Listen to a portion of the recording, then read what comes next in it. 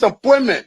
Now the vice president often tell me, since he got a seat as vice president, how many persons have I recommended in this government to serve in the government as presidential appointee?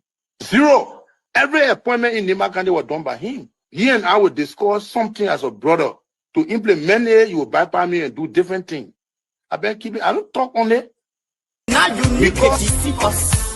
The thing we saw, it frustrates us. So why can't you lie? Why can't you steal? Why can't you allow the citizens to be? You see, we just tell you that why we voted you. But you fool us, you screw us, you use us and later on abuse us. So why? The government should lie. Why? But that's the question that we ask.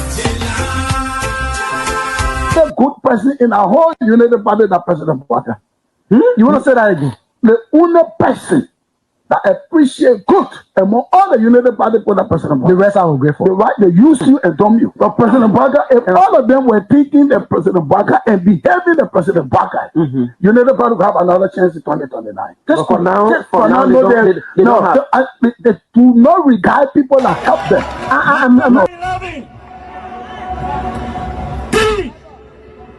Of our soldiers were executed on this party ground. 2 at the back and 1 right at the headquarters. The man who shot and killed our people today is a darling boy in the Liberia National Police. They brought him back to shoot more guns. Get ready to shoot. Because we challenge the status quo appropriately. Inform them the violence or any student because of their action. It will be the day the entire Garguah administration will call down. We will massively violate the students in this country and will shut down the Garguah administration. The day that happens, we have the capability to do so. And if they think this renovation project is a joke, let them try it. The fall of the Garguah administration begins with this. If they think they will tumble on any student in this country or at the university like going and work away with impunity, while our children saving opponents and logic in the Western world, while we are subjected to agile power and bad learning conditions here, and the thing will say. In the first 100 days, no car will get stuck on the major road in this country. And I mean it. You say it out loud?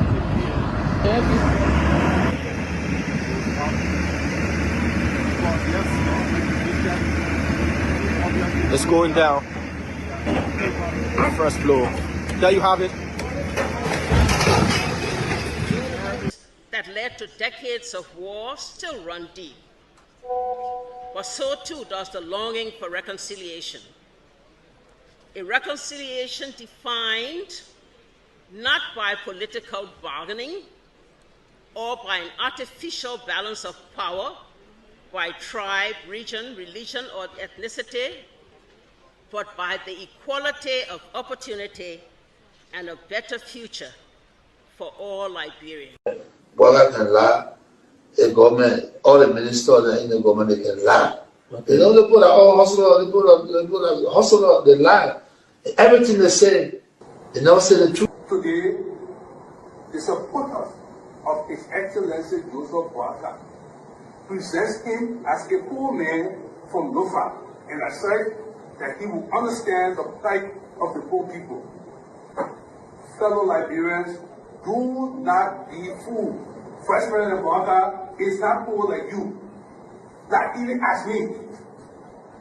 As Vice President, his office received more money from the government budget than any other Vice President has received in Liberia's history. He has enjoyed some of the best and most lucrative government jobs. First of all, there's this, what I call sort of vicious lie about the fact that Mr. Pewee is gay or bring gay lifestyle to Liberia. It's complete bullshit. When people can accuse you of stealing people's money, when they can accuse you of being involved in the war, anything, people don't make up stuff. They don't make up shit. Excuse my language, right? So it's complete nonsense. I'm married, 8 Teresa, 2 children, 5 grandchildren. I believe in traditional family values, so it's complete bullshit, complete nonsense. Young man, vice president, young man that vice president, the major stole 500,000. I mean, Jamaica, the major went to, I forget that Jamaica, the majors went to Ghana, the fit, and they may bring it all company in the country. I mean, Kun, they can't reach yourself.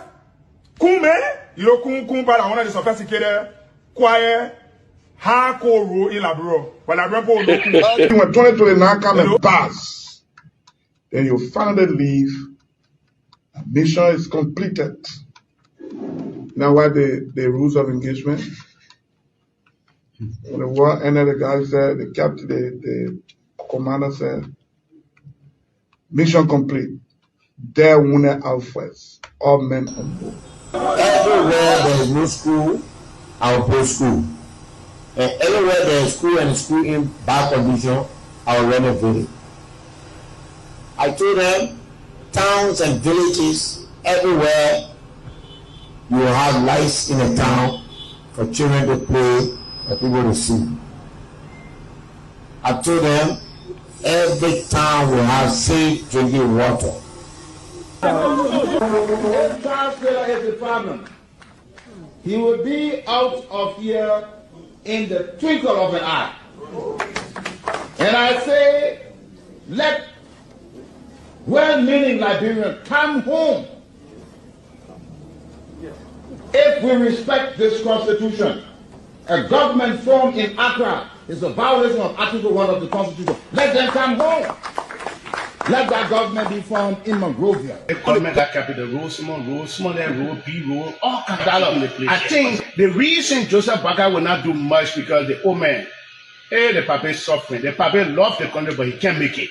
The criminal there around him, they sophisticated than him. They are sophisticated criminals, so they can't make it. Your league Costa, God know how to pay people. It's just simple. Costa that accused everybody here but himself. Everybody, Joe, we join, we accuse Joe, he killed Joseph Boaga. Boaga still living. Joe, no, you leave better. He made me senator.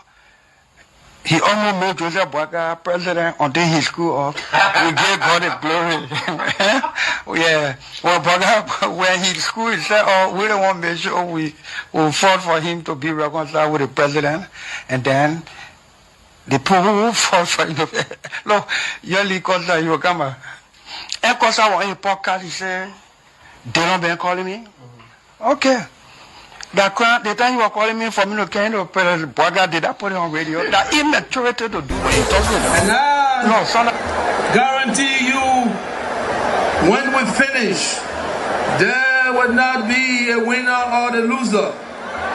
Today, we all wear the jersey of Liberia, and the victory belongs to the people, to the peace, and to our democracy. As we begin to build upon the foundation of this new Liberia, I, George Seleke Kromah, the new president, will first give thanks and praises to the Almighty God for the blessing He has bestowed upon our country. And I say, my people, thank you, We elected on 85 irresponsible men what happened to our country. We elected on 85 irresponsible men to govern this country, not to be very irresponsible.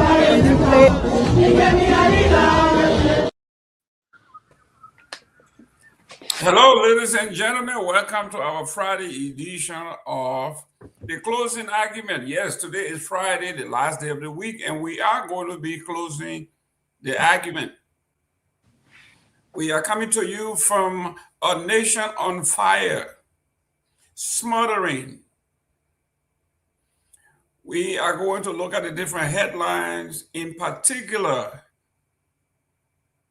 the topic dealing with the expulsion of Honorable Seleke Kromah. What does that say about the country called Liberia? What does it say about Liberia on paper? What does it say about Liberia in actuality?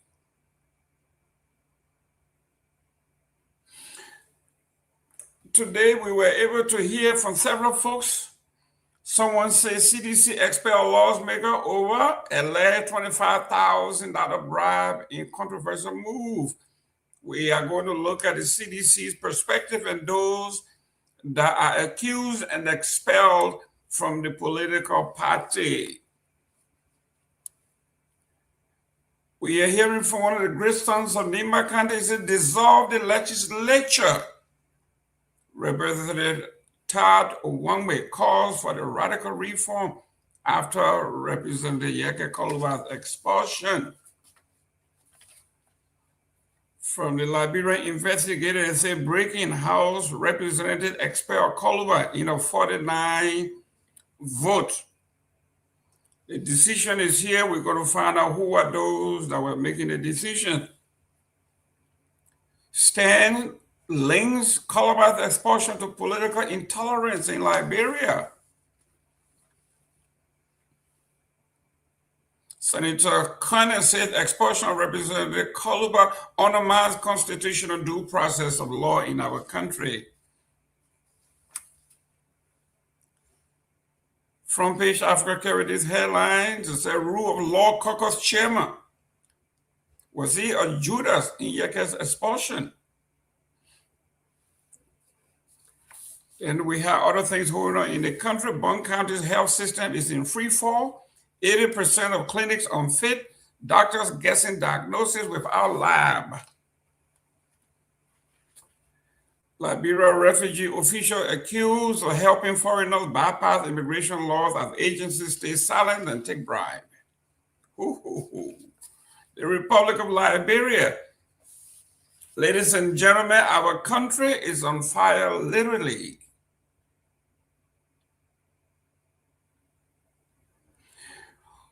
When the people's representative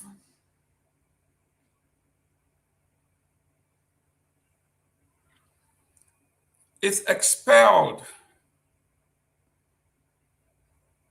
based on what some would say is a kangaroo court, one of the reporters asked one of the House members, one of the chairs, and they say, what happened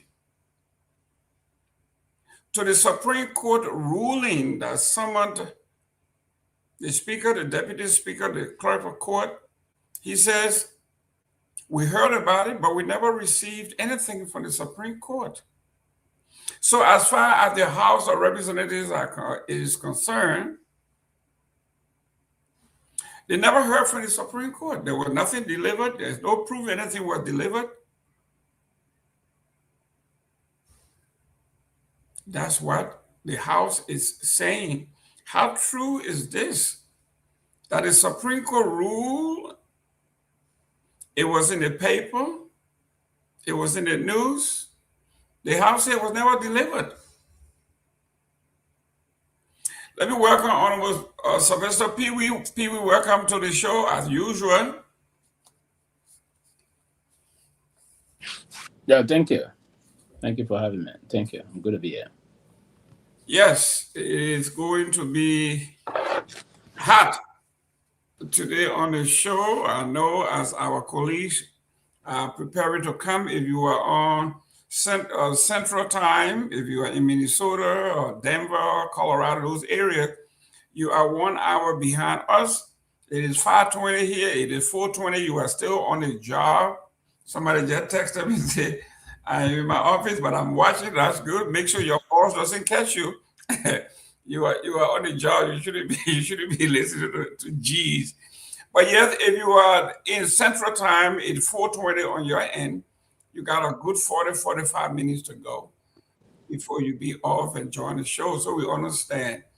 Honorable Pewee, what's on your mind? I think it's just what the only thing on my mind today actually is going to be the expulsion of Mr. Kromah. I thought to discuss, probably we'll do that tomorrow. I hope to not slip out to discuss. Your former Secretary General is still attacking the CMC and a lot of things. We'll discuss that. That won't be a point to discuss today, but it's just basically going to be the Yaka Kuluba situation that is currently unfolding in the country. I thought it was travesty to the constitutionality of our country, and it is quite unfortunate and very big madness today. But we will take some time to go through that to expel a lawmaker wherein the Supreme Court have placed an injunction on this matter, and the Justice in Chambers is requesting for a conference to be held on the 20th of this month, and then you know that, and then you move to carry on expulsion, and the rules of the House of Representatives abundantly clear that in this kind of a decision, it's not only yea and nay vote. No, absolutely not. If you were to move to take yea and nay vote, any of the lawmakers got the right to raise concern about that yea and nay, and then asking for what we call hair count, and that was not exhibited. That was not done. So I mean, this is an arbitrary sort of disregard to constitutionality. This is quite unfortunate, and I think we will move through this cracks of this. It's just very unfortunate that this situation unfolded today in Liberia. But I think this was very well orchestrated, and I think the Unity Party folks are not doing good thing for the country. The war came to Liberia due to this kind of issues unfolding. That's part of the reason why a certain group of people felt marginalized, and they took the barrel of the gun instead of the ballot. They used the bullet to come and launch what we call a revolution or insurrection in the country that plunged the country into a deepened civil crisis, something that we all regret today. If you were to continue this, and I think President Mbaka's inability to be a very good leader, at the helm of this, allowing this kind of thing to unfold, where the executive is sponsoring this bunch of dandies we have in there, call themselves lawmakers, to pay them and to carry on something unconstitutional. It's a clear sign that the country is degenerating into chaos. And I wouldn't be surprised if some issues are unfolding in the country that will push towards undermining the peace and stability of the country. This is very dangerous, and I think it will have to take some notice for some things to happen. This is not going to go on notice, or it's not just going to go like a Liberian man story. But I think it's a painful thing to see, and not about Yeke, but it's about protecting the constitution of our country. It is very important that we highlight this, and it's obvious that those that are celebrating today will move to celebrate, but it's not a good thing to see that you want to get someone or get him outright legally. If you did that legally and follow all the norms, I mean, listen to the nonsense. I don't know if we had the song for to play, who listen to it and listen to reason, they even instructing, asking the Minister of Justice to take as an opportunity to move for prosecution. I thought the Minister of Justice should be telling they got it. But I mean, it's very unfortunate. Excellent. Let me welcome Stanley Pewee. Hopefully I'm pronouncing your name. Welcome to the show. Yes, thank you very much. And thank you very much. And that's the right pronunciation of my name. And thank you. Excellent. Is this your first time on the show? Sure, this is my first time. I spoke with Tomalin, and he and I talked about some invitation to come on the show, but at a certain point we lost communication, and so I decided to make a follow-up, and now we are talking. Yeah. Okay, well, if it is your first time on the show, we got our pure. This is plain. You see here, we come in good faith. So welcome to the show. Clean heart, clean hand. We got equity. Thank you very much for coming. And let me welcome Seleke Kromah. Seleke, welcome back. You have been on a hiatus, or they said you got your own show, you abandoned the show. Seleke, you know, came on the show because everything today. And sometimes we bring it on. You know, came on the show, this development today, why he came on the show. Yeah, I think he might have snuck in through the back door because we have sanctioned you. We said you were persona non grata anymore on this show. You can't come here anymore. But welcome to the show. Thank you, Mr. Gayman. Greetings to everybody. my own senior brother who always attacking me, Pewee. No, I'm not Greetings attacking to you. you. I'm just saying something. I'm not attacking And greetings to our brother Stanley. Greetings to my sister. Greetings to everybody that are watching us. Look, it's a great day today, Mr. Gayman. Also a sad day. Watching the explosion of one of the Yeke Koluba. Hold on. If we're not talking, guys, let's mute. Yeah, so as I was saying, Mr. Gayman, it's a very sad day for my end, but again, on the other side, personally, I'm not surprised because I hear people talking about the House of Representatives disregarding the stay order from the Supreme Court. This is something they've done before. Now they have an excuse, to make by saying that they didn't receive a communication from the Supreme Court. But I want to know if they didn't see the ruling from the Supreme Court during the speakership sanga when the Supreme Court ruled that they were acting unlawfully, in regards to removing the former speaker. And it still proceeded, including a full support from the president or the executive, that he was going to work with the majority bloc back then. So I don't know what kind of excuse they will put up at that time, but now they want to come up with some excuse started by saying they didn't receive communication. But that's not a valid reason. And all of us know that what happened today is an attack on the opposition, on free speech, on our democracy, because both of these people think of one group of people own Liberia. And this is sad, Every well-meaning Liberian should stand against this. This is not about Yeke. Who's next? That should be the next question, Who's next? The way they already get out of Yeke, is it going to be Musa Ability, Tai Wombe, or who else? But this is very, very unacceptable. We can't continue to do this, but again, looking forward to a great show, Mr. Gayman. But it is a very, very sad day today in Liberia. Thank you. Excellent. Let me welcome Fanta Kamara. Fanta, welcome back to the show. Thank you so much, Mr. Gayman. Hello, everyone. How are you? We are doing fine from our end. As long as you are not in Liberia, you are doing well. If you are in Liberia to do well, you got to be a unity partisan to do well. If you are out of unity partisan, that if you order that cycle for any reason, you are now being intimidated, which is planned, and the outcome is to squash dissent. To put fear in everybody that if we did it to Yeke Koluba, we can do it to you. So behave or you are out of here. Let me go to Honorable Pewee. Let's talk about just the vote. I was able to count the vote. But let's go to how CDC responded. The Opposition Congress for Democratic Change, CDC, announced the expulsion of 7 of its lawmakers following allegations that they received $25,000 each to support a resolution seeking the removal of former Representative District 10 Montserrat County Yeke Koluba from the 55th Legislature. The CDC accused members of the ruling establishment of orchestrating what it described as a politically motivated effort to silence dissenting voices in the national legislature.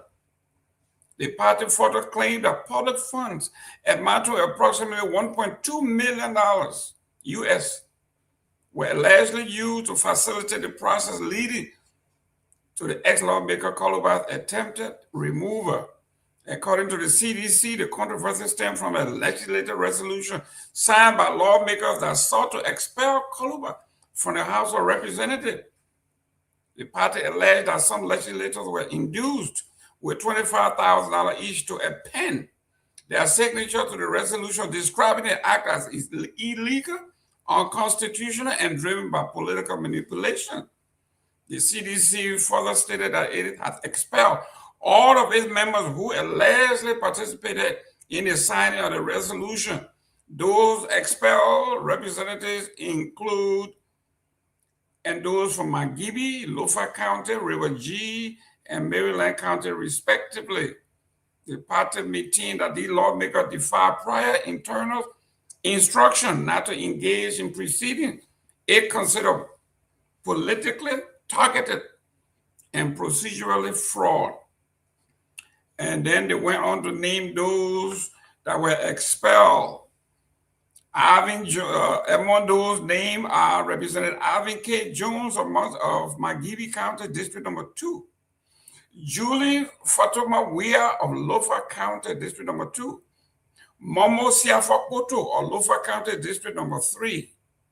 Alexander Pewee of River G County, District Number 1. Cholope Asewo of River G, District Number 2. Johnson S.N. Williams of River G County, District Number 3. And P. McJury of Maryland County, District Number 1. Pewee, these are the folks CDC said they are sold for money, and they have gone against the rule of law, the party mandate, so they are expelled from the CDC. That is hugely commendable. The fact that the party is trying to move to its own ideological baseline, and every political institution should be ideological and institutional based by respecting the rules and guidelines of those political institutions. The institution got a very clear, defined role that its member will have to obey. If you were to move to disrespect that or remove yourself from the instruction of the party or the executive committee of the party ought to take this kind of decision. I think it was framed on the part of the party to do that. It's commendable for the party to do that. These are unscrupulous and very, very dishonest and disloyal member of the institution. And the institution, I think the expulsions is well warranted, and I think the party should go on to expose the name, have it printed into most of the daily newspaper in the country and highlighting them. But the level of, listen, if you would betray the struggle and the trust of a political institution that canvass for your elections and to go and you depart from the tendency of the sole reason why you were elected, I think it's shame. It's a very dangerous precedent to try to move in. And Liberia, I've always created for this. And this is part of the reason why we need now to move to build institutional building instead of building institutions that will give the loyalty to of the individual. The individualism is too much. That kind of a demagogic kind of a tendency we have in our country about the politics. One man is a demigod, and everyone should pay homage to that person and salute them. And that's part of the reason most of those lawmakers are not paying their attention and commitment to the institutions that collectively put them the way they are currently. So yes, the decision is very important. That's a very paramount point also. Now, this is going to highlight and is also show some leakages. In terms of the entire resolution that went on. I listened to the Deputy Chief Clerk reading the decision coming from a very illegal sitting, if you will, because the court direction from the justice in chambers, it is not only abundantly clear, but it's very instructive. It is instructive. Hold on to everything and report for a conference. That is a normal thing. That's the modus operandi of the court, and the lawmakers themselves should have a help to that principle. A hearing to serve principle is very critical and important. So yes, the party did that, and we're hearing some things, Mr. Gayman. This thing may just, I don't know, my prediction here is not going to be going to stop the whole thing or stall it, but I think we're going to go back to this because there are certain lawmakers that are saying their signatures were basically forged, if you will, to put on the resolution, the rest of that. So we have about 5 of them already disclaiming that already, 5. The initial report was 51, and that report changed to 49. And now we're hearing second lawmakers say, no, I didn't do this, I didn't do that. I'm reliably told, just like 25 minutes ago, that those that are actually signed will be around 43, and it fell short of the 210. So what they did, when they went in, they tried to make it political, but unfortunately for them, they just went this way, and they have to resort to this. They try to make it political to news, what we call, because The rapid rule of parliamentarian proceeding is very clear as to how you move on that. Though our constitution instructed the lawmakers to set their own rules. So as per their rules, the yea and nay vote can only take place when it's not challenged.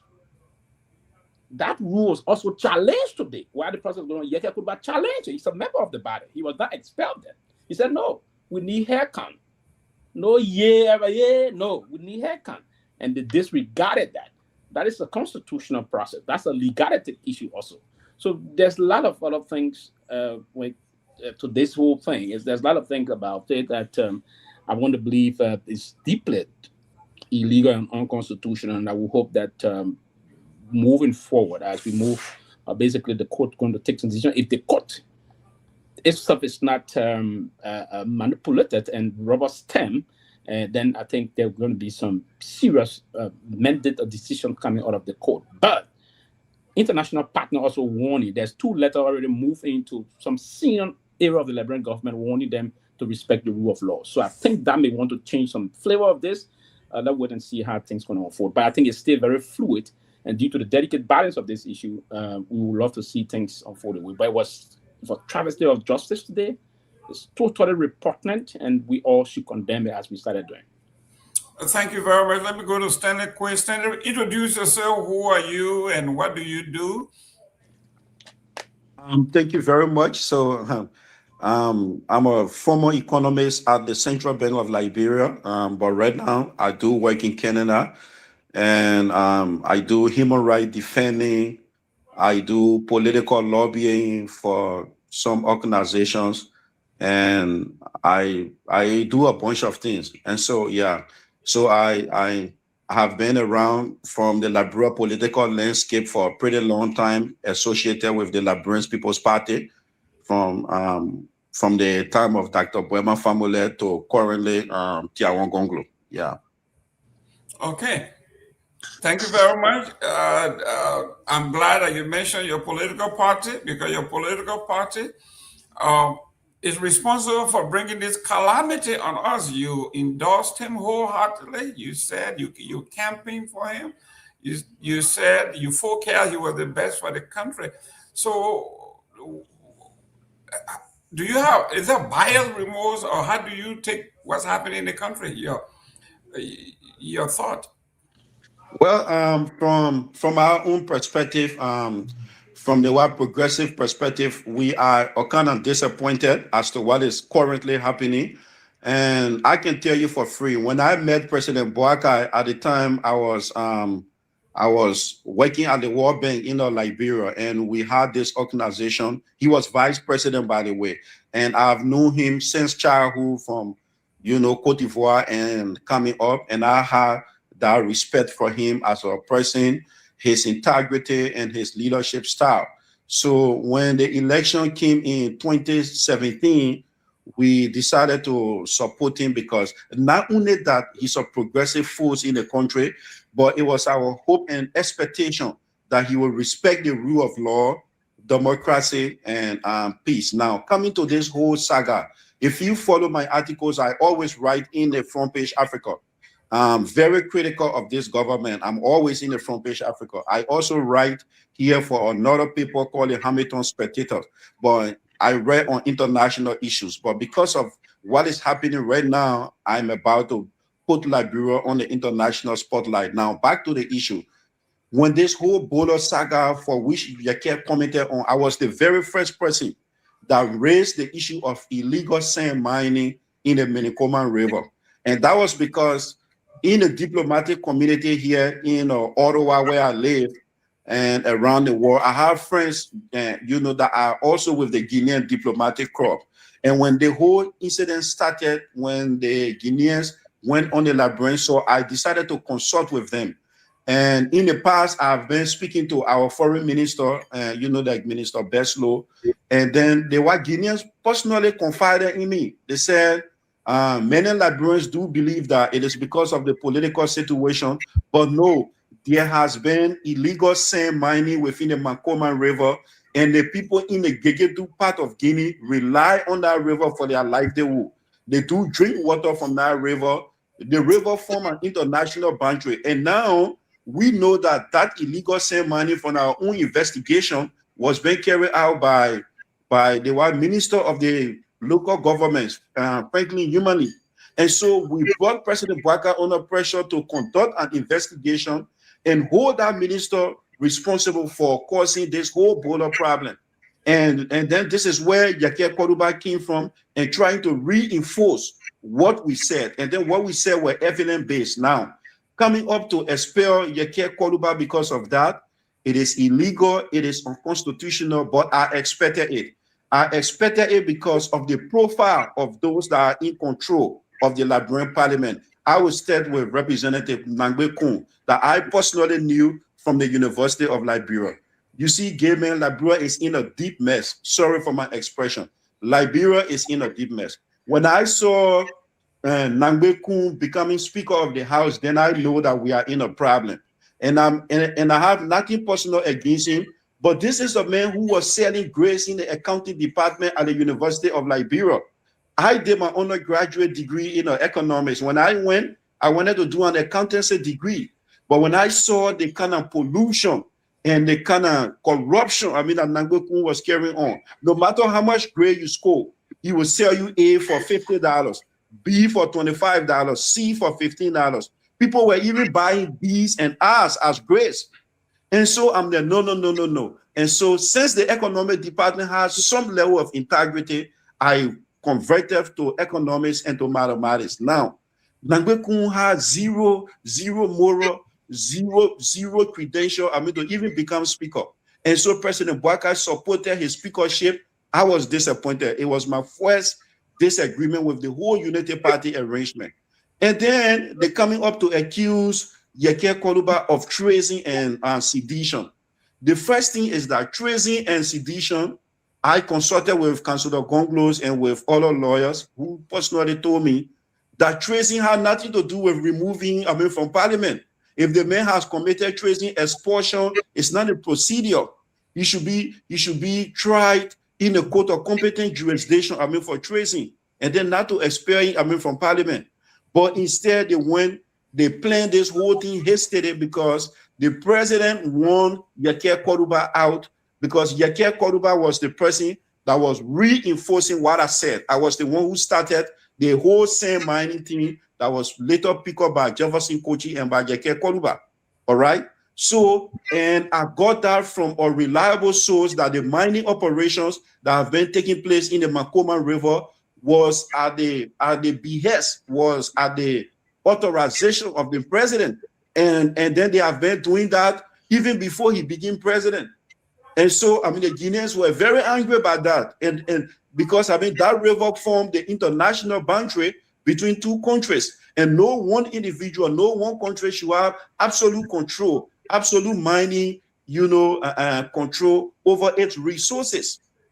And so it all led to this crisis. And so because Yake Koruba intend to voice what some of us have said, because we don't have voice right now, and so they all went against him. And that procedure in itself, it was in error. Justice Yusuf Kaba order or stay order on the process. He told them this process is wrong, it's illegal. In fact, Yake went there with his lawyer and he was asking them to provide him with the evidence so that he can well prepare himself. If you watch, the whole session was hastily convened. So when they call an extra session in which there are allegations of bribery, people are taking money so that they can remove one individual because of one, and because of a single individual. You go into government revenue, you take thousands of dollars, you bribe member of parliament, you convene session immediately just to remove one person. And then they all took the bribe and then they affix their signature to a process that is wrong and that is bogus. And worst of all, the worst part is that they refuse to honor the order of the highest court in the land, being the Supreme Court. The Supreme Court told them, put a stop to this process. But because Nagbe Kun is criminal and he has been doing that, he's corrupt and he's inept, and so he lied that they have not received any communication from the Supreme Court. So for some of us from the LPP perspective, We are very much disappointed. We are angry, and we're not very satisfied at all. And the Unity Party government, they have been doing a lot since they came to the presidency. Of course, they're building some smaller roads and some projects around the place. But of course, I mean, they have been doing a lot. And so they will have to account for it to some of us that form a partnership with them in bringing them to the presidency. So this is where we stand right now. We are consulting with our colleagues, and this is not going to go unnoticed. Something has to be done about it, because today is Yeke, tomorrow it could be anyone else. So we don't want that to continue. There must be freedom of speech. People's rights and integrity needs to be protected. Free speech is a must. We have it in the Kamara Adulai Act. And so no one can take away that from the Liberian people. So we're going to make sure that we will do what we can do in our power, to make sure that justice is served. Thank you. Thank you very much. Let me welcome Honorable Victor Nagbe. Victor Nagbe, welcome to the show. Thank you, Mr. Gayman. It's good to be with you all. Happy Friday. Happy Friday. Yes, I am listening to the conversation, and let me acknowledge what most of you have already acknowledged. This is a bad day. This is a sad day for Liberia. This is a bad day for our democracy.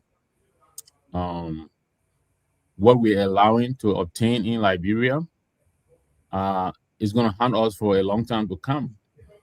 The Unity Party of Joseph Yaman Boakai is systematically knocking down all of the guardrails that were put in place to protect our young democracy. We sat here, they came and removed the speaker and installed their own speaker. People were bribed. Luther Collins and others are on tape reporting that people with $15,000 changed hands with the promise of an additional $10,000 for a total of $25,000. Today, I read in the CDC communication, the same amount was put forward, totaling about $1.2 million of taxpayers' money that this government is throwing at people to remove an individual simply because of his speech, something that's guaranteed under our Constitution. This is a sad day. I hope Yeke is getting ready to challenge the decision, because he has the right to do so. These people sat in the hall there, took $25,000 each, according to the reporting, and paid deaf ear, blind eye, to this stay order. The stay order that came from the Supreme Court. They said they didn't see it. But I'm seeing on the paper there the receipt for people who received that letter. And so I hope there's going to be some kind of investigation. But this is a sad day that this government.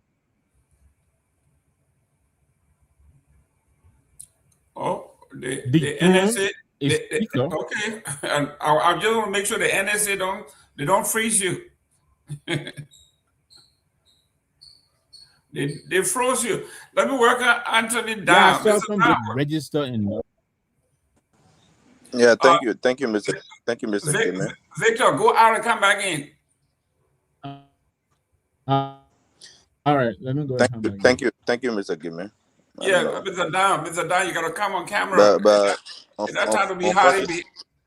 Unfortunately, the LEC has left. Unfortunately, okay, the LEC has left. It's not pretty much stable. But thank you. Like Mr. Nagbe said, today is Friday, and Friday has always been a historic day in Liberia. And today, history has been repeated. History has been set specifically in the House of Representatives. Today was a dramatic scene at the House of Representatives. Trust me, Mr. Gayman, if you were on ground, you could see the agony in the eyes of Honorable Kehleboe. You could see the agony in the eyes of supporters of Honorable Kehleboe who gathered at the House of Representatives on today. You could see how disappointed they are. You could see how frustrated they were. And I mean, It was a sigh moment for them, but I think it is also a moment to recalibrate, to reposition themselves, to redefine their purpose as supporters of Honorable Koluba and supporters of whether the Unity Party, the CDC, or any other political party that's currently in Liberia. And like I've always stated, we're always independent when it comes to our analysis here on the closing argument, and we're always independent when it comes to our reportage on the closing argument as well. Today, there were too many things that happened at the House of Representatives that I want to summarize in just a jiffy. The first thing is, Honorable Koluba arrived this morning. Like I said, he was being brought in a vehicle that belongs to District 5 representative of Bon County, Eugene Cully. He arrived dressed up in dominant red, and when I asked him why he was dressed up in dominant red, he said that's a normal color to wear. but then I was also concerned, why are you dressed up in dominant red on this Friday? Interestingly, your report or your removal, the reason for your removal is going to be read today in plenary. And he said the decision for his removal lies squarely within the hands of his colleagues. And once he said that, at that moment, I knew that there was no hope for Honorable Koluba. I knew strictly that he was going to be removed by his colleagues. And when he entered session, the report was already in full gear. The Deputy Chief Clerk, Madam Woods, was already reading the report from the committee because normally when a committee is being attacked for responsibility in the House, after the committee fundings, the committee chair presents the report to plenary. But today it was a different case. The committee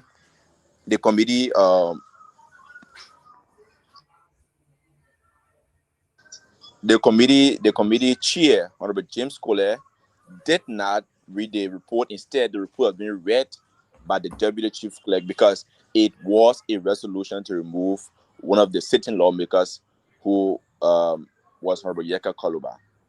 And so Honorable Koluba arrived in session. The report was already in gear. It was being read by the Deputy Chief Clerk.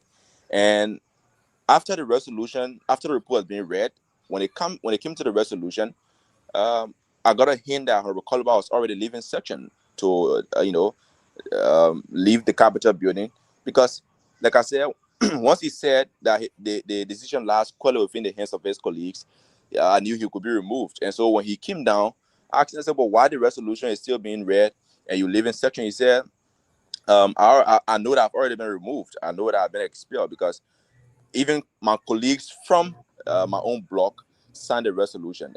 There were too many things he said today.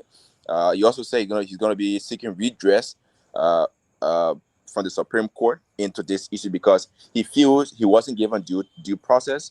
His rights as a lawmaker was being violated by his colleagues. He thinks that his removal was illegal. It did not meet the criteria of Rule 9.2 of the House's rule that talks about removing a lawmaker for a cause, removing a member for a cause. He thinks that the reason why he was removed are not legitimate. They're not up to the standard. They're not up to that area that talks about or that represents the cause their rules talk about. And so one thing that I also grabbed from today's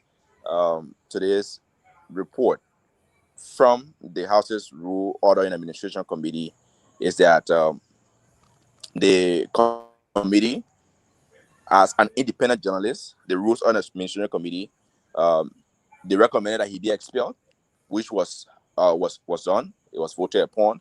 49 representatives voted for that. And after the committee's review, the first thing I observed was the process fall short of due process. It falls short of due process completely because the Liberian law and the Horse Rule both demand fairness in the removal of a lawmaker. So due process means if a person is accused, they must have the real chance to defend themselves. And Koluba, according to reports and according to real facts, Koluba asked for due time. He asked the committee that is being headed by Honorable James Hole for time to consult his lawyers and to ask for basic evidence against him. The statement, the audio or video that he is accusing or he's being accused of making. And the committee denied that request from Honorable Koloba. Instead of giving him 5 days, they gave him 2 working days because, according to him, it was insufficient. And so they then also told lawyers that they were not allowed to speak in a committee hearing, but instead they should sit by the representative, and brainwash him on what to say, how to say it, when to say it, because he is a lawmaker and he should defend himself. And the committee rejected the request from Honorable Koloba to allow his lawyer speak. And the second thing is, the committee makes 2 things, 2 jobs that should stay separate. The report says Honorable Koloba should be expelled and then turned over to the Ministry of Justice for prosecution for treason. But the House is not a court. That's one thing I want people to understand. The House is not a court. The Constitution gives the deciding crown to the judiciary, not the legislature. The House can judge a member if they break any of the rules, correct? They cannot declare a statement as a treason. They cannot declare a statement as a treason from their member. Only the judiciary has the right to do that because that's what the Liberian law says. And so that decision belongs squarely to either the police. The police has the right to call on the representative to appear for hearing, for questioning about his statement. But instead, this is the very same police that communicated to the House, asking the House to advise their member on how on his utterances, on how he speaks about national issues, on how he speaks about the country's sovereignty. Thank you. They said, Len, real quick, because since you are in the courtroom, since you were on the floor, we got a lot of questions for you. So Len, and let me go around, we'll come back to you with questions because you are a House of Representative reporter. You were in the court, you were in the House, and we got some questions for you guys. Go ahead, Len.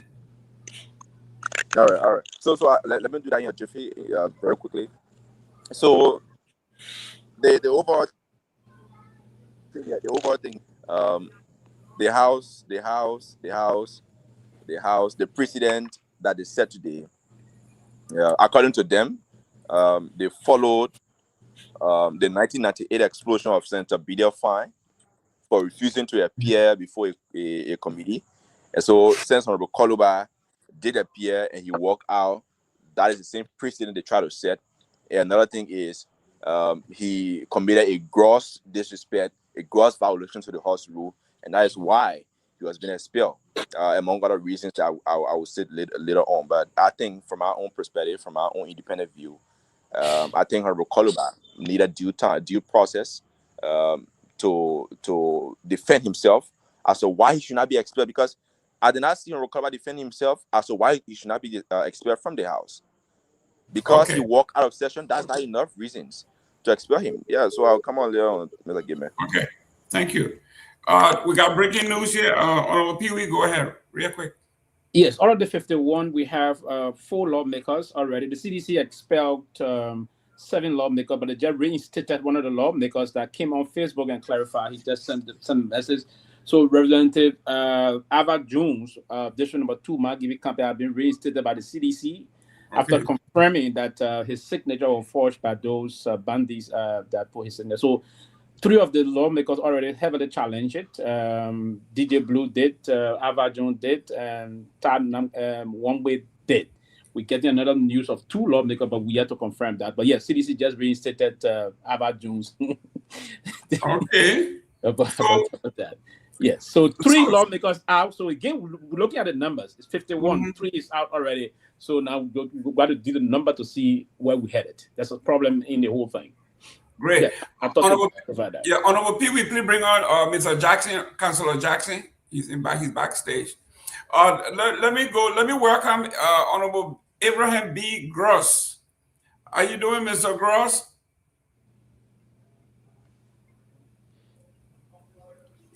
Thank guys, I'm doing good. Thank you for welcoming me. And I'm happy to be here too, to contribute to the discourse of our beloved country, Liberia. So I'm happy to be here. Yes, Mr. Gross, please introduce yourself. Most of us who have never met you before, who are you and what do you do? Okay, I'm Abraham Gross, and hail from Robertsport, Grand Cape Mount County, Liberia. Unfortunately, I've not been back to Robertsport since I was 2, but I've been in Monrovia, and I grew up in Monrovia. To be specific, in Garguah. Yeah. I mean, you're right. Monrovia, they can go kid about 2 hours. Can you imagine? 2 hours. Say you were 2 hours, 2 and 2, 2 years old, 2 hours. You can go. Don't blame me. Don't blame me. I used to go to Kenya. I used to go to Kenya, but I used to go to my mom's home because my dad went with my mom to Tewa district. So we were in Tewa district now. My dad left from Robertsport and followed my mom to Tewa district. Yeah, that's it. Okay. Thank you very much for coming in. Let me welcome Anthony Isaac W. Jackson Jr. Welcome to the show. Thank you, Brother Gayman. It's a pleasure to join you guys. I realized that I ran on this show and I forgot my water. I gotta get my water later. But let me say good evening absolutely to everybody following the show. It's a pleasure to be here and to talk about the danger that is now confronting Liberia democracy, the little that was left of our democracy. So I'm happy to be here. I mean, if you ask me a question, then maybe I can start. But I just wanted to, what happens today to Yeke? So today's not just a dark day for Liberia legislative democracy. What we saw on display is naked gangsterism on steroids. It should not be allowed in any democracy. Least to say a functioning democracy. What the lawmakers did today was just downright disgraceful. We have no support in the law. And that's why the last time I was on your show here, I was asking, where are those boneheads who were marching up and down the country, telling our people that Bouaka represented the second coming of Jesus Christ and we're going to solve our problem? See where Liberia is now. Liberia is in abject decline. Today, our people can barely find food to eat. The country is among the 10 poorest countries in the world. Instead of focusing on policy issues that will put food in the belly of hungry people, we are fighting political war that will lead nowhere. Where is Mr. Bouaka leadership? Where is it? Where is it? Everybody sensible in the country knows that what was done today is not in keeping with any established precedent or any established law. This thing cannot be supported on any grounds. And people who try to look for the law, I just tell you, don't waste your time. What the lawmaker did today was political action.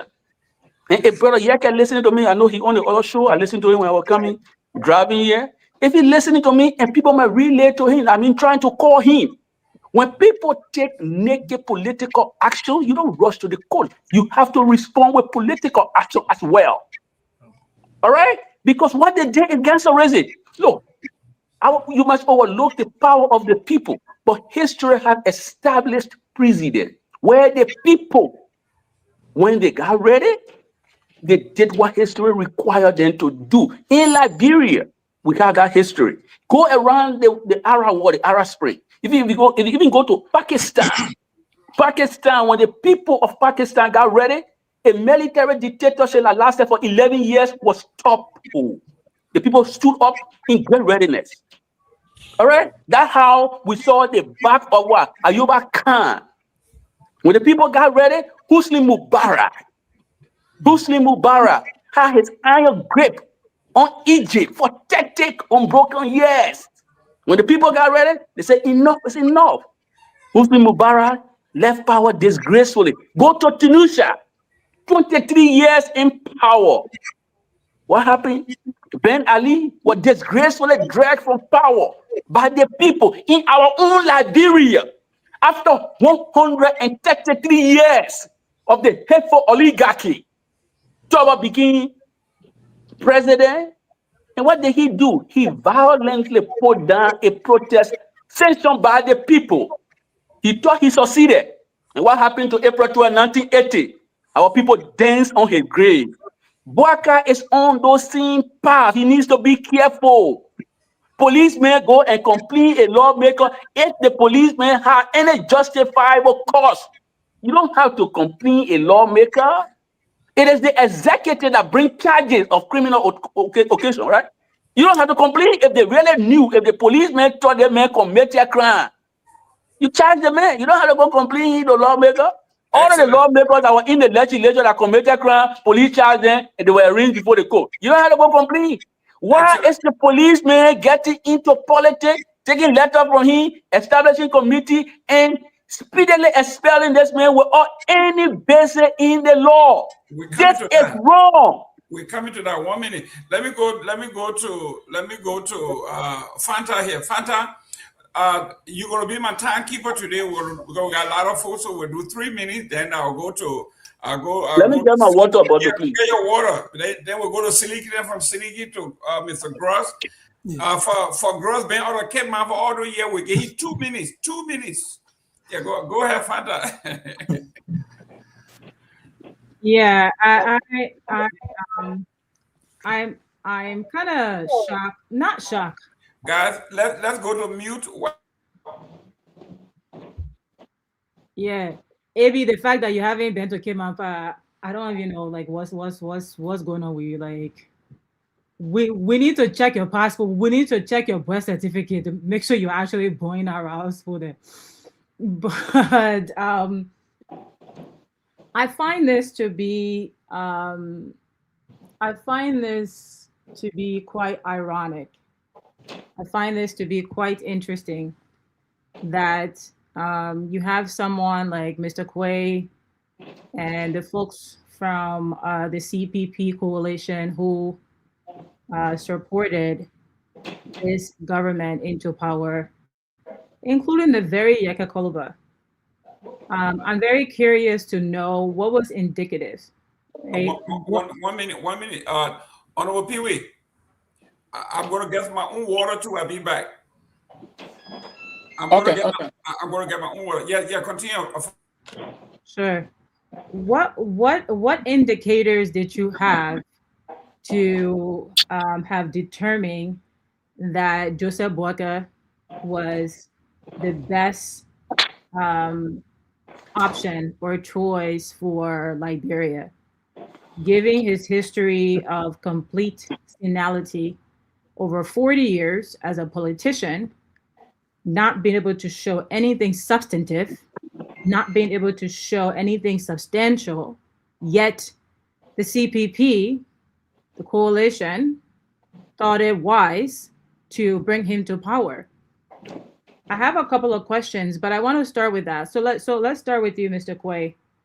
What indicators did you guys have that determined in your assessment that Bouakai was the best person to bring into leadership? Well, I had my own personal problem with the CDC. Personal to me, and first thing I mean to start with, I'm a professional banker. And no, we don't. Father, it's your time to we're talking about this thing. Here we are. I just sat here like, please don't do this today. Let me just answer Fanta question. Let me just answer Fanta question very quickly again. Yeah, you gotta go around. I didn't even do an intro, so don't do this today, please. Don't do this today. Yeah, let me just answer Fanta question quickly. Don't do this today. Don't do this today. Just have some respect. If you conclude, we'll go to Seleke, please. Just have some respect. Just have some respect. Don't do this today. Mr. Pewee, you spoke. Do not do this today, Pewee. Don't do this today. No, I think what is this? No.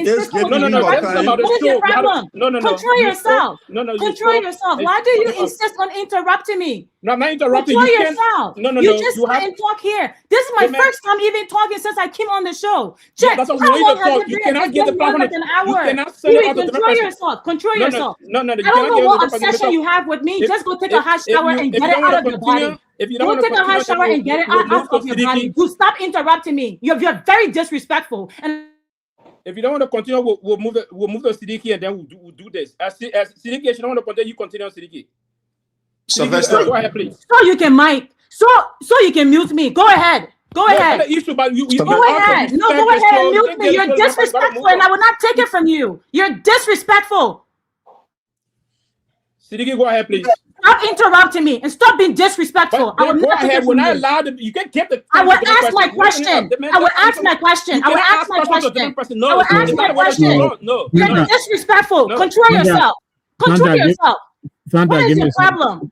Fanta, give me a second. Sylvester, if you're gonna do that, you say that at the beginning of the show, but you don't do that in the middle of a speech. You can't Mr. Nagbe, we on the show, Mr. Nagbe, and we listen here. We on the show. This federal Kwei spoke already. We have to other Pokemon on the show. That's you that in your blood. Be a dialogue between Mr. Kwei. We have to move blood. around.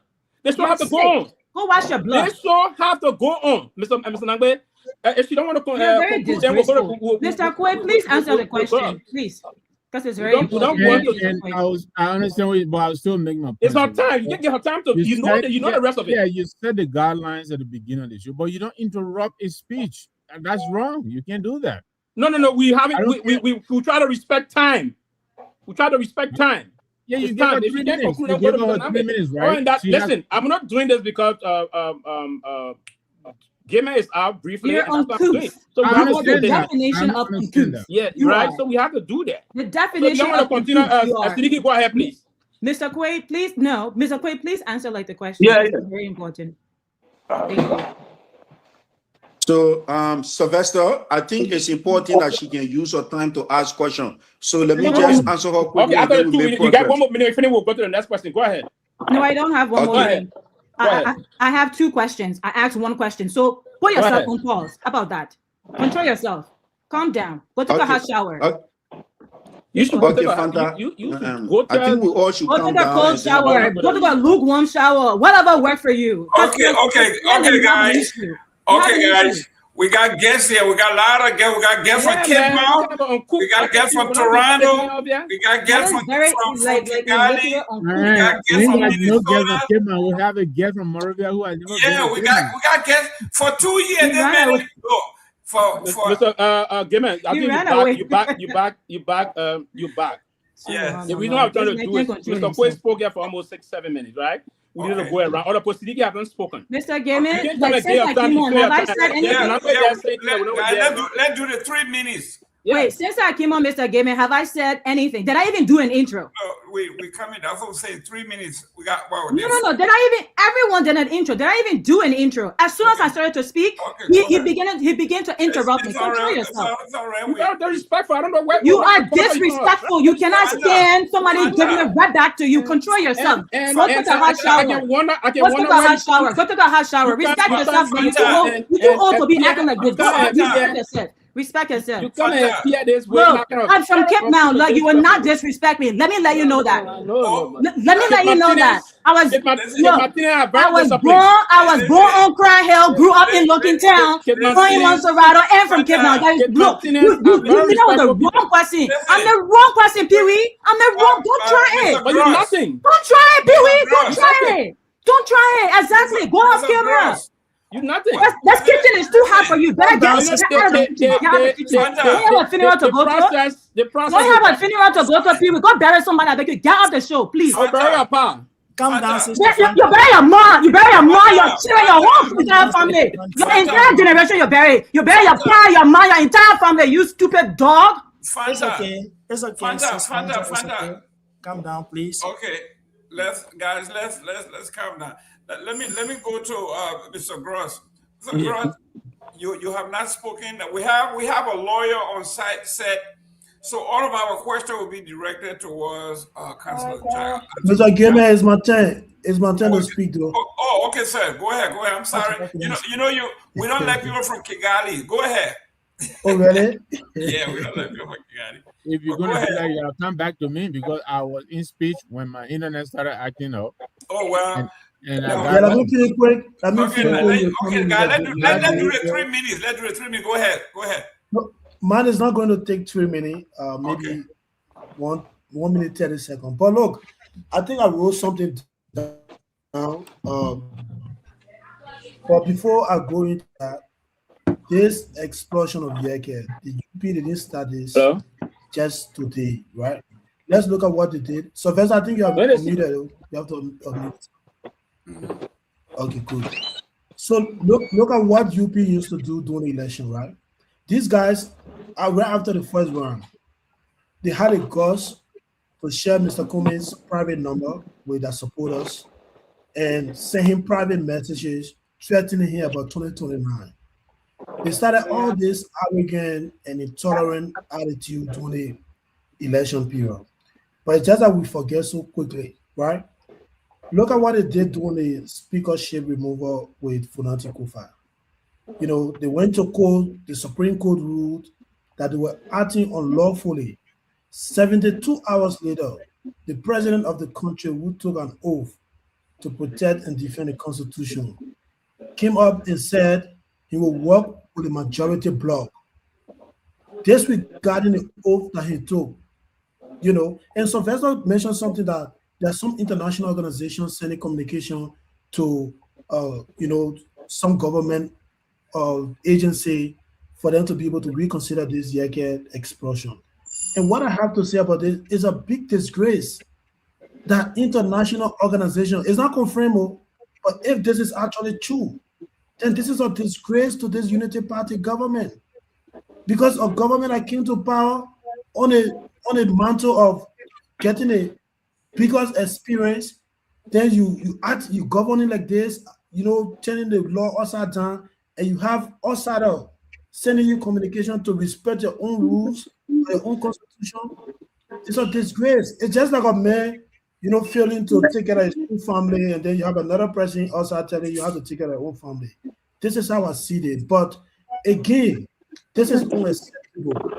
This is not about Yeke. Most of us here, we don't support the way Yeke expressed himself. But to expel Yeke Koluba for things that you Unity Party people supported him for yesterday, this is a shame and very, very unacceptable. We should stand up, every Liberians. And what I've noticed here, Mr. Gayman and the rest of the panelists, is that Liberian people don't stand up for people who stand up for them. And this is the sad part, right? Everything Yeke is going through today. How many people, you know, maybe people from the district came up and said, look, you can't expel our lawmaker in such a horrible way when the Supreme Court put a stay order yesterday, and these guys decided to proceed with the case to move and all of that. They don't stand up for people. And at the end of the day, it scared a lot of critical voices, because you don't want to go and speak for people. People could they come and arrest you, put you in jail, or take away. I mean, Yeke Koluba own a job there to be a lawmaker, and they've taken away from him that job.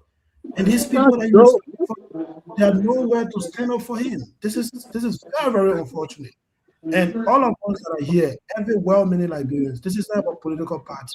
You can be from UP, from CDC, ANC, but every one of us can stand up, put our voices together to demand that these guys follow the right procedure. The Supreme Court put a stay order yesterday. They proceeded with that case today, lying that they didn't receive that communication. It's a big lie. They received it. These are the same people who went to the Supreme Court when the Supreme Court said, look, both of you were acting unlawfully, and the group themselves went there, they said they were removing Funanti Kufa.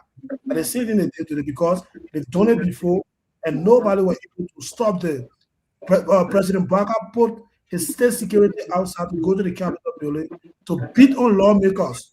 All of us, we saw it, and nothing came out of it. And this is what they will do. So if Yeke goes to the Supreme Court, maybe anytime next week, because today is Friday, the court don't open tomorrow, you know, for a longer time. If he goes to the court and the court tell him to look, everything you guys did was unlawful, they was definitely put the police outside against Yeke. That's what they will do. And this is very, very unfortunate. You know, but that's just what I wanted to share. I'll be in the back listening. Thank you. Okay, let me go, guys. We have our counselor here where AB is done. Then we're going to direct all of our constitutional question and legal question to Honorable Isaac Jackson.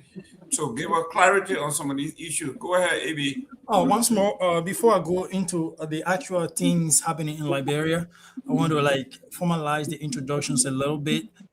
I graduated from Liberty University Helm School of Government with law and policies, public policies emphasis, concentrating on American governments and institutions. That's what I did for my undergrad.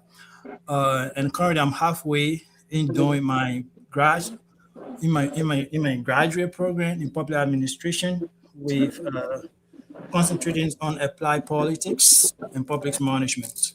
Just to give you a little background of myself and why I'm willing and I am coming to participate in the public discourse that will affect positively, I hope, our country, Liberia. So and I want to also greet my sister from Cape Mount, says Fatima. I'm happy to meet you here, and I was encouraged you to be calm a little bit. As a lady, part of these programs, you have to take a lot. Some of these expressions will come to you, will strike you a little bit, but you have to be a man when you are here. So just be a man. In some cases, where sometimes don't even wear lady shoes, wear men's shoes when you are coming to participate in these conversations. Just want to encourage you to do that. So currently I live in Washington, D.C., and I'm speaking from Washington, D.C.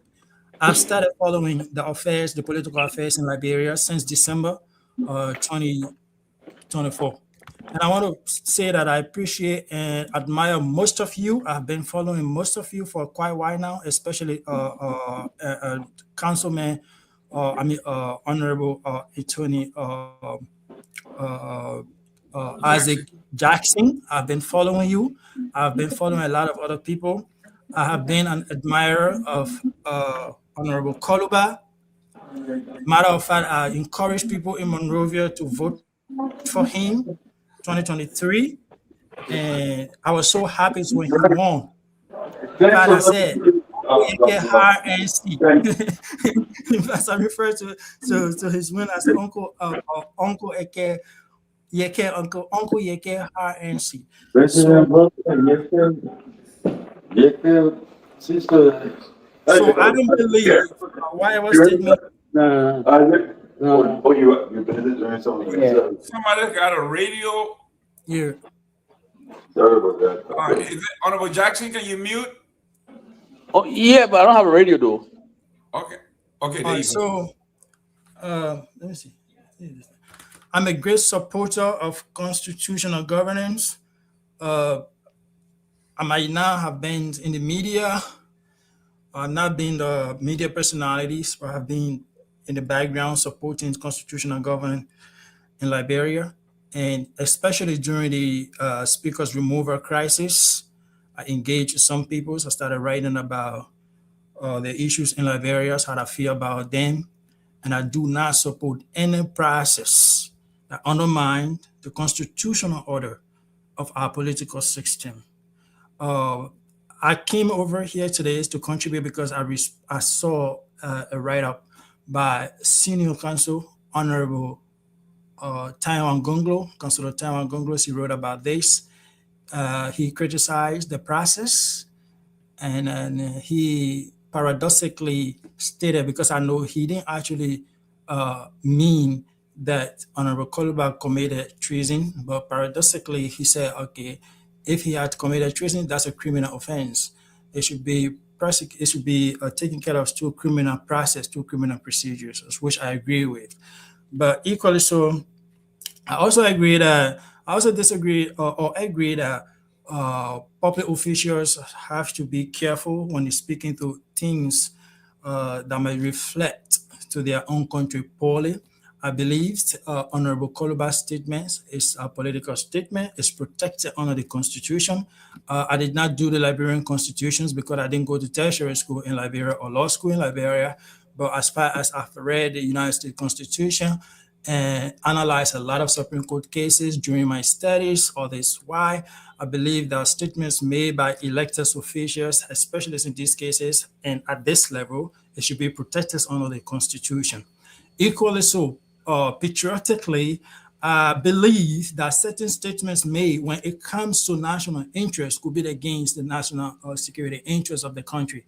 And when such happen, these politicians need to bear some consequences. I don't believe that our consequences that Honorable Koluba should bear this time should be expulsion, but I believed he could be punished if he actually made a statement, because I've seen the writings of the statement, the quotations of the statement. If he actually made that particular statement, I believe he should have been punished. And I also believe the right punishments for politicians, elected officials, is political punishments, not legal punishments. Their statements were not easily classified as criminal. They were treated, they were disciplined through political mechanisms. So I do not support. Okay, one minute. Let me push back on that. You say if he made a statement, he deserves to be punished.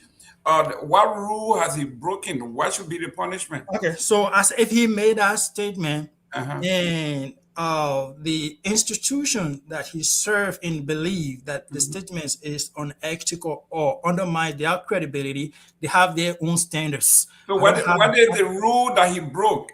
Okay, I'm speaking hypothetically. I say if he did, and they have rules and that prohibit it, and they believe that his statement contradicts the credibility of the institution, they have right to punish him.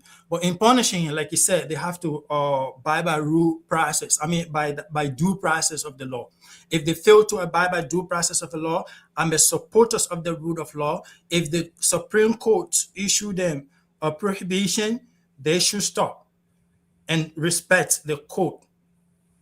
Court order. But if they fail to also respect the court order, for that I don't support it. I do support institutional discipline against any public official who might make any statement against the interests of the nation, but I do not support a violations of the constitutional process or a violation of separations of powers. Thank you. Thank you. We'll be right back to you. Fanta, you were in flight. Okay. Then we'll go to the counselor here, the lawyer. I have a few questions for him. If you have any, let's send it directly to him so he can. He's our guest of honor today. All the constitutional issues, all the legal questions, we'll send it to him. Let him drown in it because too many questions. Oh man, I don't think he's. You probably need an extra bottle of water. I know, right? You would need a bucket of water, not just. Oh man, I wish Mr. Quay was on because this is really important. The question I asked earlier, it's quite significant because you have these great. Oh, but you're on mute, Mr. Quay. You have the opposition. Yeah, so I'll mute myself. Yeah, I'm here. Please. Would you like me to re-ask the question or you're good? You're on mute again. He's driving. Go ahead. Like the reason why I ask is because time and time again, we see when election is approaching, you have these coalitions form to go against, say, like the ruling party, and then only when the administration they've empowered starts to blunder, starts to completely abuse power. Some of them want to come out and criticize it. Others will stay quiet. The reason why this is so important is because we have to understand what indications did you see in this person as a respectable voice, as a respectable opposition. What indicators did you see in this person to have thrown your support and the support of your constituents behind them, right? Did you not see the writings on the wall, considering this person has been in public office for 40 years? So what can we learn from that so we do not repeat this mistake? So I was really curious in his response there. But just to respond to this whole thing, I think it's quite interesting. There's an irony here, and is in many different ways. It's a disappointment. I don't want to say like laughable because I'm not surprised by the outcome of this witch hunt, which is what it is. We knew exactly. We saw the president with the speaker case, and we knew exactly that they were also looking to silence and suppress Seleke Kromah. And so there was nothing that was going to impede that, not the courts, not him getting counsel. any of that, because we know that this administration does not respect the rule of law. And so I really agree with Attorney Jackson when he says you do not respond to these types of situations with a legal or you do not come with a legal response. It is a political action that has been taken against you. You do have to respond politically. You can't sit there and say, I'm going to leverage the court. They own the courts. The courts are compromised. They appointed, the members of the court were handpicked by this administration. And even those who have been there before this administration came into power are still influenced by this administration. So what type of justice are you really seeking in going to the court to make any type of determination? Is it just for the sake of it to say, I went to the Supreme Court? Because we've already seen the president set. So then I truly believe his only recourse here is to respond politically. That's it. You cannot, because if we continue down this path, for us to say, oh, who's next is it going to be? Why should we have to pull out like a checklist and go down the list of representatives or legislators who are going to descend? Is that what we should be doing? Then when we get to number 100, then what do we do? Like we stop? Where is the political response? It's very necessary. Great. Honorable Jackson, real quick, let's go to this thing about political redress, right? They try to make it a legal / political issue in the House. They didn't provide any rules in the House that said you have violated rule number 10. Based on that, you are expelled. They didn't give him any proof. They didn't say anything. They expel him. And what some people are saying, those that have been in the policy for a while, knowing that Honorable Koluba may win re-election, they are now going to try to indict him to make him a felon so they can disqualify him. I think this is where they are going, because now we're hearing that they have started persecution. Your take on that? I mean, I started this conversation by drawing all of us attention to the fact that what is obtaining in Liberia, first, it's a gross failure of national leadership. That's the first thing we're dealing with here. The thing with the expulsion of Yeke Koluba is political gangsterism. It has no bearing in the law. Because the police chief, the chief of police, this disgraced Gregory Komoga, wrote the House of Legislature to inform them that Mr. Yeke had made some statement that he thinks were treasonous. Let's assume that argument is true. The policeman has the power to arrest anybody who commits a crime or believed to have committed a crime and properly charge them. And then the Ministry of Justice will go to court to prosecute. You don't have to read the lawmakers to do that. It's not a practice and procedure in Liberia. We know of lawmakers in Liberia in time past who have committed acts of even rape, and they were arraigned before the court. Nobody went there and complained. They were carried and they charged them for the conduct. They go there. I think a guy was representing of Nagbe.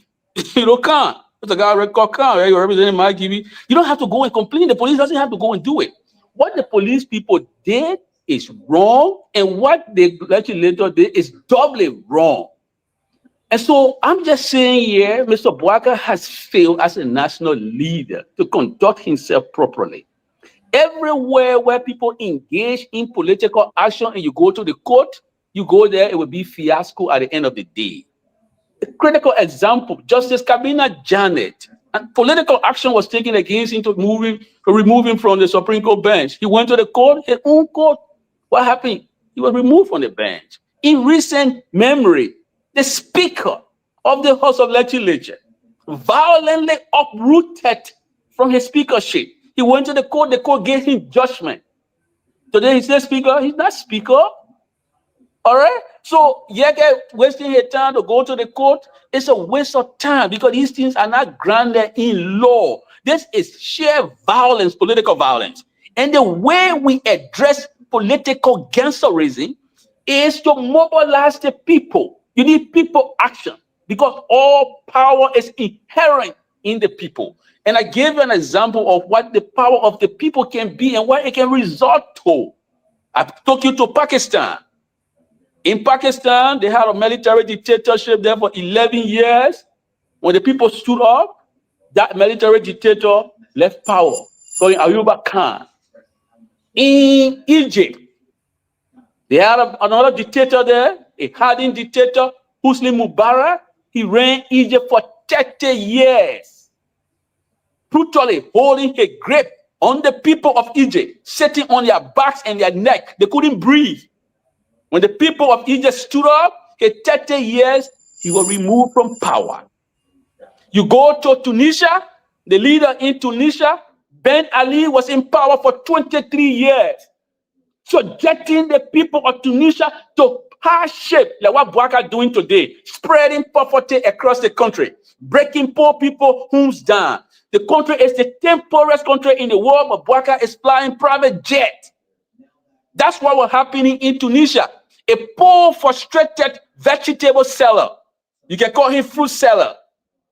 He was the guy who set himself ablaze when the police went to harass him. And what happened? The Arab Spring resulted. And President Ben Ali was dethroned. In our own Liberia, 133 years of the dominance of the Pewee party, that hateful oligarchy, subjected our people to hardship. Tomalin inherited the anger of the people. When the people decided to protest, Tomalin violently put down the protest.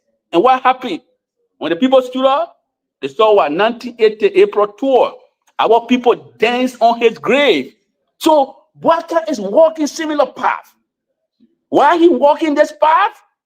Brother Yeke, if you listening to me, wasting your time with the court is a waste of time. I've given you where political action, gangsterism was taken into consideration, and the court did zero. In fact, in the Kofa case, the gangsterism was on steroids so much that only one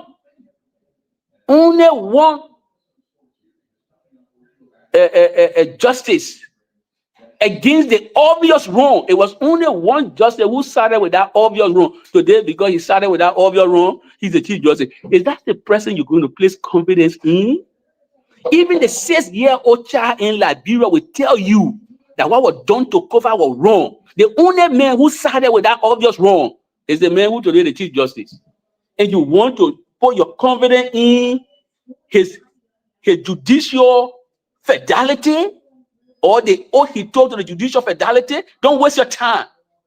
What this action requires, the present state requires, is political action. I will talk to Brother Yeke, work with Brother Moba Molu, work with all the pro-democracy people in the country, mobilize our people, tell them that Bouaka is unfit to continue to lead a civilized democracy. He is dragging the country into a nightmare, and now it's the time for the people to stand up and speak.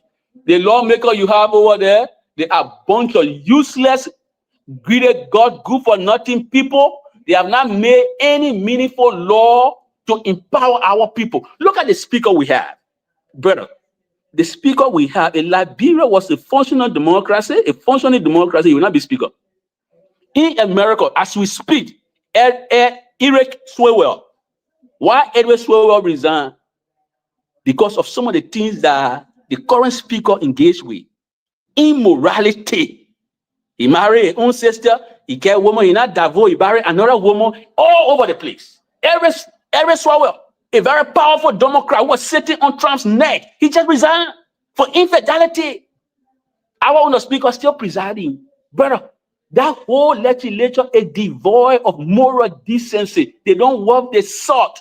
Our people now, is the time for them to stand up and say, enough is enough. We can't continue to be bystander. The statement they say Yeke made, for which they're bringing this so-called bogus claim against him, it's a statement that is qualified under Article 15 of the Liberian Constitution. Read Article 15. Article 15 of the Liberian Constitution gave all of us here a right to hold opinion and to express their opinion. It was Yake's opinion to say They make Kromah, what the borderland and land are there is for Guineans. That is an opinion. You can disagree with that opinion because Yeke is not the one who's supposed to give our land, all right?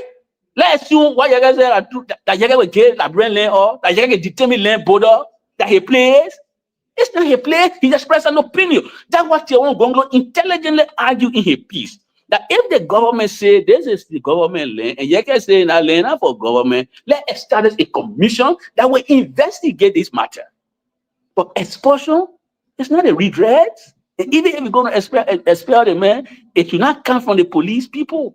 They should not be the one complaining to lawmaker. And the police really believe that Yeke action was treasonous, bring charges. Don't go say, oh, you got to expel the man before you do it. People, certain lawmakers, they have brought charges against certain lawmakers and dragged them to the court.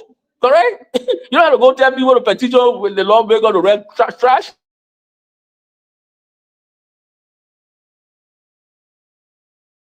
You can't look for. Mr. Jackson, you can't look. Hold on, Redder. Let me bring in Victor. Victor. My way of calling me, I got interrupted. But okay, I'm coming right back to you. I'm coming right back to Victor.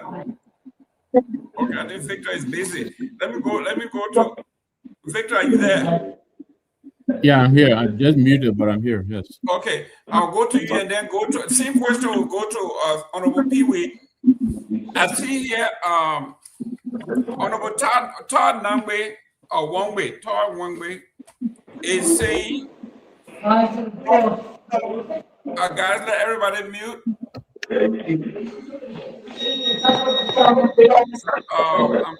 Somebody like to go open. Who did that?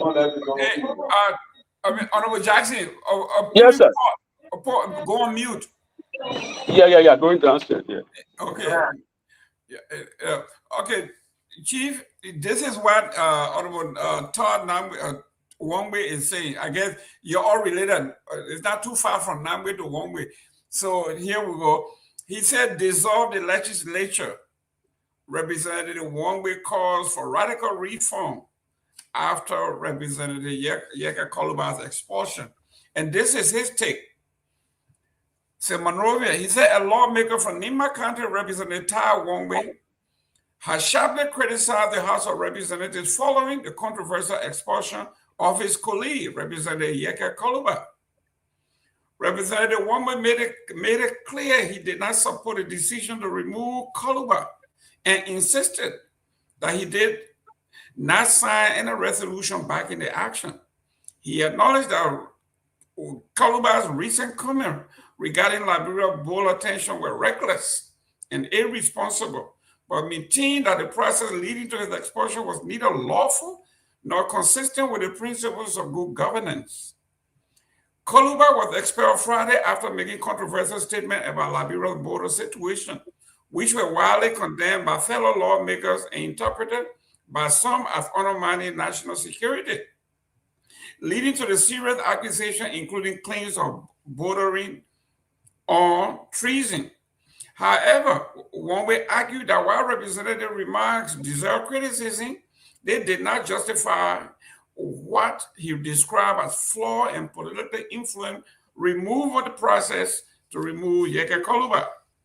The Nima lawmaker expressed this frustration with the current state of governance, claiming that after nearly 2.5 years in the legislature, he has reached the conclusion that power is heavily centralized in the executive. According to him, decisions within the country increasingly reflect the will of the president rather than the independent institution of the process. He asserted that if president wants lawmaker removed, that outcome is achieved. And if the president desires change or changes in leadership or action against individual institutions, those decisions are carried out willingly by the legislature. Wangbe said the reality raises serious concern about the role of the legislature, which he described as being reduced to a body that merely approves and legitimizes decisions already made elsewhere in the executive. He suggests that the relevance of the legislature itself should be reconsidered, going as far as proposing that it may need to be dissolved entirely if it continues to function without independence. He described the situation as a hard truth that many are unwilling to confront and call on Liberians to open their eyes to what he believed is the erosion of genuine democratic governance in the Republic of Liberia. Despite his criticism, Gongloe emphasized that his primary focus remains on serving the people of District Number 9, Nimba County, and fulfilling his mandate as the elected representative.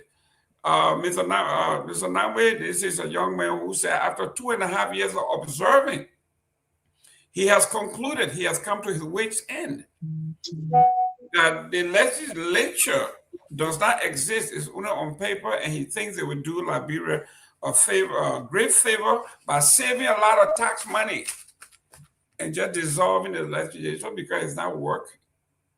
Yeah, I mean, we made that argument here and elsewhere that perhaps we need to, by the time we consider, a part-time legislature. It is happening elsewhere. It can be done in Liberia. For instance, the president's summon recently of the legislature could be one of those ways the legislature could convene every now and then when they're needed on demand. They can come in, they get paid for a specific period of time, and they go back to wherever they are, and be on call. But I mean, I absolutely agree with him on that. I think, especially this 55th, this is the do nothing legislature, bunch of thieves. They come in there with nothing and they're trying to leave with everything. Everything, they will sell out for anything. And you know why they will not be disbanded? Because this is a hand and glove collaboration. The executive needs them just as they need the executive. And so they'll continue to scratch each other's back.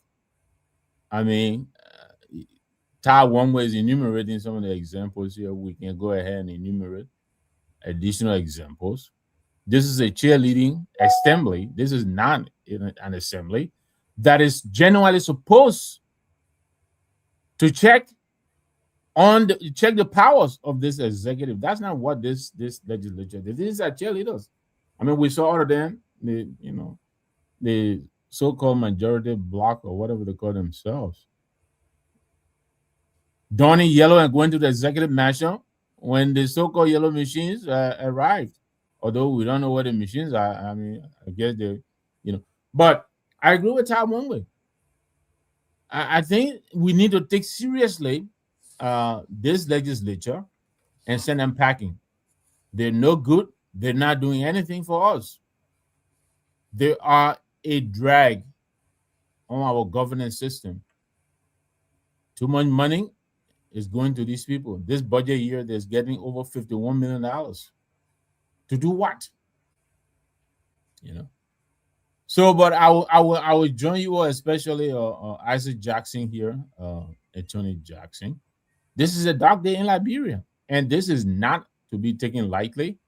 What this government is doing is very, very intentional. It's very systematic. They're going after every integrity and even non-integrity institution. Any institution that is supposed to check their power, they're going after them. They're knocking them down one at a time. They're getting ready for 2029. And we will be the fools to sit here and wait for 2029 to go and file complaint. File complaint where? You go to the Supreme Court, you will get bounced. Where are you going to go? You go to ECOWAS, by the time you come back, they're already entrenched. We might as well act now or allow them to go another 6 years after 2029. They know they will not get the votes. They know that now. They're very clear on that. And so now they're going to get the vote the same way Kun became speaker, through the back door. Kun went against Kofi and he lost. And where is Kun today? He is the speaker. They tested this strategy. They know how it works. They have a playbook on it. And they're just perfecting it. And so if we're going to sit here and continue to, no, we need to do more than this. Our people need to step up to this government and challenge them. People need to get out in the streets and make this country ungovernable. non-violently, if I may add, do the sit-ins, do the obstruction that is necessary for these fools to know that we employ them. They work for us. We're paying them. They can just take our money and bribe people to attain their objectives. And every day we complain about it. They wait us out. We get tired after 2-3 hours. They come back with another one. So I'm happy we're lifting this. I'm hearing other platforms are lifting this. I'm hearing this so-called 49 or 51. The God is crumbling. I did the CDC. Sylvester Pewee is reporting. I just read that too. That Alva Jones has been reinstated. I think there are other people who are saying they never signed this list. And so I want Councillor Jackson here to please tell us what is the way forward. What is possible? We know Yeke is likely going to go to the Supreme Court and challenge this illegal action. But are there other remedies available to us other than just Yeke alone? Because this cannot be a Yeke alone fight. And as you take on it, I understand the reason why the CDC expelled these people is because they overtly disobeyed the order not to cooperate. I don't know what the CMC has done. We haven't talked about this. But if there's any such communication to our people, we will be digging. If any of our people voted, in spite of our call from the political leader, that this is illegal and it shouldn't be carried on. If any of them voted, we hope that the necessary action will be taken. This is uncalled for. This is becoming too frequent. So, Councillor Jackson, if you have any theory on this, what is your you ask a very, very important question, but just to circle back on some of why we are here, the government is pretending to be angry about what happened, what the Guineans are doing at the border. There is an instrument available to the government that it should have utilized to express its displeasure. And on this, my friend Pewee and myself, we agree because he worked at Foreign Ministry. The Vienna Convention of Diplomatic Relations, Article 9 of that Vienna Convention, say when a nation is aggrieved or feel wrongly treated, there is a way that nation can express its displeasure. First, you can recall your diplomat to that country that you agree with, or you can declare as persona non grata their ambassador to show that you are not happy about the action they're taking against you. Guinea has taken an action that we are displeased with. How are we registering our displeasure? How are we registering our displeasure? That to run behind Yeke, who talking, why he entitled to talk, that you may want to describe as a mere personal opinion. It got no bearing because Yeke not in a place to get Liberian land. He's not the one who got Geneva Liberian land. He's not surveyor. Why he talking like a talk? Not putting Liberian sense. If the government were really, really displeased, how have the government demonstrated its displeasure? I said, use any of the international instruments to register its displeasure. Read the Vienna Convention on Diplomatic Relations of 1961, Article 9. Clearly states how governments can express their displeasure. Have Bwaka taken use of any of those instruments? The government is proving to be spineless. So why are they behind Yeke? The question you ask now, let me go to the question, brother. We are in uncharted territory. The action these lawmakers have taken, like I said to you, it is without the benefit of any precedent. It's without the benefit of any precedent. They have gone with the action. The Supreme Court, you will go there. The Chief of Justice served a notice to them. They had in the notice and pretending that they have not seen it. My argument to one of the journalists was that, assuming they say they have not seen it, but it's in the public domain. It's public knowledge that the notice was served. Did they do any due diligence to reach to the judge in chamber to say, in the spirit of coordination, did you send out any notice? Or did they ask the Secretariat how much due diligence did they do to see whether or not the notice from the preset from the chamber of justice it got received? They were not interested in oral law. They are not interested in law. That's why I describe this action as political gangsterism. And the way to address political gangsterism is to mobilize the people. The people you call over there, the other man already described them. Useless, greedy gods, good for nothing people. They are there. By the time the executive divide money to take action, they divide the money, they sign people and remove people. They did it with Kofa. The Supreme Court unanimously fought against only one man who did not see the action wrong. The 4 justices of that Supreme Court, one of whom was appointed by Bouaka himself, Senator Clinton Johnson. Because in America, they can say they judge were appointed by Trump and the judge rule against Trump. Senator Clinton Johnson, appointed by Mr. Bouaka, voted against him and his legislature for doing what they did to Kofa. That was a strong case. That was a strong case. And what happened? We still end up with a man who is a notorious cheat, a dangerous womanizer, a man devoid of any sense of moral decency, a complete moral vacuum to be speaker of that country. Is it not disgraceful? No, brother. To be sure, let me say, this thing is for our president. Even if the chamber justice say, yeah, okay, tomorrow, yeah, the action, yeah, they will say, but we're already taking the action. So we're in an uncharted territory. It's disgraceful. This is a dark, dark day for Liberian legislative democracy. The country is in abject decline, and only the people, as provided for in our Constitution, Article 1, all the powers inherent in the people, only the people can now save Liberia democracy. I think to the Taiwan letter you read, whatever he wrote, I think it's going too far. Not because of one bad boy will throw the baby away. We can find a way around this. The legislature is useless. We call it and describe it appropriately. It is a bunch of useless, good for nothing, greedy gods. They're not making any good laws. We can get them out of the place, but we still need that body, that legislative body that will be people-centered, that will make laws for and on behalf of the people and not do things in their selfish and greedy interest. Good. Honorable Pewee.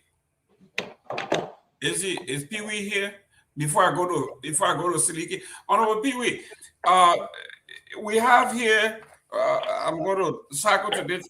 It says here. It says Bond County's health system in a free fall. 80% of their clinics are empty. The doctors are diagnosing based on guess.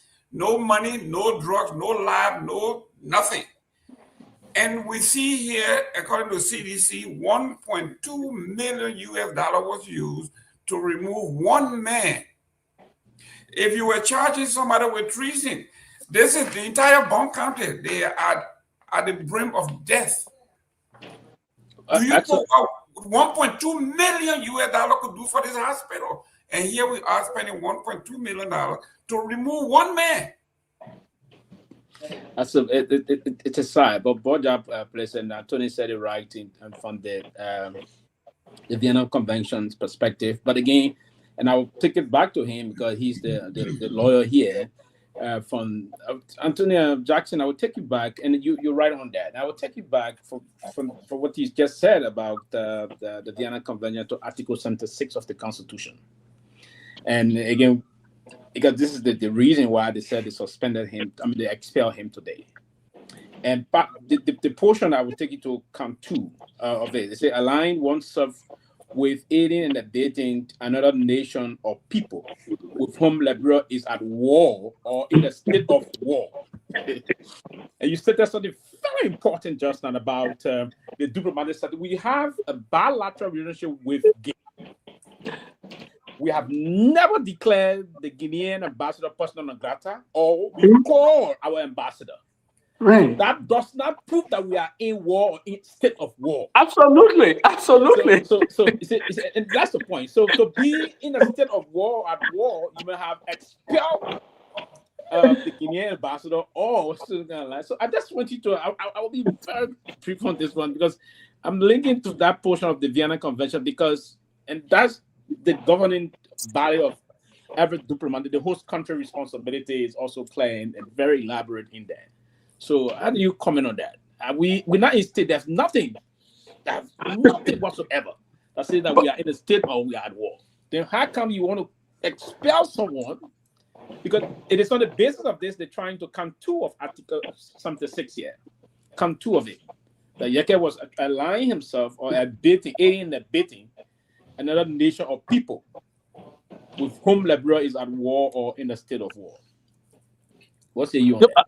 No, yeah, I mean, you're right. I mean, like we all saying, you just deploy. When you deploy logic, you don't have to look for to know that these people, what they're doing here, will fall apart to pieces, right? I mean, if Liberia was a war, forget about just the war aspect of it. Let's assume if Liberia was aggrieved, we say you agree, you vex, you angry about something.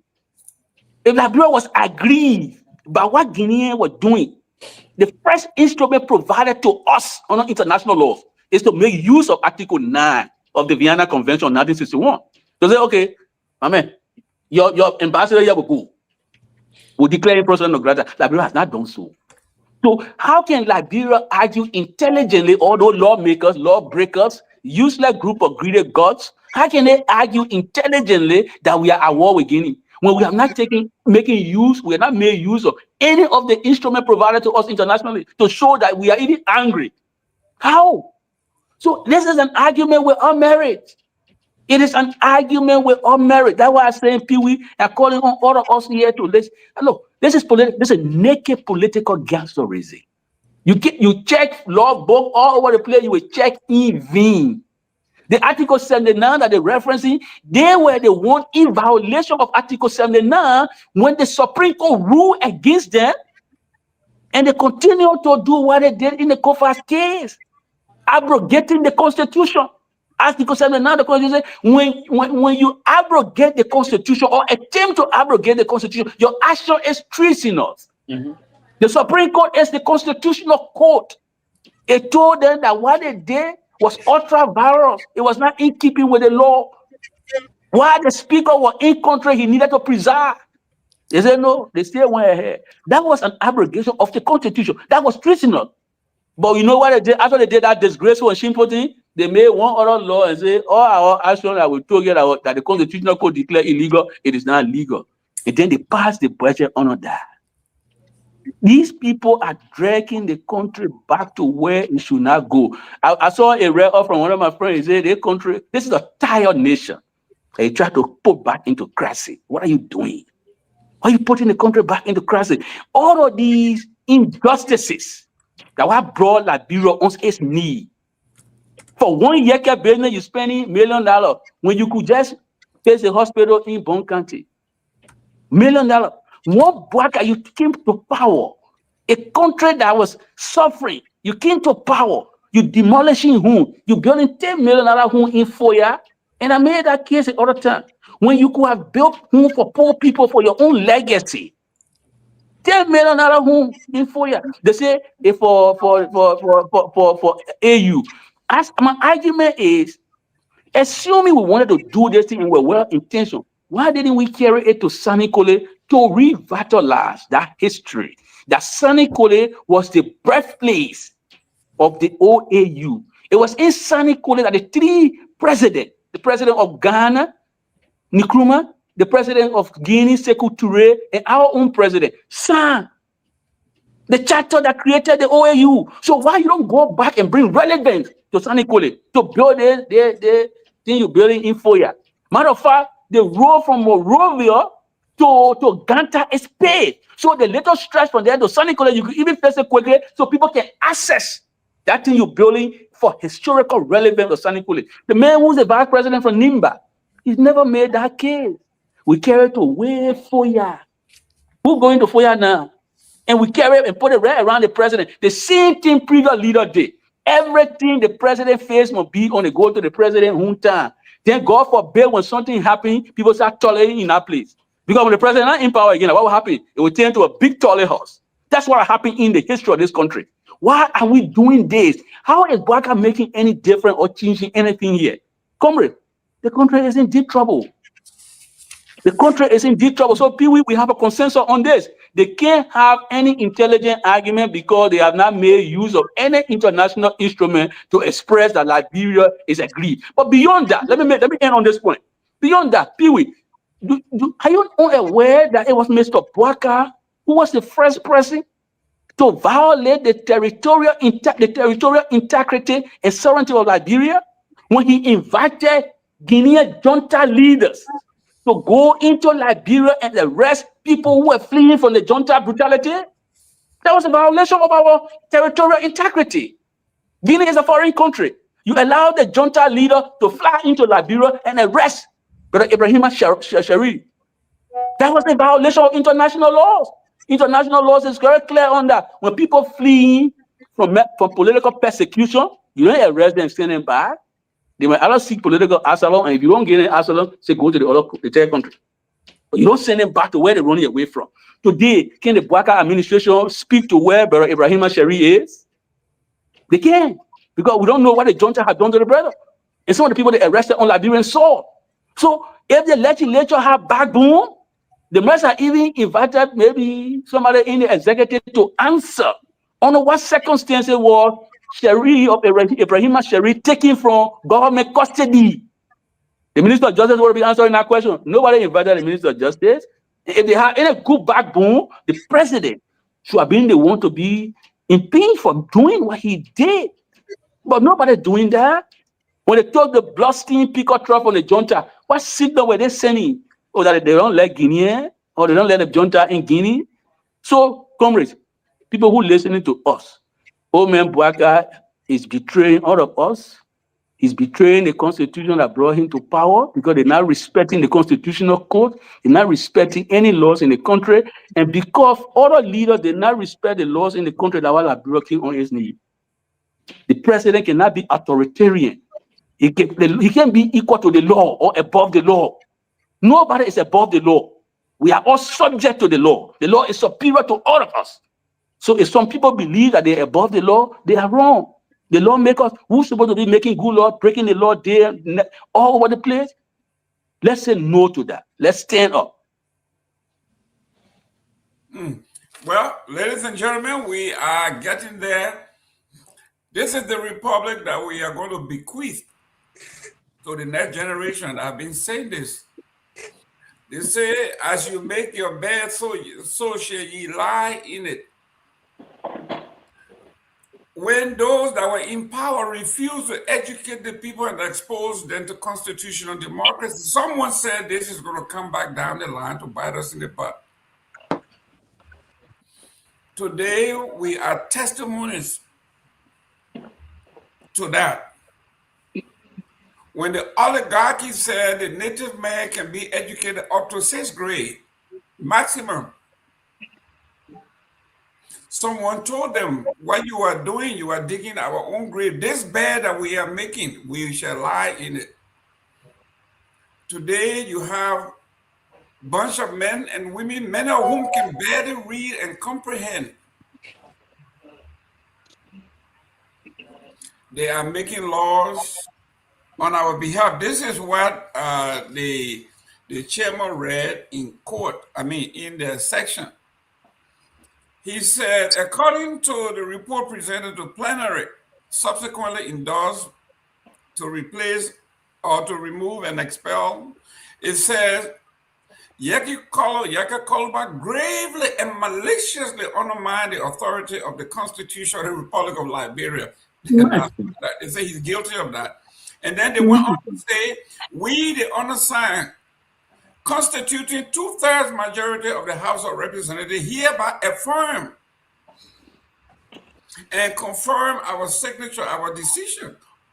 Honorary Yeke Kromah is hereby expelled as a member of the House of Representatives for acts and utterances deemed unpatriotic and detrimental to the sovereignty and territorial integrity of the Republic of Liberia. Hereby he is removed. Seleke, your lawmaker said that this man has violated their integrity. I don't want to laugh. Tell me, Yeke Kromah violated their integrity. First of all, Mr. Gayman and the listening audience, and this is the propaganda they've been spreading around, right? That Yeke Kromah was expelled today because of the statement Yeke made regarding the Guinea and Liberia situation. And again, I want to say to everybody, if you believe that Yeke Kromah was actually expelled because of that statement, then I don't know which part of the world you live. It was not because of that statement. You know, these guys, they just targeted Yeke Koluba because he's a critical voice. You know, he helped to bring them to power. And now the things they say they will do, they're not doing it. And Yeke is calling them out. So because of that, they try to get rid of him. That's all, not because of any Buddha or any statement about treason, you know, and all the kind of funny things that they try to lay out. It's just very simple as that. Because they don't want Yeke. The same thing Yeke was saying to Garguah yesterday, that Joseph Boakai will go to campaign rally and clap for him. And even encourage his partisan to leave that district, to go to District 10 and vote for Yeke. But the same thing Yeke is doing today to him. Because he's not committing to do the things he said he will do. He promised Yeke Koluba and the other Liberians who voted for him that he will prosecute people who are stealing our resources, enriching themselves. They put our assets recovery together for 3 years. They've not recovered nothing. The last time I checked, the only thing they hold somebody for and put in jail was some bag of rice. Can you imagine that? Bag of rice. They hold a former foreign minister, a few other former officials, and send it to South Beach. They say, I know China or India gave some bag of rice, and they gave these rice to seditionists. That the only asset they not recover, bag of rice. And these people are out today. 3 years after they set up that whole asset recovery team. The first 3 months, the worker is sent $7,500 to Martin Colley for his first 3-month pay. Martin said, but wait, what kind of asset will not recover before you're sending me that kind of money? And I want it. The man said, the whole thing that you're looking at phone now, they may resign. So today they're fighting Martin Colley. And because Martin is not in the country, that's why they're not even putting in jail, because Martin is in Europe. So that's why they're not put Martin in jail for a critical stand against them. So now Yeke is demanding that, look, you told me, Joseph Boakai, I went to your house. You said, Yeke, I mean well for this country. I will prosecute those people that are in power. And now you are giving the opportunity. I'm not even seeing you in that direction. So I will hold you accountable. They make it be disrespectful. When the Unity Party partisans realize that Yeke is a ruler or disrespectful lawmaker, Yeke insulted Garguah's wife, who get nothing to do with politics. He insulted that, that motherly figure to many people. And all of them, they huge Yeke Koluba. Today is a turn. They think Joseph Boakai is the one who owns a bureau. He's above that other stand that nobody can cause or insult or criticize him. And once you do that, they want to bring you down. A strong supporter of the Unity Party, Charles Robert, check on his page. He's bragging today that Unity Party know how to bring people down. That the thing Yeke was doing to CDC, Yeke cannot do it to them in succeed. Check Charles Robert page. He's the chief of security at the port, the free port of Liberia. Charles Robert. So this is not about any border statement. Yeke made a statement about land belong to Guinea and all these kind of funny things. First of all, there's a report coming from several different media institutions indicating that it was because of an illegal mining activity from a government officials in this government that they were carrying on at the border that caused the Guinean soldiers to come to Liberia. When is the government going to initiate an investigation into that matter? When? But they are willing to pay for a by-election in Yeke district and give each of the lawmakers any kind of money, 1.2 million, as we are hearing, allegedly, just to get rid of Yeke. And this is wrong. Joseph Boakai don't own Liberia. This man have already lived his entire life, 82 years or 85 years. And they even planning to re-elect him comes 2029. This is the wickedness these guys are planning for our country. Now, yes, someone talking about Jeremiah being president comes 2029. That's another joke. But a quick question to my brother, Councilor Jackson or Anthony Jackson. I see some of the lawmakers coming up, distancing themselves, even though that names are recorded at a sign for this resolution.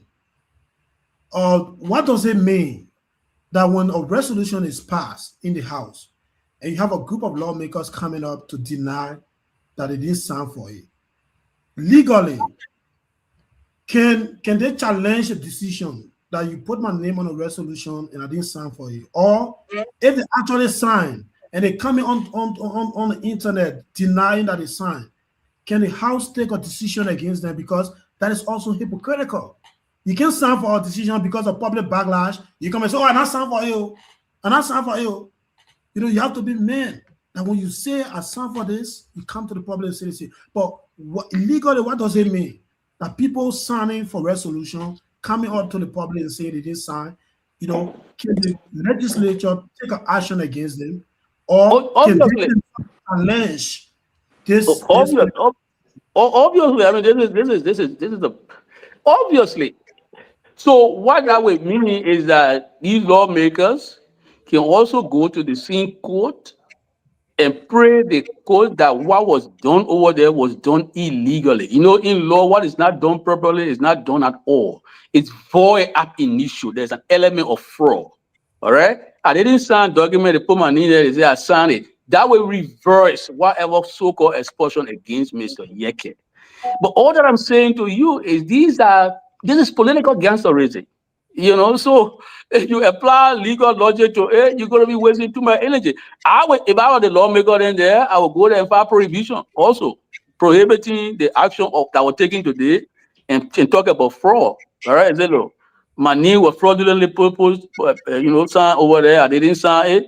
You can do the investigation because you got to come back. We don't have the number to expel him. It creates a different ball game altogether. You know, you said something here that I want to emphasize. The people, you call one guy and who say he wrote and say, oh, you got call CDC people, they didn't do anything. We don't want teaching him lesson. In politics, we call it the theatricality of evil. People are exalting evil over good. What this action really means is that Joe Weah was a better president than Bouaka. That Joe Weah exhibited more political tolerance than Mr. Bouaka. That Mr. Bouaka and his people are so thin-skinned that they can't stand criticism. And their own way of silencing vocal critics is to expel them. It makes Joe Weah look better. They don't want you to see that one. They don't say, oh, no, Joe Weah, we don't want strong enough, so we'll do all the illegal things. Anybody close that will put them in jail. Look at what they did to Prophet Key. But Prophet Key is notorious for saying real cruel things. He said those things to Joe Weah. In fact, he said it to Judy Andy, a respected cultural ambassador in our country.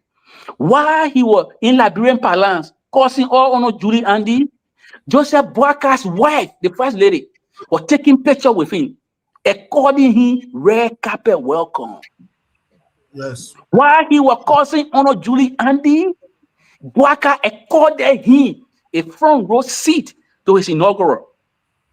While he was causing honor Julie Andy, the Bouaka government not prosecute Julie Andy case prematurely. So by the time he went to the Chief Justice and said, the Chief Justice here, his lifestyle doesn't commensurate with the big hotel he built in Nimba. It looks like he's doing something that is corrupt. He said, because the law in a country say when you judge, you don't make business. He said, the Chief Justice are making business though. Because the Chief Justice doesn't want people to hear that accusation. What does he do? He said, oh, the man calls my man, he calls everybody on the bench, so they're putting in jail. If you check courts all around the world, including the United States Supreme Court that have been in existence for over 236 years, there is no precedent case where the United States Supreme Court got vexed with somebody for causing justices of the court. Somebody on the sidewalk, Joe Blow, somebody passing around. They get vexed, they cause you justice. Because in law, it's a common law practice that judges do not join issue with people in the street. What judges offer are opinions supported by law. So you can cause them as much as you want to cause them, they're not going to join issue with you. What they exhibit is in the Liberian judicial canon 16. It says judges should not be moved by unjust criticism. When you call her, you can call the other man on the side, yeah, cause and I know why you talking. You ain't know the man. Our Supreme Court, they didn't have that emotional maturity to say, yeah, that Prophet Kehleboe thing talking, and anything serious. They ain't go say that. They say they decided to put a man in jail. Do you know how many articles were written against the Supreme Court? They dragged them in the mud? Only because the Supreme Court did not abide by a common wise saying in Liberia that when you take him back and crazy man hold your clothes, you can't jump behind the crazy man naked. They jumped behind Prophet Kehleboe naked. They violated his rights. Everything that court did in Prophet Kehleboe case violated Judicial Canon 16 and Judicial Canon 28. Today we're talking about speech. Why you get told a motto? It's not supported by anything. You got just one Liberian man who say that land that belongs to Guinea. It cannot transform into expulsion. It cannot mean that you will take the land and give it. You can't get any power to give land to somebody. So we just see here that there is, we just see, you know, people just continue to do wrong in the country without any remorse. So, brother, the lawmaker you talk about have become a big fan club for Mr. Bouaka. Big fan club for Mr. Bouaka. All they want to do when the President Bouaka said do that, they will jump. They are useless, good for nothing, greedy gods who just taking money and carrying on president instruction. And we, the Liberian people, need to stand up and tell them enough is enough. But like you ask a question, what the lawmakers are very serious, they can go to the Supreme Court and petition that place and say, look, what was done here was fraudulent. We didn't sign this, and as such, we can reverse it. Whether they will honor that, I don't know, because they started disrespecting the court ever since. Great. Let me welcome Robert Garguah and Sarah. Sarah, welcome to the show. Let me go to you first, even though you just came on. You came to class late. Go ahead. Thank you, Mr. Gayman. Thank you, everyone. I want to say hi to everyone. Hi, Councilor Jackson. Wait, I thought you told you would never bear arms anymore. I've been listening to them. Leave me, man. That's so much. I'm gonna get it. There you go. I've been listening. A lot of things been happening in our country. And every time we talk about it, you all say we gotta stand up. What time was stand up, Councilor Jackson? What time? You know, sister, the thing about it is, I was just naming some president who've been around for long. Muslim Mubarak, whatever, 30 years, right? When the people, sometimes we all can wake up at the same time. Even in the house, tonight your husband wake up different time for you wake up. But at some point in time, our people wake up. We can't get tired. Look at the disgraceful thing they did with the yellow machine. Liberia is dealing with the issue of corruption. The yellow machine is controversial. And who do you put over the yellow machine? Brandon Samuka. What is Mr. Brandon Samuka's recent history in Liberia? Is he not a convicted criminal who stole from the AFL poor people?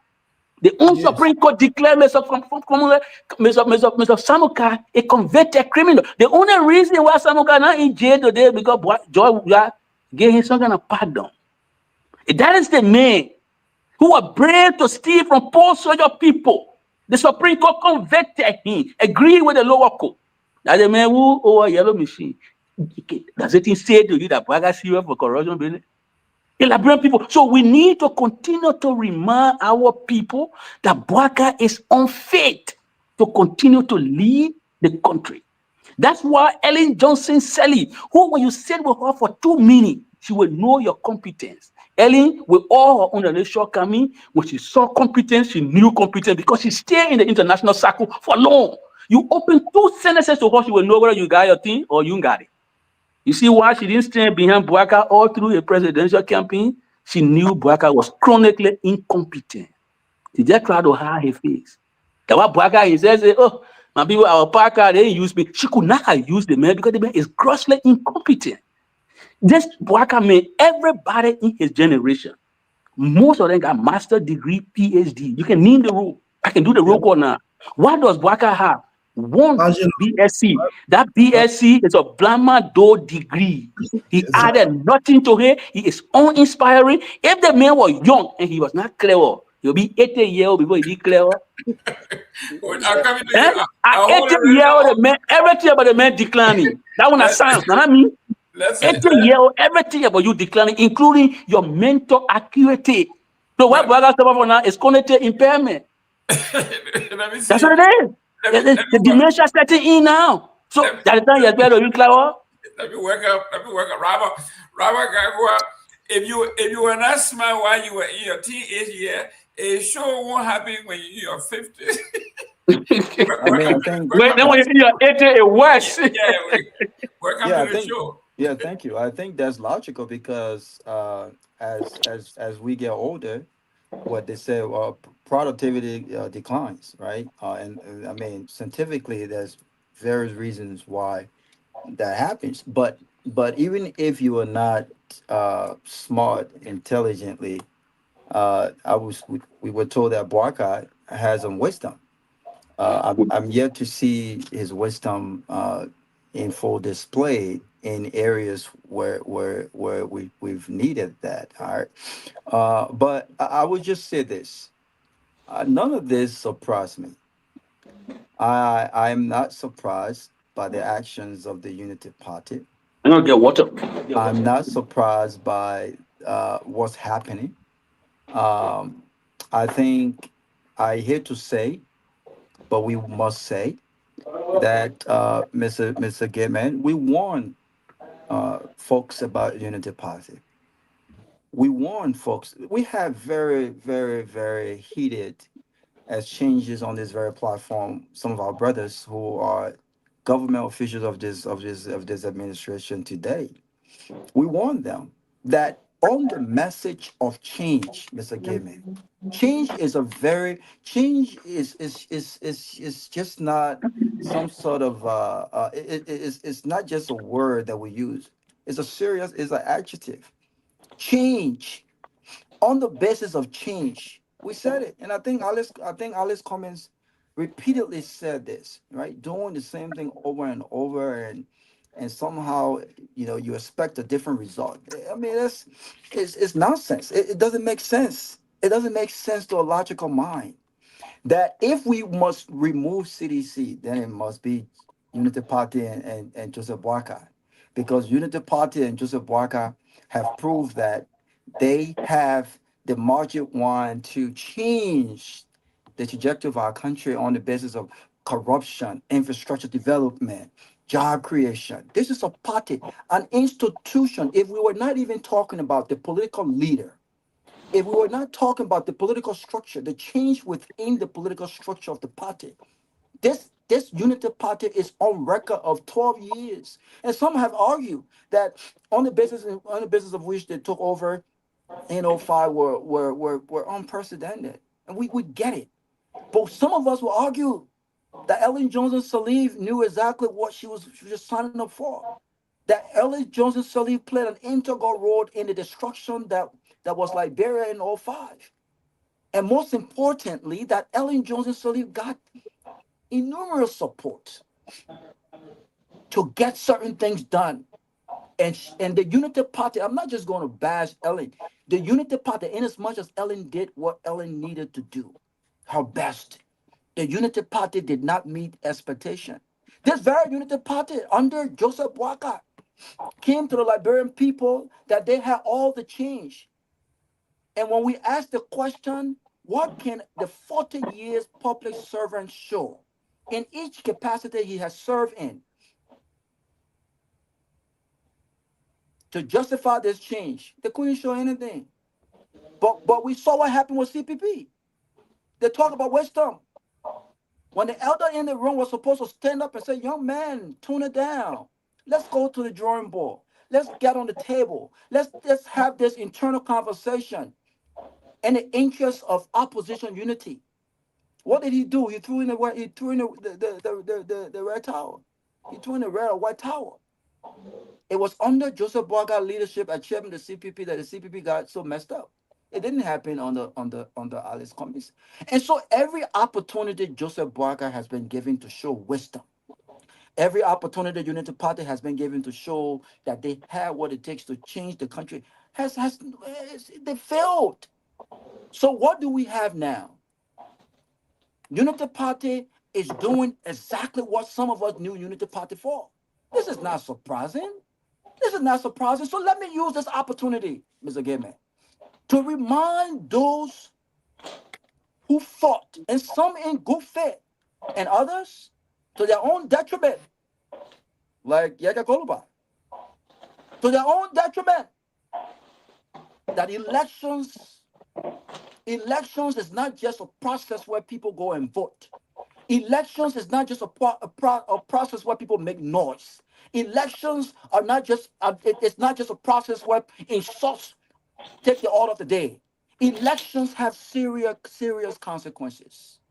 Our lives depend on it. Our democracy depend on it. Our judicial systems depend on it. Governance depends on it. So we must remind them. I don't care about Yeke per se. What I do care about is our country and our democracy. The blatant disregard for the rule of law is on display. And we are asking what can be done? Nothing will be done. Unity Party will have its way, ladies and gentlemen. I hate to bring it to you. I'm not optimistic. I'm very pessimistic about nothing will be done. Let me tell you something. The Supreme Court of the Republic of Liberia put out its ruling in the issue of the former speaker. What happened? What became of it? He was unconstitutionally removed. What became of it? Nothing. Nothing became of it.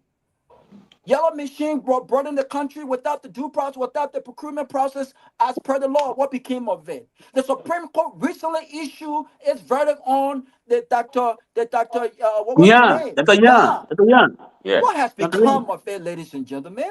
What has become of it? Over and again, this administration has shown that they have no regard for the rule of law. Over and over. They have no regard for the rule of law. So what do you think will happen? The president is the most powerful man in the country. The legislature is these guys are the most useless I've seen in my life. They have nothing. They cannot do anything. And I'll close on this note. I see people advocating for parties to expel people. Where are the institutions? You don't have no political institutions. These political institutions are weak. These political institutions, Mr. Gayman, are weak. What would happen? What would happen? Why do you need an institution to expel a member if he or she understands what that institution stands for? Why? The very people who were opposition came on board and voted against Kofa. What became of it? Listen, man. Let me close on this note. Our country is headed in the wrong direction. Our country is headed in the wrong direction. And I will say this. If this is not enough to wake people up, to excite people, to make people mad enough not to cause noise, not to run in the bushes, not to disrupt, but if this doesn't piss you off, to stand up, even if you are a partisan of Unity Party, to say we must save our democracy, that we need leadership that respect our judicial systems, our constitutions, our laws, our processes, due processes. If this doesn't piss you off come 2029, not to necessarily remove the incumbent, but to look around you and make the right decision when it comes to electing men and women of integrity, men and women with not just voice, but with some mind, with some brain, then, my friend, we will continue to talk. But make no mistakes. After I'm done talking, I'm going to eat steak tonight. I'm going to drink the coldest beer I can drink tonight. I'm driving off for work in a BMW tonight. I'm going to lay in a bed tonight, very comfortable tonight. And if I'm ready, I'm going to fly any part of this world I can fly whenever I want to. It's not on me. I'm not talking because of me. Look in the mirror. Look in the mirror. And if you don't think it is worth making a nationalistic decision in 2029, I'm not going to tell you who to vote for. But if you cannot make decisions in your own interest, leave your own with God. Thank you. Let me welcome Honorable Jackson. Yeah. So he made some points that I mean, talking about. Oh no, Jackson, I'm coming. Let me work. Oh, Jackson. Sorry. Two Jackson. Sorry. Mr. Seaton, welcome. Sorry. Well, thank you very much, and I'm happy to be on the show. All of you guys have said it, and I'm not going to repeat what you guys have said. And I would just want to piggyback on the last comment that Mr. Garguah made. What we are talking, it is not about us, it's about the Liberian people. We are all well off. Our people continue to languish in abject poverty, but yet and still, they continue to elect those individuals that continue to keep them in abject poverty. They don't make the right decisions, and they elect the same corrupt individuals, people with no spine. They elect them over and over, and their condition is not improving. So it is on them. It is on the Liberian people come 2029 to usher in a new political dispensation that is going to move the country forward. Let me push back. Honorable Seaton, where are you from? I'm from Sino County. Great. Are you willing to give the Liberian people a choice? Are you willing to sacrifice and go and represent your folk, at least to give them a choice? I am willing to do that. Excellent, excellent. Okay, this is what we are talking about, because for the folks to be able to choose, you got to have a choice. If you get them two idiots, now you are saying choose between an idiot and an absolute idiot. Either way, both of them are idiots. But if we sacrifice ourselves and say, you know what, we are sick and tired, we are at your mercy, we are here to serve. And when they tell you no, we rather go with idiots, then it's on them. But until we can say, we can give them a viable choice, we are spinning our wheel. Let me go to Mr. Gross here. Gross, I've not spoken for a while. Mr. Gross, what I'm seeing here, I know you may be very young and may not know the history of Liberia, one-party state. It looks like Joseph Boakai that grew up on a Totman, a very, very, very, very, well said, oppressive and subversive regime. He is now taking us back into his comfort zone. It looks like we are going back to a one-party state. Yeah. So thank you for bringing me in again. And for that, that's what I know about the president. I do not support the president, and I've been one of the persons against the president. But I'm disappointed in the Liberian people. I believe we are engaged in too much narratives. I've listened to these speakers quite a while now. I've listened to Anthony Isaac Jackson for so long. I admire him. I admire how he sensitized the Liberian peoples about the ills of the government. I admire Doe, the other lawyer called Doe from the CDC as well, I think so. Isaac Doe, right? That's the name? Yeah, he's not a lawyer, but he's Isaac Doe, that's correct. Isaac Doe, right? Yeah, I also admire him. I admire a lot of people. My frustrations actually came about when Joseph Boakai came up and said, after the Supreme Court clarified in 2025 that all the legislative actions taken in the House of Representatives under the speakership of Honorable Kuhn was illegal and unconstitutional. And President Boakai stood up and said, we will still deal with the people that gave a quorum, and Liberian people didn't do anything. So that makes me disappointed in the Liberian people more than the president. I've listened to these people. They've tried their best to sensitize people, to tell people what the law is, to tell people how the governance systems look bad. And we cannot repeat them because we just be very, very repetitive. We don't want to be repetitive. So they've said a whole lot. But my questions to all of us, what's the actions we need to take? Mr. Jackson, can you after mute? that, I'm coming there. Mr. Jackson. No, I'm coming. Mr. Seaton, can you mute? So after that, the only Supreme Court justice that someone said at that time against his friends was the current Chief Justice, and help the House of Representatives to undermine the authorities of the Supreme Court. And when he was nominated, I do not know how many citizens called their senators or wrote letters to their senators and asked them not to confirm him. And he was confirmed. Now, yesterday you helped these institutions to undermine the authorities of the court. And today, do you expect that particular institution that you help undermine the authorities of the court to respect the authorities of the court? So the bad governance styles of President Joseph Boakai didn't start today, and it's not going to end today. Do I support, like I said initially, do I support the removal, the impeachments, or the expulsions of Honorable Koloba? No. What's the answers to the questions you asked me, Honorable Gayman, that whether there's a process, whether there's a rule in the House of Representatives that require them to do this or that give them the authority to do this? There is a rule. Because the issue surrounding these things have not been surrounded around the lack of rules, but due process. So that means to say the rules were there, but the rules were not being adhered to when it comes to due process. And because the government, the executive government, has been so much into the affairs of the legislative activities in the country, which shouldn't be that way.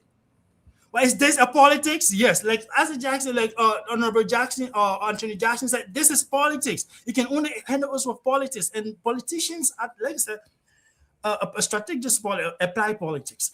Politicians always find means to do things. Even if Honorable Koloba's statement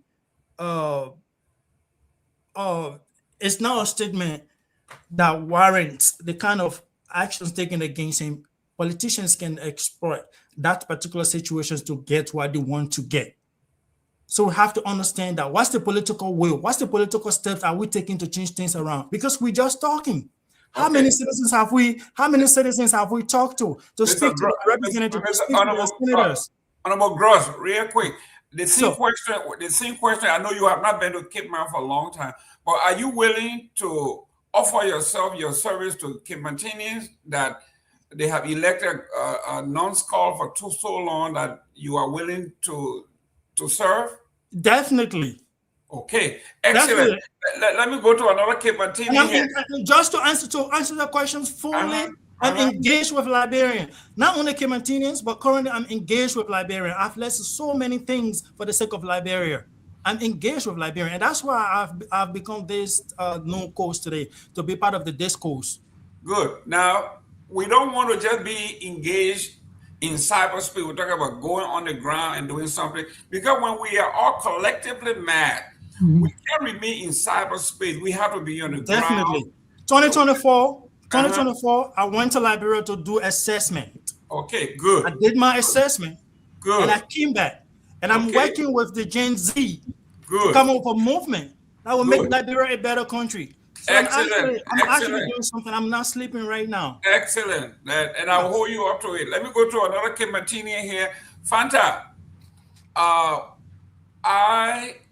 maybe and your father, maybe you will be a crowd of boys.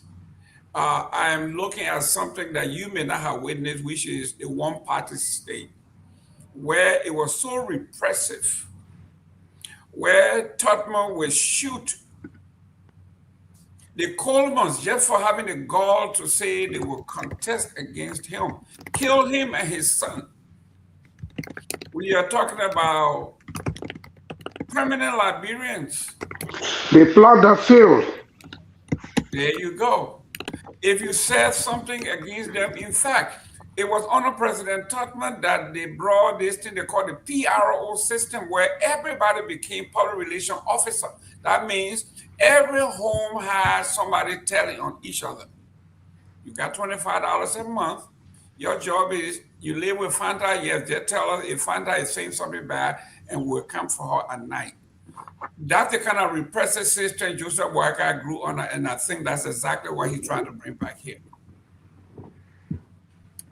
Yeah, it's I think it's very obvious. It's very obvious, and this is not surprising, which is why when I asked that question earlier, I really wanted to to hear from the I think the CPP coalition, right? What did they see? Where were the indicators? What was so indicative about Bwaka's leadership that convinced them to support him in the way that they did? And then now all of them are regretting.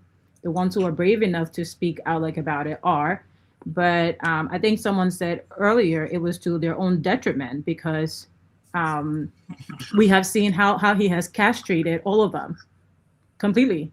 He has castrated them and is redeploying that very system that he knows, that he is familiar with. Look, you can only do what you know, right? Like if you have only seen or witnessed a type of leadership that has been oppressive, and that forms your political ideology, when you have the opportunity to become a leader, you can only borrow from your toolbox what you have experienced.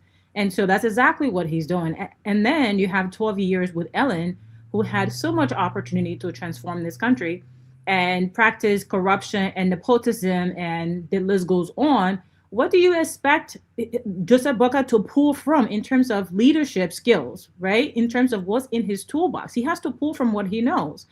And so I think the question often comes up, and I always say, we need a revolution. We absolutely need a revolution. When you have this type of degradation of not just our systems, but of people, this violation of people, the people rise. You have Gen Zs, millennials across the world toppling their governments and not even waiting for them to be there for 10 or like 15 years. We just saw with Madagascar, right?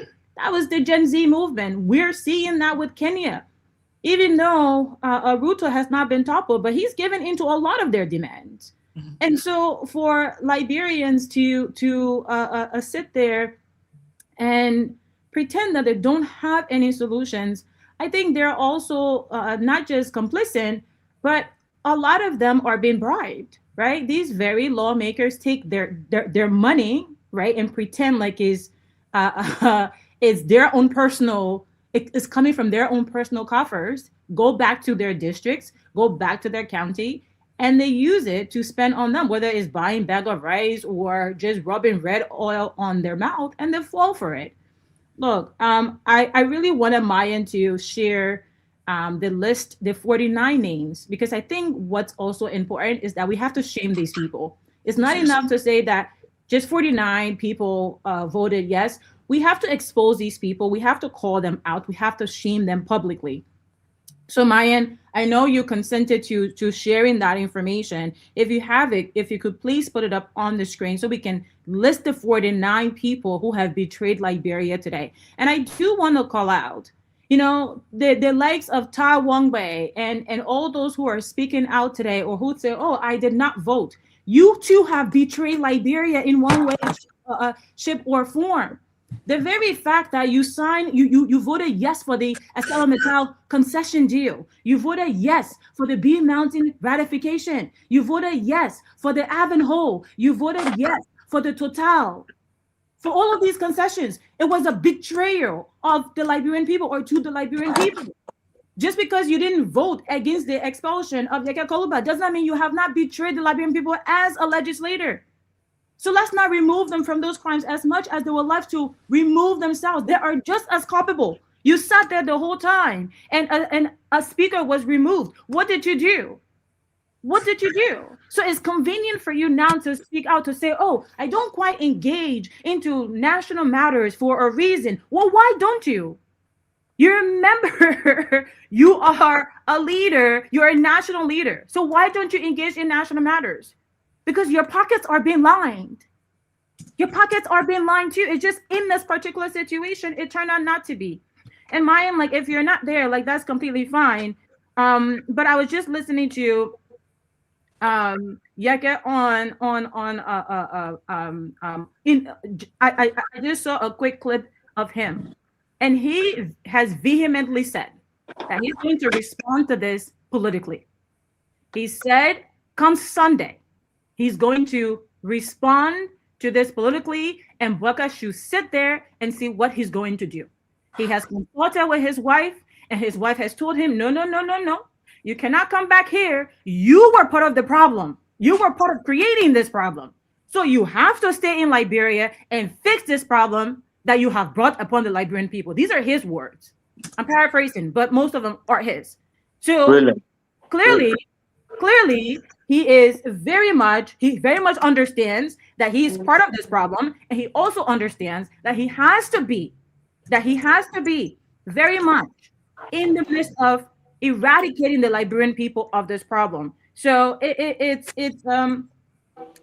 just quite interesting. One thing he also mentioned was that the reason Bouaka is so angry and want him gone is because he knows the arrangement that Bouaka has with Doumbouya. When the pickup incident happened, where Guinea gave Liberia all those pickup, it wasn't just because they had turned over Ibrahima. Right, they had turned over Ibrahima. They had a deeper agreement. So because Yeke is privileged to that information, Bouaka wants him imprisoned, not just expelled. He wants him imprisoned. So he has no access to the public. And Yeke is saying, come Sunday. I don't know how if he's going to keep that, but he has strict directions from his wife that you're not allowed to run away from this. So don't even dare think about coming here. Stay there and fix it. So come Sunday, we'll see what his political action is going to be. But I blame all of them. And there is no surprise here. There's nothing legal here that is going to come out of this. The only thing that we can say is that can the Liberian people actually sue the government? Can they sue Bouaka for a breach of maybe not contract, but as the president, you swore to uphold the Constitution. You have breached that. You sold to protect and serve. You have breached that, right? So Article 49, and I'm glad that the attorney is here. But the president is immune. I think under Article 61, he's immune. Right. So that's the thing. He can sue him. 49 and 53 says that you can sue, but then 61 says that he's immune. He's immune. Why he's serving as president, you can't sue him. Right, but then they can take it to ECOWAS court, right? We know that he's out with ECOWAS right now, so they can attempt and knowing that if all local exercises have been exhausted, of course we know it's not gonna go like anywhere. They can take it to ECOWAS. So we know that that's gonna be a nightmare, but only a political response. Fanta, to your, I got a list of the 49 folks here. Please. So let's go. Let's pick the first 10 signature here. Obviously, Thomas Fallard, he signed. I got his signature here. Shame on you. We have Yatu Rogi Berry. Shame on you. He signed. Shame on you. Honorable Sekou S. Kenneth. He signed. Shame on you. Sekou Kone, shame on you. Sumo Koli Moroba signed. Shame on you. Come on. This is the people. Honorable Thomas N. Thomas signed. Shame on you. Priscilla Abram Cooper. Shame on you. Shame on you. We have Emmanuel Dan. Shame on you, Emmanuel Dan. Number Dan, district number 7. District number 7, take him out. Shame on you. Honorable Prince Toll, district number 8. District number 8, keep Prince Toll out. Shame on you. Jerry Yobo. Victor, I think Victor Nagbe. Victor Nagbe, I think you this man called Jerry. He's a CMC's partisan. Yeah, he's from CMC. That's why I'm pointing him out. We know our partisans. We don't need you to confirm our partisans. No, but right? Yeah, we have to specify the party that knows who the details are. We have to specify the parties that they are from so that when that comes, we distinguish them. He's for him, so he's coming to quietly. So I have to come quick. No, I call his name and I want to. No, but you're expecting to come with Mr. Nagbe. Listen, Mr. Nagbe said if any of our partisans were involved, we would do likewise. So I just want to let know is Yoba one of our partisans? Yeah, he's a partisan. Okay. And why other people expelling a partisan, you suspending, which is not enough. Wait. I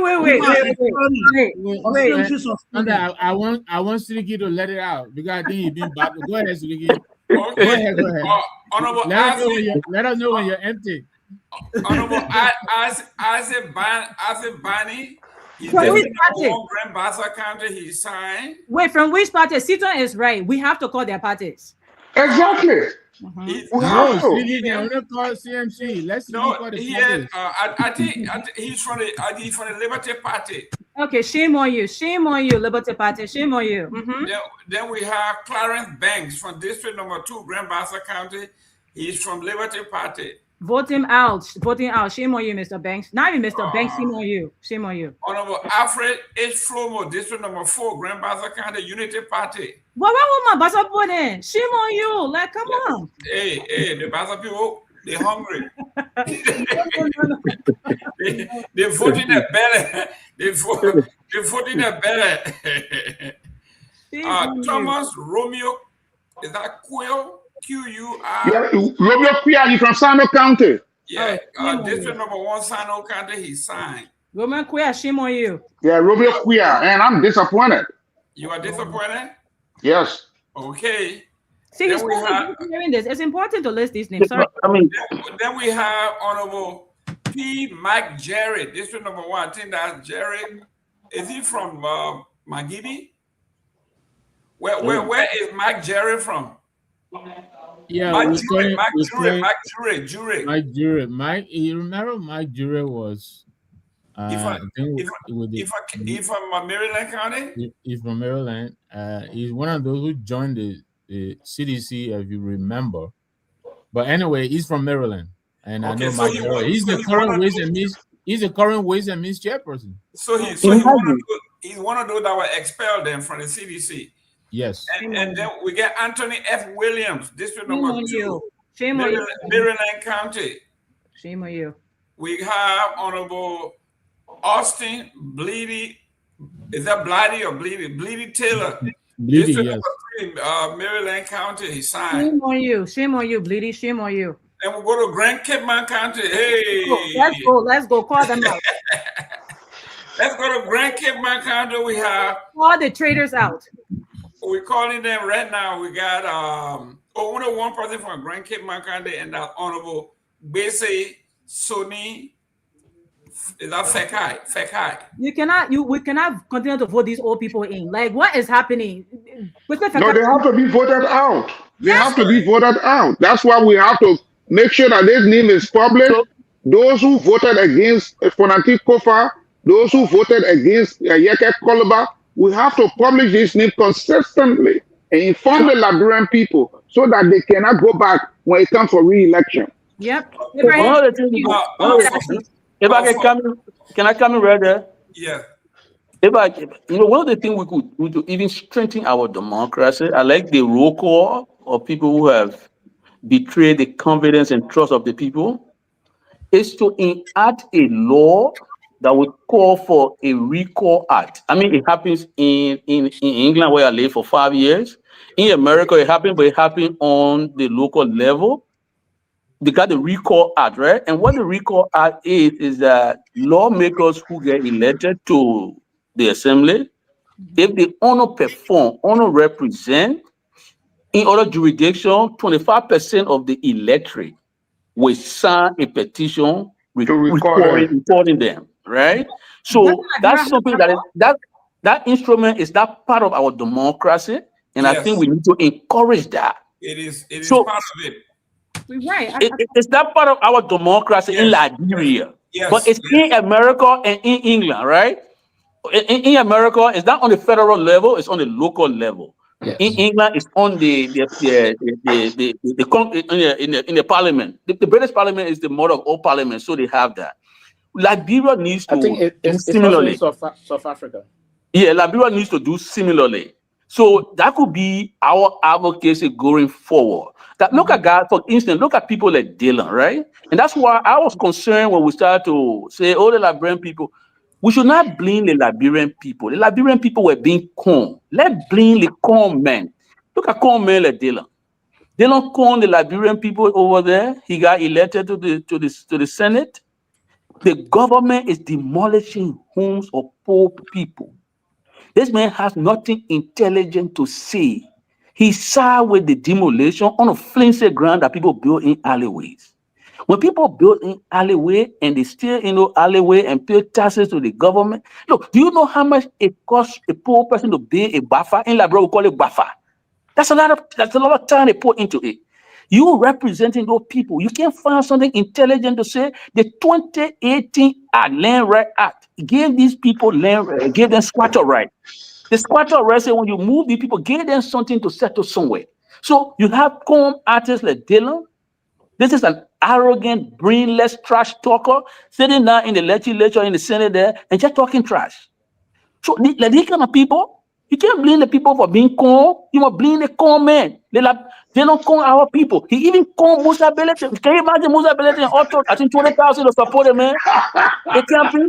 By the time he got elected, Musa Belete, he turned on. He called everybody, even the motorbike rider. People on motorbike. Poor people who were on the motorbike, they were carrying Dylan around. When the government got ready and said, all the bike riders will not come to the capital, they will start. Dylan supported that. He supported the action against the motorbike rider. These are poor people who looking for full money daily. So I think we should not blame the Liberian people. Let's blame the con men. The Liberian people are being con already. Most of the Liberian people are dissatisfied. Yeah, so let's blame the con men. Let's call the con men on every day. Let's tell our people they made mistakes, they can correct those mistakes. Today, we can force the government to get the Recall Act in a scene writing legislature where we got to agree the gods, so they can pass the Recall Act on behalf of the Liberian people. So that when you got a like Dylan who last they will do this, they will give they will not take more than 5,000. Imagine that guy was saying he will not take more than 5,000. Today he take more than 5,000. He take 15,000. That man said I will not take 5,000 out of whom? He taking more than that.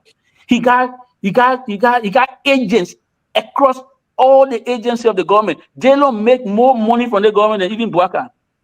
Because you go to the Minister of Justice, the Minister of Justice want to do Dylan's poodles. He want to do Dylan poodle. That guy came through the Liberty Party. He used to be one of Bronski's guys. They talk about the Liberty Party. That's how they got Oswald 12 over there. When they wrote the Oswald 12, Oswald 12 Jones. That's why he misinterpreted the law. The other time he was disgraced. So you go to even I call the place refinery, LPRC. They don't got an agent there that take money from them and send to him all the time. Jacob Julius Smith from Liberty Party, go there. Fire service. Our people homes are breaking down every day from fire disaster. You know who they don't got there? The administrator there, that they don't former Kamara boy. The guy who used to take picture for Dylan. So across the Minister of Education, Dylan's sister-in-law. These are people who taking money from the agency and giving it to Dylan.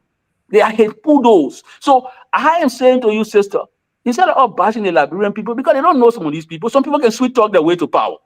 Let's encourage our people and tell the people who sweet talk their way to power, you can stand up in keeping with Article 1 of the Constitution, that all power in your hand and not in the hand of the people in power. The power in your hand, and when you stand up and do what the people did in Tunisia, Dylan will be gone, it'll be history. When you stand up and do what the people did in Egypt, Dylan will be history. When you stand up and do what our people did, even in our own country, Gabriel Bacchus Matthew, he didn't have all these sophistication, internet, we on Facebook and all of that. Bacchus was so organized that he mobilized people to protest against the government, even during midnight hours.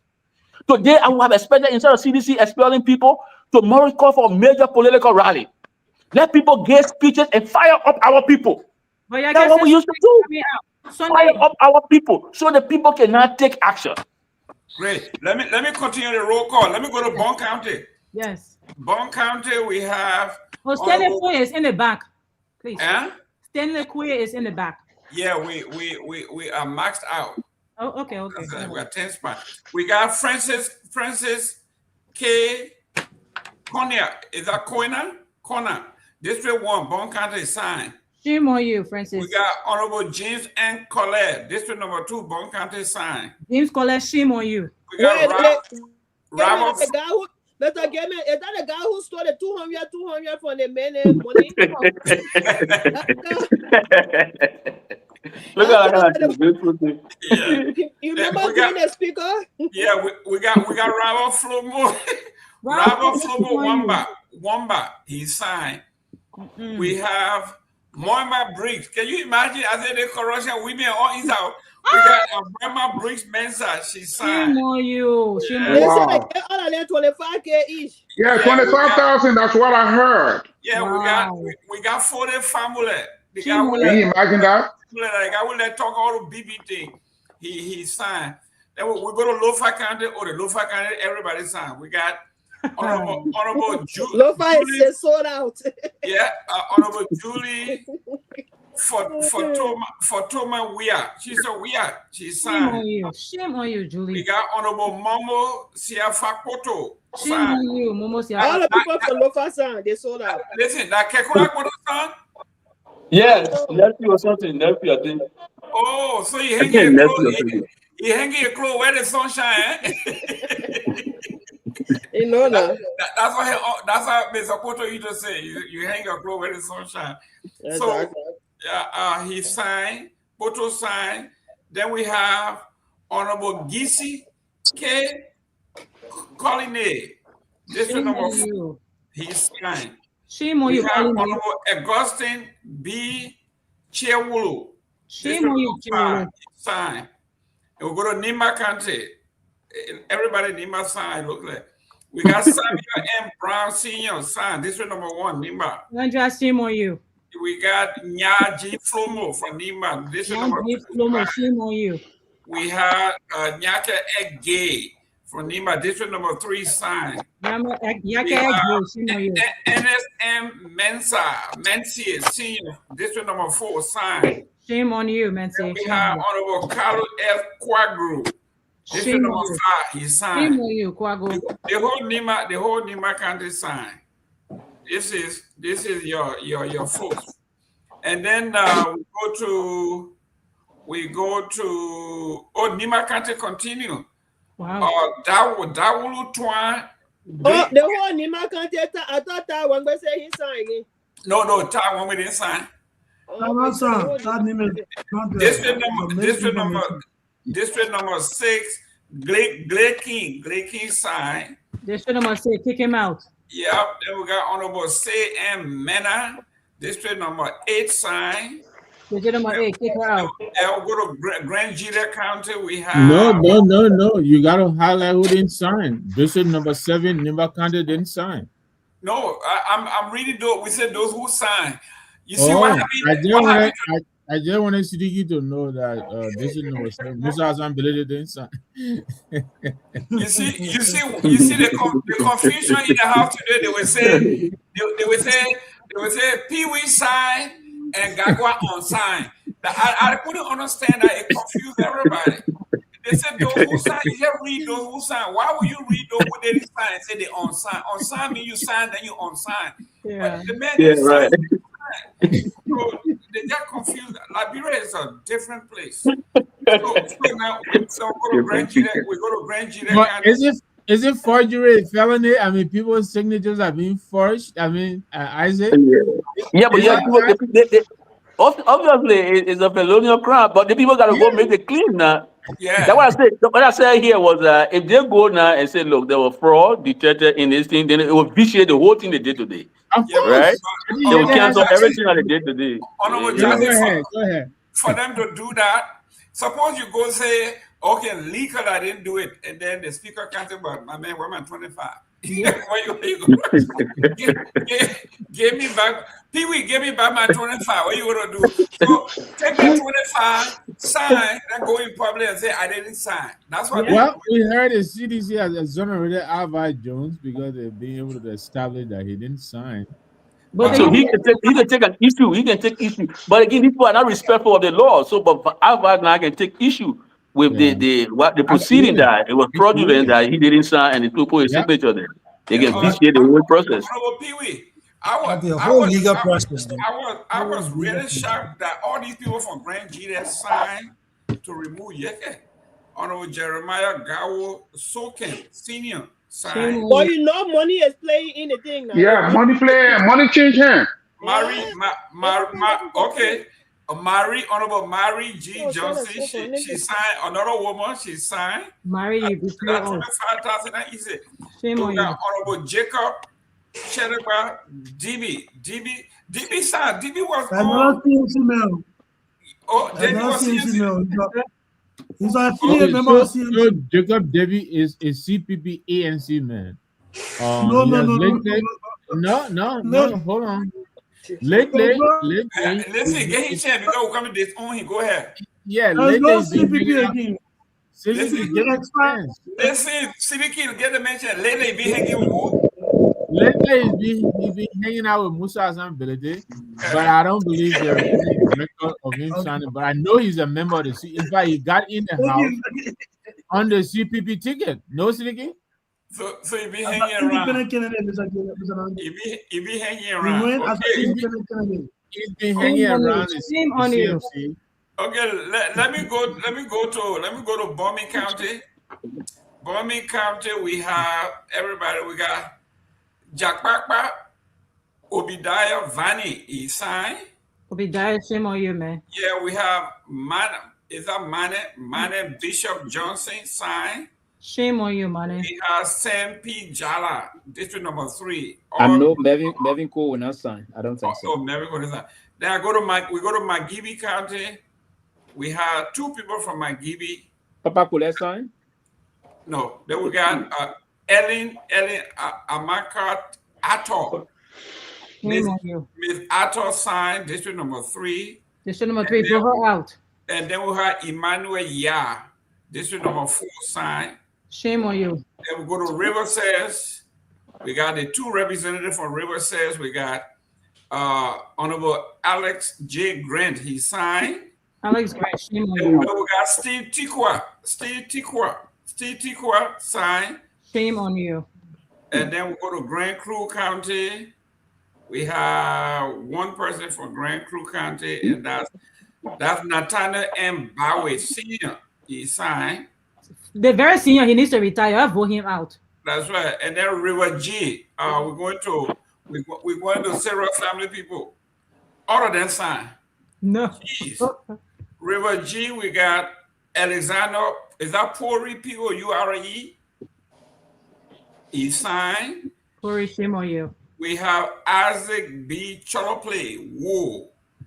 District number 2 signed. Shame on you. And then we have Honorable Johnson S. and Williams Sr., District number 3, River G. Signed. So then we go to, let me see, I think the last page here. We have Honorable, if these guys say this thing is first, it's Honorable Pewee, it's impossible to look at this and say somebody first. I mean, it looks fresh. Is their signature? For someone to forge your signature like this, I mean, you know that signature? No, but the way it looks. I know. Like the councilor said, if it's first, you know what to do. Mm-hmm. You can't just go in the public and say it is first. Honorable Dawuluti Glenking, who is this? Musa Hassan Bility on sign. That's why you want to know that he didn't sign. So, yeah, and I want to make a correction. I just got to call Debbie. I understand was from Lino, but he was a rule of law caucus, though. He was the chair of the rule of law caucus. Yes, that's why the newspaper calling him. They're calling him Judas. Yeah. On the front page of the paper. Front page of, I think, one of these papers is Judas. Yes. So, ladies and gentlemen, this is who they are. They got a last page here. Got 2 people on it. And the 2 people are, one. Let me see who is it. Honorable Mustafa Warite, District number 3, Bapolu County sign. Warite, you need to go. Shame on you. And then Richard Nagbe Combe from Montserrat, District number 3, he signed. Shame on you. So we're gonna post the list of all those who signed until they can be proven, or they can prove to their political parties that their names were first. They're on there, and we'll keep it on there, and we'll continue to publish their names. Let me go to Honorable Pewee. Honorable Pewee, you are not spoken for a while. We got the entire Lofa County. It is. So, Mr. Gayman, I'm just going to say like bye to everyone. I do have to drop. Yes, please. Yes, it's 15. See you tomorrow. See you Monday. Okay, Honorable Pewee, is there county solidarity? Everybody from Lofa side now, I mean, please, I mean, nobody can say, you know what, this is not right. Isn't this what we talk about solidarity? If you are a Christian, it's all Christian solidarity, Muslim solidarity, Basa solidarity. I mean, this is just fishy.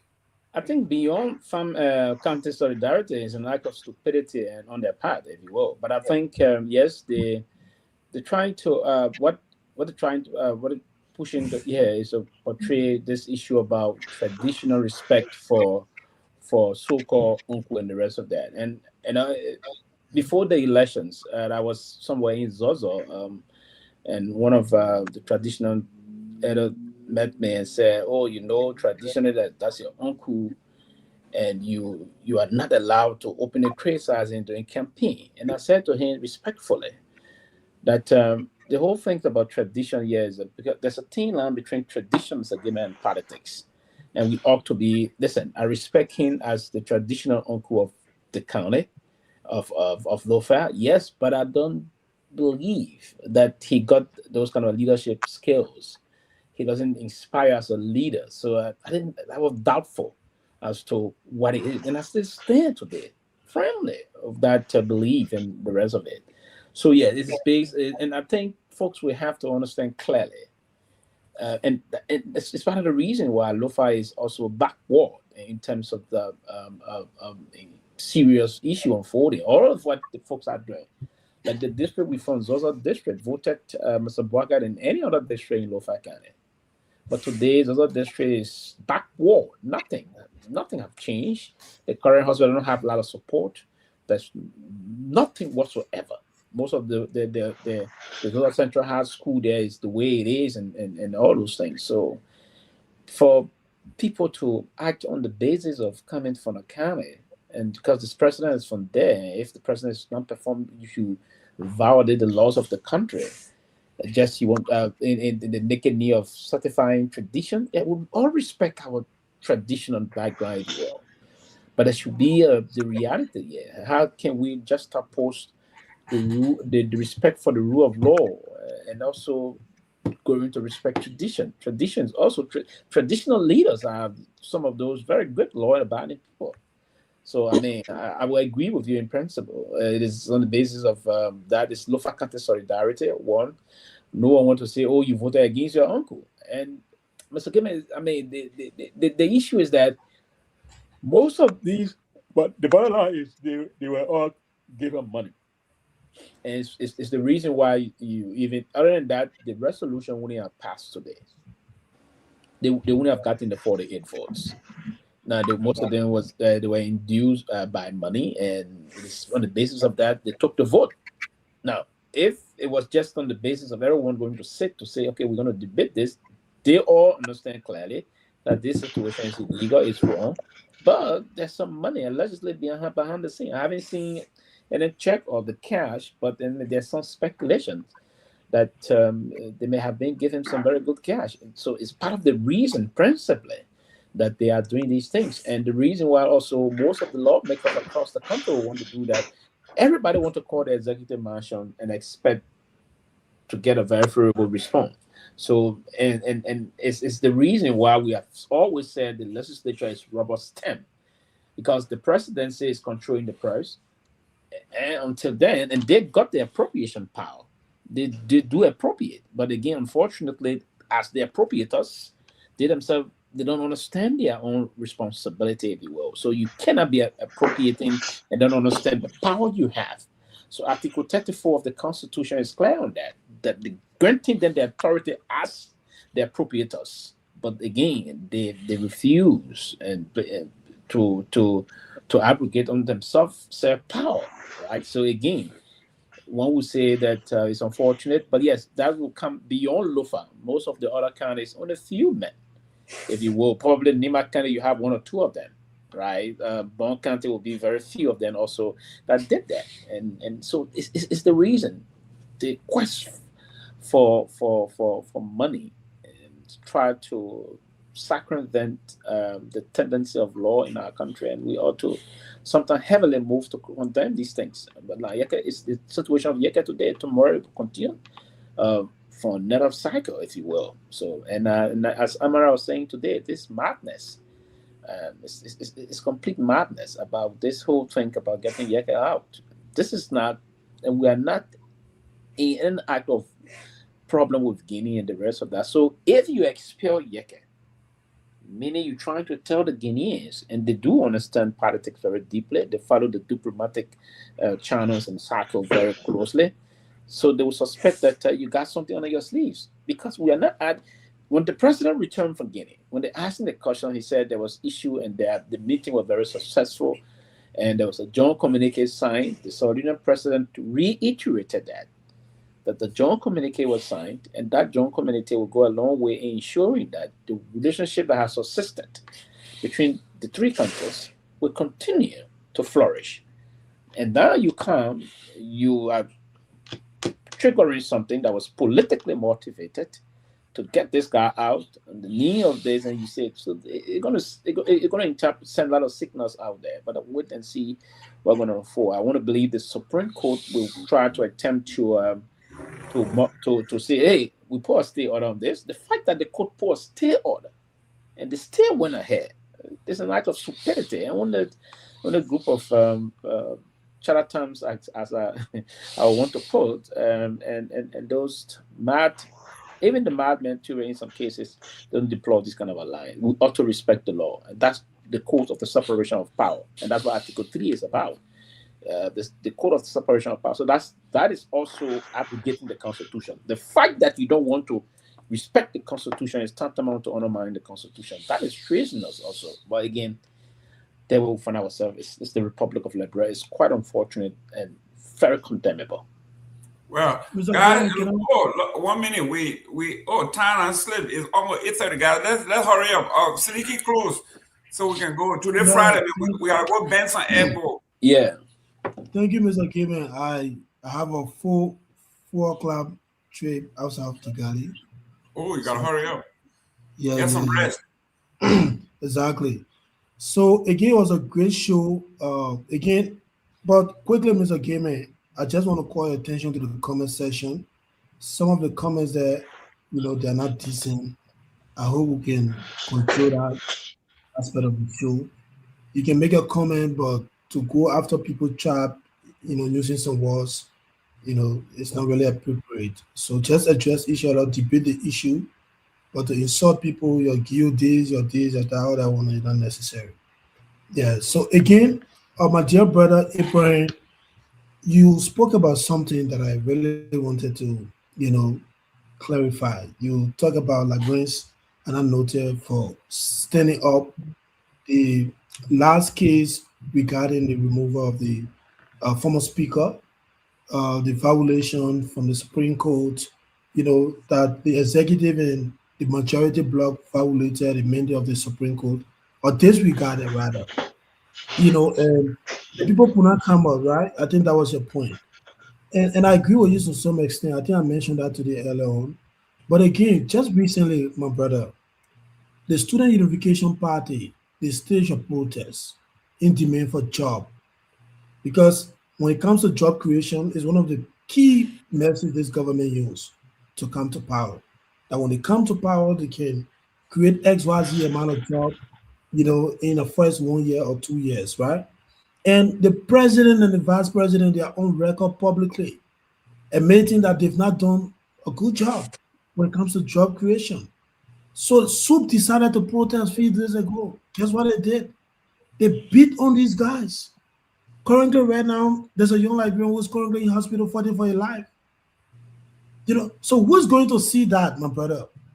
And you still go in the street, so they beat on peaceful protesters, people who intend to come up to demand from them, to hold them accountable by things that they promised that they would do. They use the police and beat on these people, even though they are always peaceful in their in a pursuit to demand for good governance, but they use the police to beat on these guys. Of maybe some of the people that come out too, they are not in a very large number, so that's why the police take advantage. But if you look at serious protests too, I agree with you, right? But if you look at serious protests, for example, in Kenya, you know what? When the masses really come out, look at what happened June 7th. When the people come out in our numbers, police don't even dare to try anything because they know when they do anything, you know, the outcome of it will not really be good. But when a small number of people come out, they take advantage of that, beat them, further scare other people that will ever intend to want to stand up. So I think that's what's scaring a lot of people not to want to engage into standing up, demanding. But there's a need for the opposition to come together because what's happening today, you know, who next? And I can assure you, all these things we're talking about go to court.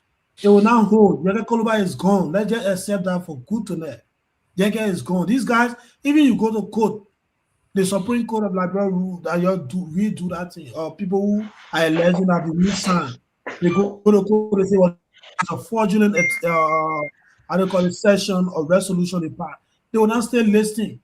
These are the same people. Yesterday, every other media institution, including a lawmaker, Musa Belede, posted that the Supreme Court just placed a stay order on whatsoever decision they were about to make. Everybody knew, but today they took a decision, followed back by Joseph Boaga, you know, and the only excuse they can come out there, they didn't receive the Supreme Court communication. So nothing will happen. Yeke is gone, and that is it. Liberia right there. So what we can do right now, the opposition, is to come together. You know, like for example, I think a few months ago, some part of last year, we had a joint press conference, and that press conference was at the ANC. Did the ANC issue any statement yet on Yeke removal? The ANC political leader condemned even the allegation. No, I'm talking about today. Prior, there were lots of statements. I'm talking about today. But Mr. Gayman, we're not in press conference competition now. We'll I'm issue press conference. I'm just curious. Seleke, you closing? Yeah, you're closing. Yeah, but Mr. Gayman interrupting now. Mr. Gayman, Mr. Nagbe is interrupting right now. You got something with ANC, Victor?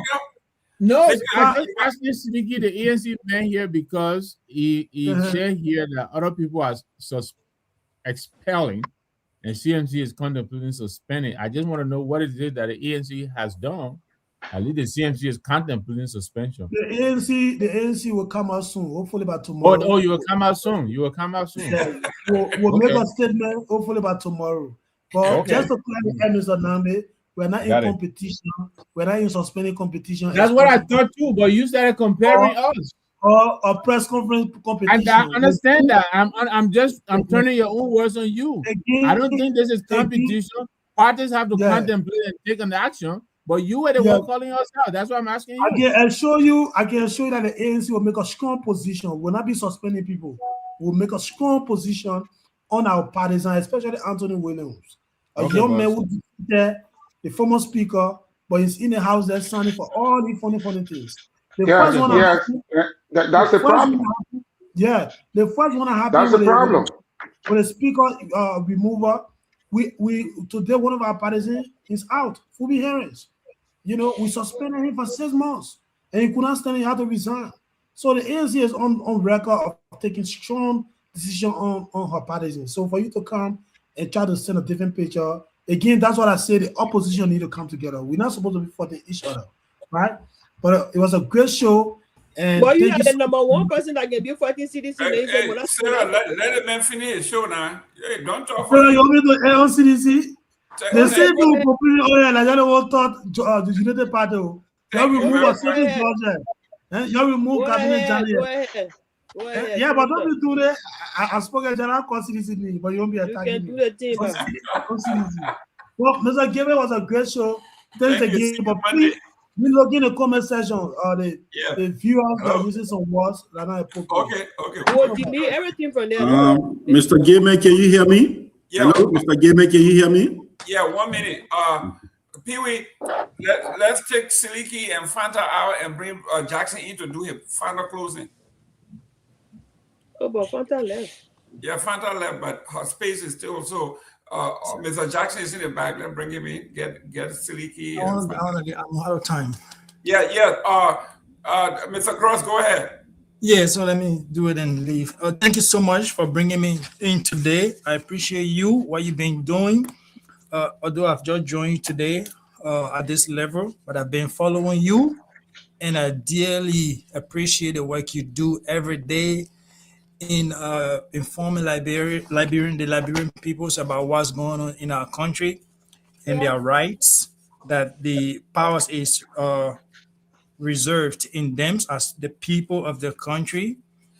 And we have to take a step forward to employ more actions now than narratives. We have to take steps and change the narratives of the Liberian system.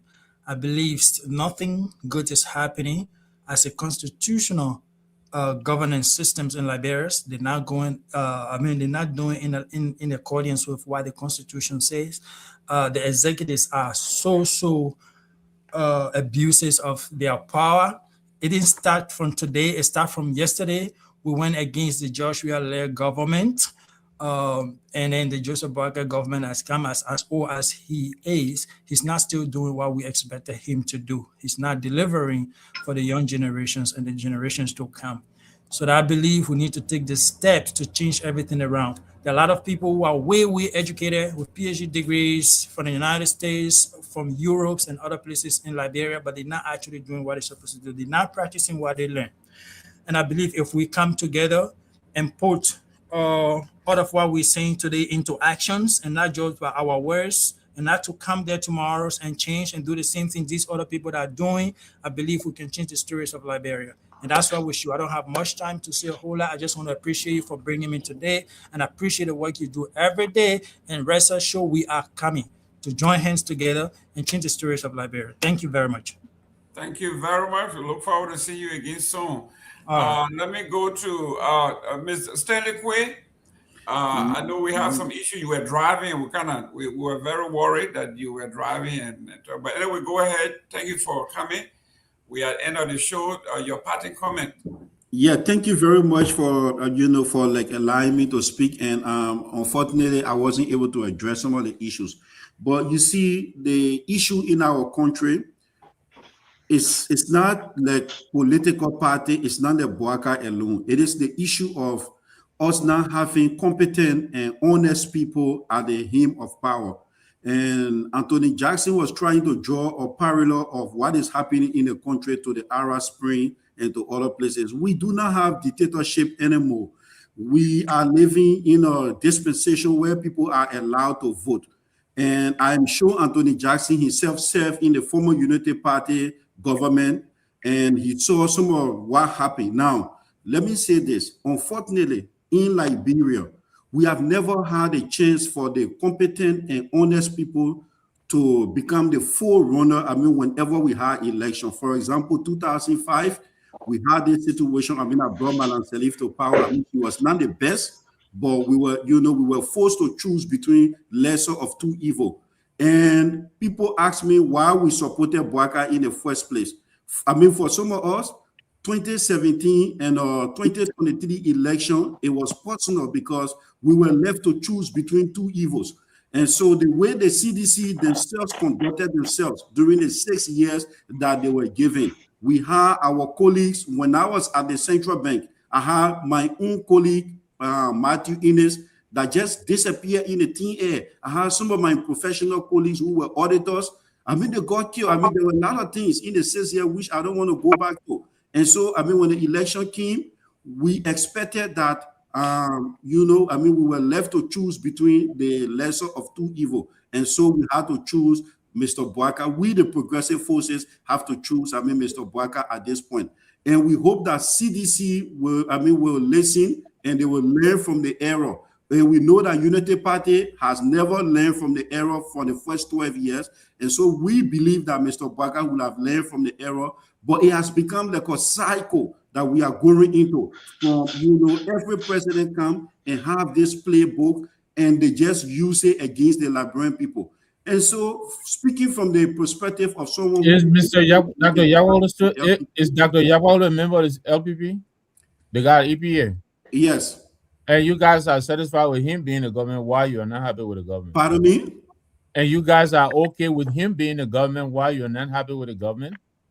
This is what we say. LPP is a party that believes in individual rights and freedom. So we have a lot of people from, for example, Liberty Party, from which,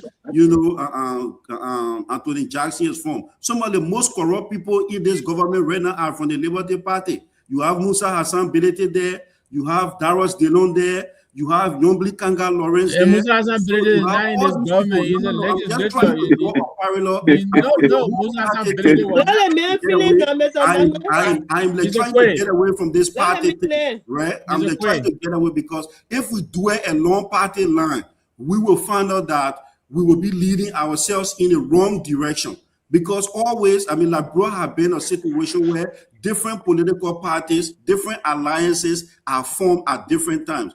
But the big question remains is that those that are competent and honest enough have never had the chance of getting to the helm of power. And so we end up with these coalition government, I usually don't deliver. So, speaking for LPP, we do believe in individual rights and freedom. Mr. Yakpawolo is an individual. He's from the LPP. He got a right to go to anywhere, to work or to, or to leave LPP or to do what he feels is best for himself. And even though we are dissatisfied, with the government, we cannot go after individual from our party and then be like, okay, why are you in? No. People have the right to do what they want to do as individual. Now, so to close, the one of Kehleboe is wrong. It was against the law. It was not done regularly. And since President Bouaka came to the presidency, it was our hope and expectation that he will not use the same playbook that other president has used, that were used by Malan Salif, that were used by President George Weah, that were used by Topoh. It was our expectation that after 40 years in the democratic space, he will have come with enough wisdom. But we are now seeing the reoccurrence of this same thing. It started with the removal of the speaker. Now it's going to Seleke Kromah. So we are now convinced at this point that the chance that we have given him to actually, move the country forward in a progressive form, he seems to be throwing away, that opportunity. And so this is why we are taking the stand that we think, it is necessary and best in the interest of the Liberian people. And I hope that people will not look at it from a party line, because we know that no one political party in Liberia has successfully won election with overwhelming majority. People always got to form alliances, and then there where some of these problems come from. Some of the best cream in our society have never had the opportunity to come closer. And these people are always from the LPP. Dr. Torgbean came from the LPP. He was never elected by the Liberian people. Dr. Famole came from the LPP. He was never elected. Jerome Gayman came from the LPP. These are people with the two characteristics, honesty and competency, but they have never had that chance. You have people that are competent or they are not honest. You have people that are honest or they are not competent in the presidency. So we hope that next election, people should look in our political space, look at honesty and competency, and not on a party line. Thank you very much, Gayman. I would always like to be a part of this forum. And I do live in Ottawa, Canada, and I'm a member of the Amnesty International and a former banker with the central bank. So I'm open to having more and more of this discussion. Thank you. Can I say something, please? Come back on Monday, guys. Can I say something? I don't want him. Thank you very much, Quay. Can I say something, Stanley? I have something to say too, Robert. Stanley, I think saying something I want him to learn. Stanley, I think you are part of the problem, and I know this is your inaugural appearance on the show, and I don't want to discourage you, right? But this is the closing argument. I think you said a lot of nothing, right? First thing you said was we were left with two evils. No, you weren't. No, you weren't. If you are a progressive, according to you, and you understand Liberian politics, I don't understand Liberian politics. I'm a novice of Liberian politics, right? But you understand Liberian politics. You understand the needs in our country. You can see leadership and the lack of, and you can make a decision. Joseph Bouaka is no stranger to Liberian politics. You talk about you would have hoped that 40 years would have brought wisdom. Joseph Boakai was not sitting down in his living room for 40 years and suddenly decided that wisdom will come in 2023. He has been serving his country. So as a progressive, I would have hoped that you would have gone back and done your due diligence to truly see where Joseph Boakai has exhibited wisdom. Can you show me prior to 2023 or after 2023, when you made the decision to pick from two evils, even though you had Alice Cummings? Okay, let me just come to that. Let me just come to that. 2023. Why we were left with the two evils? Wait 1 second. Alice Cummings is very competent. He was in the race, so you didn't have only two evils. If you said CDC and Unity Party are two evils, you had Alice Cummings. You also had Dr. Clemens Monuba, a very intelligent young man. You may not agree with politically, but he was also as an option. You had Councillor Gongloe. He was also in the race. You had other Liberians that were in the race. So to suggest that you had two evils and you were left with no choice but to either not support CDC and you supported Boakai, I think it's a myth. It's wrong. Also, you said something about we're no longer in a dictatorship. So your definition of a dictatorship is by virtue of the fact that we have a democratic process where people are allowed to vote. No, the tendencies of dictatorships are not determined at the ballot box. They are determined by the actions of our leaders when given an opportunity. And so far, what Joseph Boakai has exhibited is blatant dictatorship. Charles Taylor was also elected, and he was a dictator. So what are you talking about? I just want to okay. So let me just provide clarity on that point. What I'm talking about. Just go ahead. Let me tell you what I'm talking about. 1 second. We don't want to relitigate. Let me tell you what I'm talking about. When I said we were left with two evils. Let me land. Wait. Okay, go ahead, land. Go ahead. So what I'm basically saying to you is, don't come on this show and try to sweet talk us about being left with two evils and competent, honest people were missing. No, you have plenty of competent and honest men and women in the race you could have picked from. You know what you did? You went for the most popular candidate, which was Joseph Boakai. And things have not gone your way. This is the reality. So I'm hoping come 2029, you are not presented with two evils again.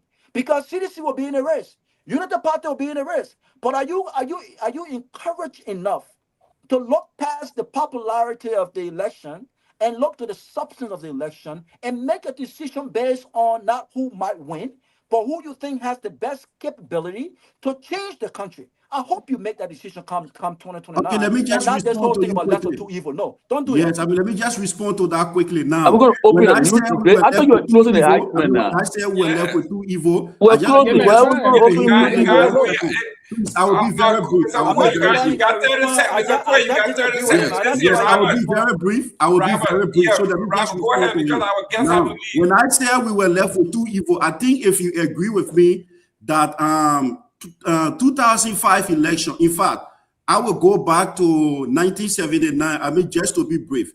The best of you mean 1997? Okay, so 1997, the best of the cream de la cream were from the Glorious People's Party, Dr. Torgbean Tipote, Dr. Boeman family. These progressive forces in our country were in a race.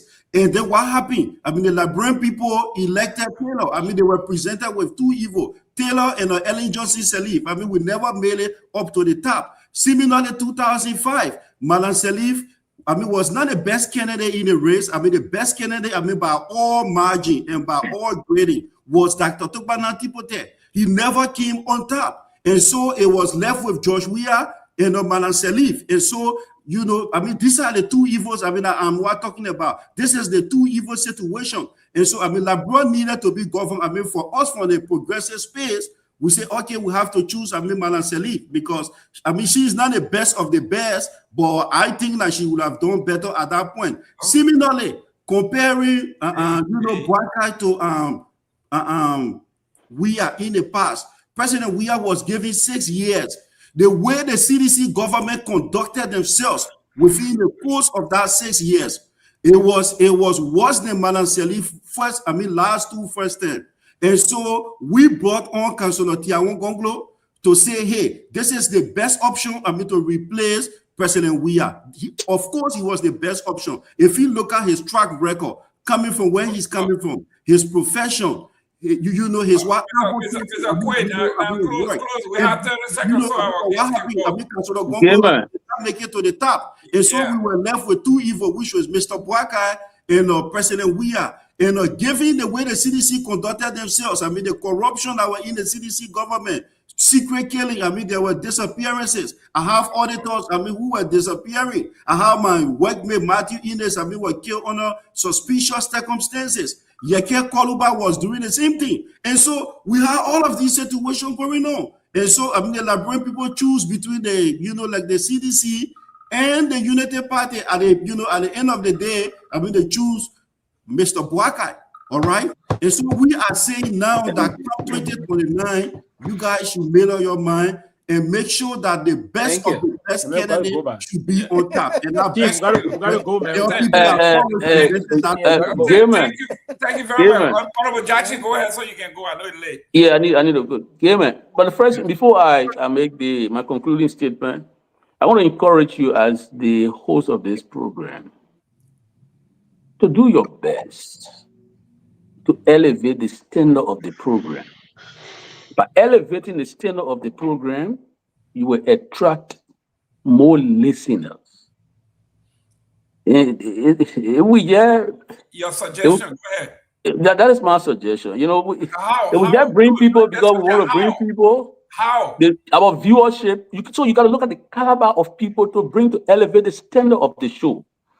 Because when you just bring people and they start saying things, other people just get weak and just go turn to different stations. Oh no, you don't want that. Jackson, because I know it's not going away. You were in a Unity Party-led government, now you try to take this on a personal basis, right? This is a show. You serve in the Unity Party government, and you know what happened there. You serve in the CDC government. You know what happened. You did not call for a revolution. With Malam Salif. Is that how you going to moderate the show? I'm talking to the government. Today, because you were left alone out of the, Boakai government, and then you going to take it personal. With some of us that are representing you. With the best option. No, it's not personal. It is about Liberia. It is about Liberia. This is what we always say. This is about Liberia. It's not about you. You came from the Liberty Party. Look at the Liberty Party today. You have Garguah. It's one of the most corrupt, if you can agree with me. You have in fact, Liberty Party sat there, Musa Belete took the party for you. Where were you guys? When Belete took the party. You guys were, Danny and whining with the CDC. So this is the competence that we are talking about. So my suggestion has just been validated, right? You can see by the conduct of our colleagues, so you will know next time the caliber and the stand-up for people you will bring for your viewership. For somebody to say that we don't have dictatorship and we should not be talking about protests, then they don't know anything about democracy. Because protest action is a cardinal ingredient in any democratic recipe. Even this great United States of America, it was protest action that provided job for poor people when Martin Luther King led the protest to what? To the Capitol, right? So I don't know where our friend is talking about.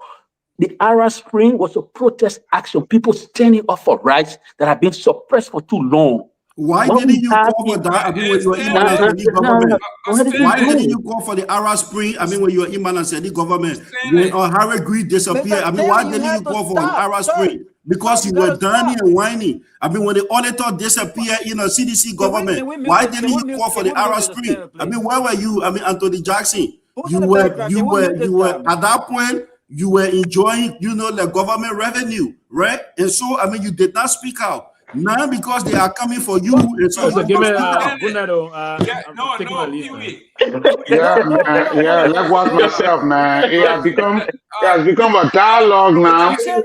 But let me finish. Get me a closing. Let him leave the show. Pewee.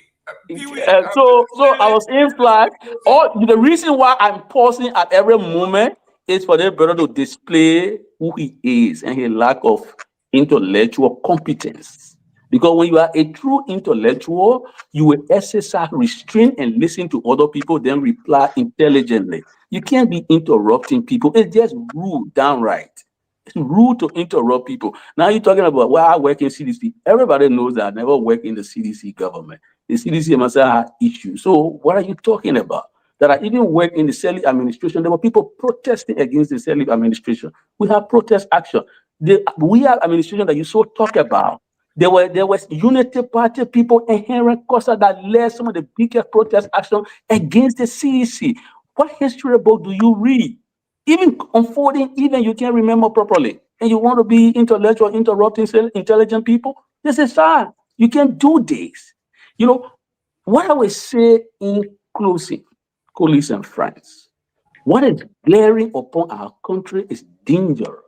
Liberia is drifting towards authoritarianism, where the president equates himself to and above the law, where he suppresses dissent. What they're doing to Brother Seleke Kromah is what? Suppression of dissent, of vocal critics of the government. And that is not something that we should encourage. Let's stand up against this because it doesn't portend good for our country, it portends danger for the country. He tried to criticize the Myean regime. We have demonstrated more political tolerance as per the evidence before us than Mr. Bouaka. Seleke Kromah stopped road traffic, insulted, we are criticized, we are masked with Bouaka. One day, Joe, we are the now exercise that intolerance, you let expel him.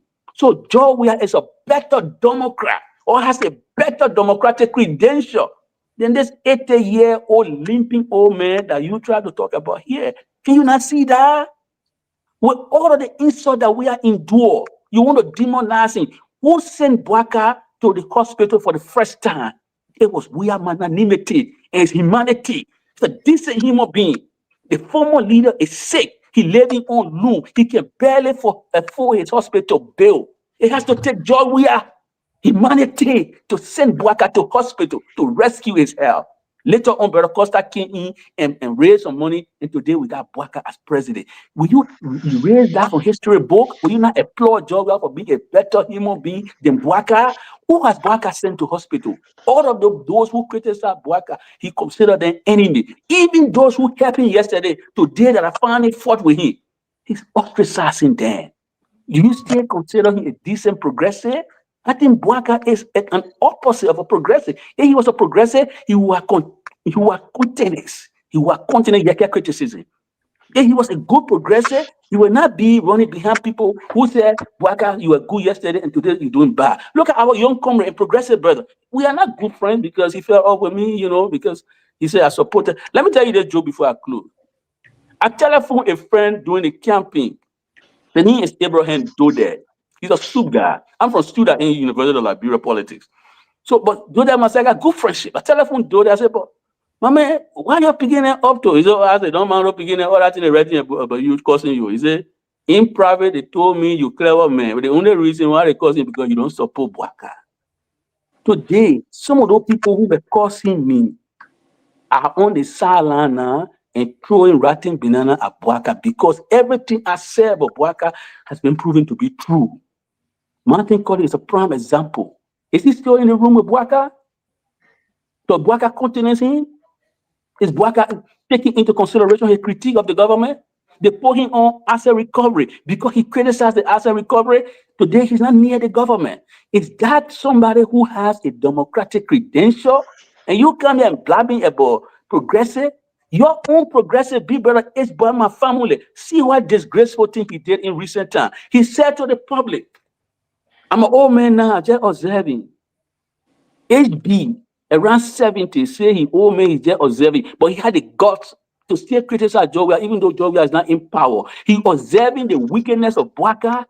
He's not speaking. Isn't that disgraceful? You don't think Topoh is laughing at him in the grave? It wasn't President Topoh that they removed because they think the country was bad. Today, Bouaka is elevating tribalism in sharp contrast to Article 5 of the Liberian Constitution. Is that something that you're proud of? He fly in private jet when the vast majority of our people living in and languaging in abject poverty. Is that something that your Boyman family is proud of? He called Bouaka his friend.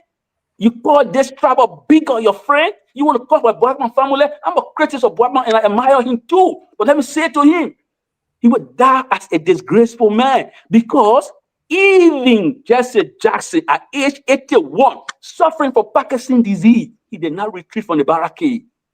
Jesse Jackson was at the barricade, age 81. Why my family is not 81 years old? Why is he not speaking against the ill that pervades our society today? The speaker unconstitutionally uprooted.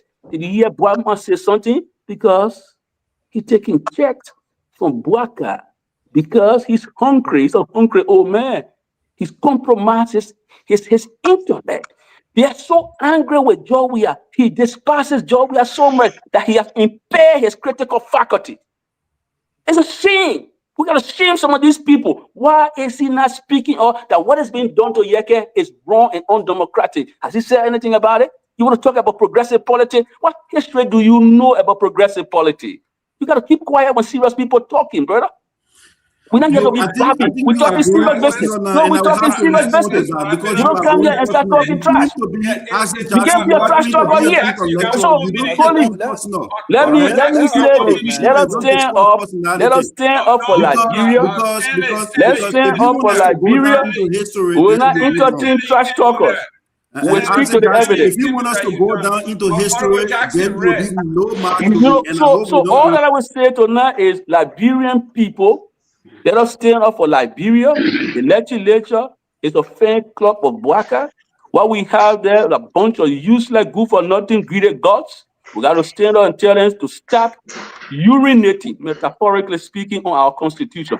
Enough is enough. That power is inherent in all of us, and let's exercise that power. Thank you. And just to add on to what Bob, I would just like to respond quickly real quick, hold on, guys, hold on. I got to call your name and where you calling from. Yeah, I would just like to respond quickly to what Isaac Jackson said. Hold on, guys, we got somebody on the phone. But yes, somebody that's on the floor, please. Go ahead, your name and where you calling from. Go ahead.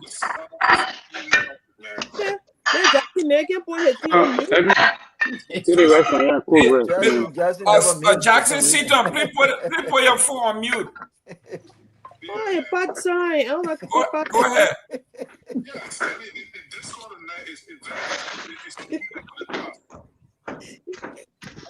Say therefore, so we do that part on there. It's something like that. Yeah, I'm looking for food. Oh, milk. And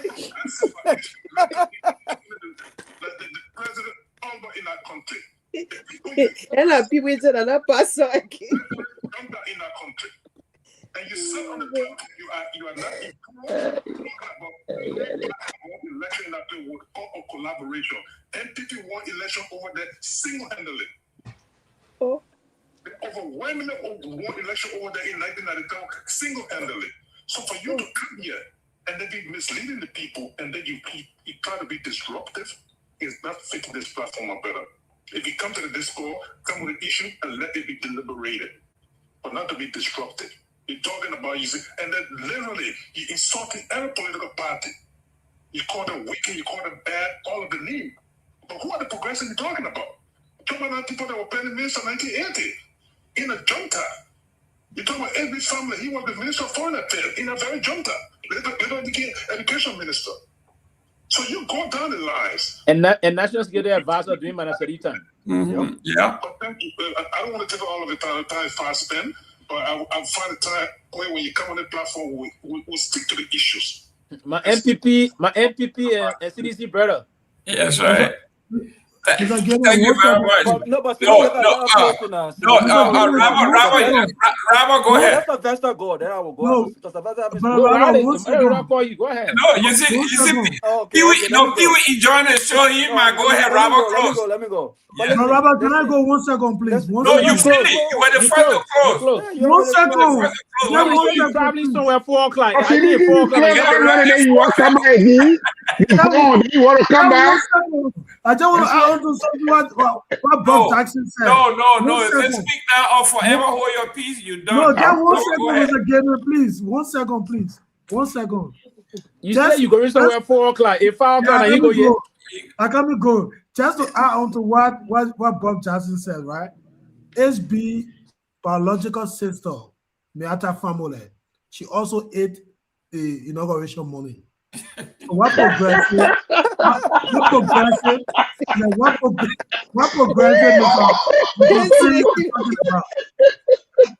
that funny, right? She ate inauguration money. If 4 o'clock, you should be good. Well, good night. No, but I think the point that Kamara is making is how can you connect what Myean family did? I mean to Boema family or to because I'm her brother. How can you connect that? Boema is a separate individual.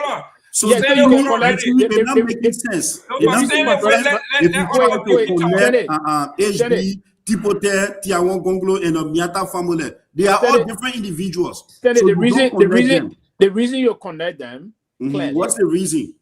I'm connecting now. Yeah. She didn't account for the recent money, right, in this government. So if he don't have the balls not to come and criticize this government because his sister is involved in corruption. Exactly. He's one person I always say. He and his sister are one of the best people ever the country I ever seen. Educated in terms of all those things. His sister cannot account. So he got no moral standing whatsoever to come and condemn. That's one of the reasons why you connect that he cannot do it, because his sister, his biological... No, it doesn't make sense. Crime is transferable. No. You should deal with individuals. This is one problem that we have. Do you know the reason why they can say people are compromised? You can be compromised. You can be compromised when you don't have the balls to hit at certain people you want to do to others. No, exactly. Why is he criticizing Mr. Why is he criticizing? Why is he criticizing with people on an individual basis and not on a family basis? Why is he criticizing Mr. Weah time to time, back to back? Because there's this personal hate he has on Mr. Weah. But yeah, I will say this to you. There was a time I met HB in Accra. And he was having so much. I don't like him because he's one of the very opportunistic and very sycophantic elements you all see in the history of Liberia. And the only person that beat him to it was Madam Salif. Madam Salif cornered him by bringing him to appointing him as national security advisor. He saw all the things that unfolded. Today, honestly, I expected him when he went to honor Haraji Professor Kromah. He went to attack Mr. Weah, not the mess that is unfolding in this government. I thought he would have gone for this government to say, hey, the people are suffering. It's not what the progressives do for. But contrary to that, he went after the man that this current old man defeated. And this old man is really doing terrible than what Mr. Weah did.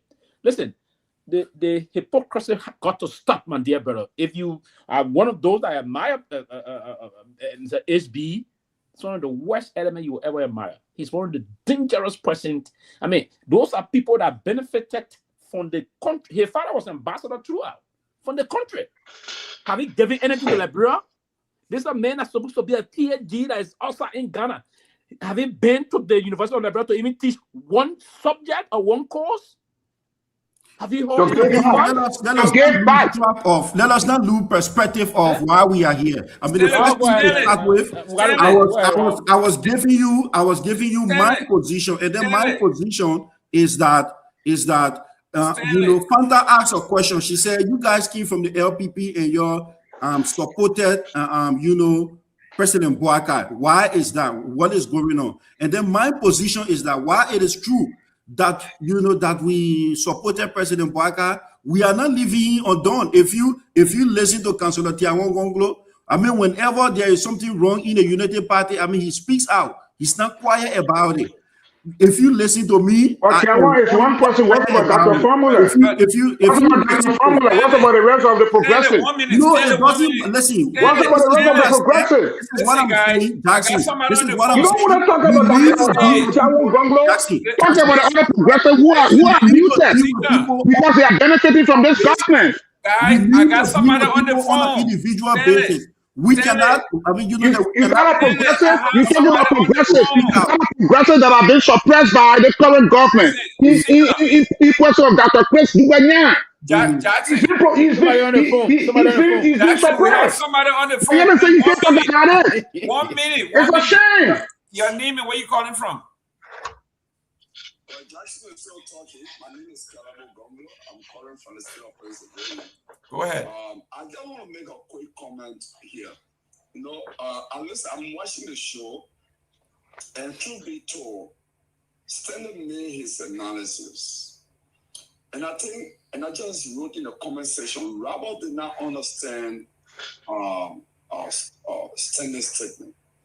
You know, Stanley said they made a choice between the lesser evil. And it's not the first time Robert has come with this. I know Robert has his own likeness for Alexander Cummings more than any other person who was in the race in 2023. But so you can't say Robert undercover Cummings, man? Hey, man, I don't know what that is business, man. Mr. Kehleboe, you are wrong. You are wrong. Robert is an independent person. So, thank you. I thought Kromah should be sleeping now. No. So yeah, but it's 3 o'clock. Maybe he's trying 4 o'clock. Yeah. Kromah, let me end my statement, please. Go ahead. No. Yeah, so he talking in his sleep. I wouldn't understand Stanley's position. Stanley said he had a candidate in the first round. So he could not, LP could not have gone to support Alexander Cummings or Dr. Nagbe because they all competing in the first round. When they did not make it to the second round, then they have to choose between Myean and CDC and Unity Party. And actually, in fairness, I did not agree with LPP's position on that. But I'm not a member of the Assembly Committee. LPP is one of the most democratic parties in the country because there is no big money person. They got their call because the whole LPP team. So they took a vote. They went in the Assembly Committee and took a vote. The LPP calling the Assembly Committee at the time in 2023. Anything the Gongloe in Kobe will call. It was a local dominated Assembly Committee. People like Major Samuka, Jimmy Bomo, the Gossins, Nagbe is the chairman. I mean, they all local team. They all voted to go to Bouaka. I argue publicly that choosing between Bouaka and Myean, it makes no difference because both of them will give you qualitatively the same results. And I think we sing it for ourselves. We say we have a Bobo president hold press conference. Bouaka also hold press conference. Anything we put on Bouaka is doing twice or 5 times the same thing. So there was qualitatively there was no difference. And that was my post, that was my position. I still stand by it. But on the note of Nyata formula not accounting for money to hold Bomak or formula responsible, I think that's unfair because Nyata is a professional to stand by herself, but it's our own. Is it fair for him to create something of weird? That's a sound speaker. Let him go finish. Is it fair to create something of weird? No, but he needs to answer that question. Let me tell you, Sylvester, the way I interpret by Dr. Family interpret criticism of CDC, I think it's out of frustration that these are guys who came from the slums who have been able to do what he was not able to do, what he has been able to do, right? I could see some envy that, these are guys who came from the slums of Gibraltar and were able to reach the highest echelon of power in the country. We the intellectual who campaigned, who agitated, didn't reach that. That's how I would look at his action. But if I would have rather celebrated Myean because you know what? They fought for the ordinary people to have privilege. The same you meet her. So if that was a beneficial of what you fought for. So if we have reached our level, if I were that your family, I would have actually celebrated we are, because he is a beneficial of what you fought for. But he did it all the way around. So, that's how I would advise him. And the fact that he didn't do it that way, I think he was just envious of me. He said he'll go around the corner. All right, let me close, man. Let me close, Jerome. I gotta go. Okay. Thank you, Kehleboe. Yeah, let's go right up close. Yeah, let me say this, Kehleboe. I understood exactly what Stanley said. Unless you are telling us that you are forced to pick between the lesser of the evil, then it's up to you. But again, I don't think that if you present the two criminals to me, I don't have to pick one of the other criminal. For what reason? There's a lot of people. Alice Cummings, for instance, did not endorse or participate in the decision his party or the party made to support the CDC, but he gave them the right to do that, and the party made that decision without him being involved. And so, if you are a progressive again, and you feel as though the options that are presented to you does not reflect what you stand for, you don't have to participate. And so, but I just want to caution Mr. Stanley, though. I think it's important if you want to continue to come on this show. It's important. You got to show some order, man. You can't just be talking over the moderator and everyone else and interrupting folks. You gotta be able to listen and then respond accordingly when you recognize. Okay, so please do that for us. This is an open platform. We want everyone to be involved, but let's do so respectfully. And let me just close on this note. I think that this is a travesty of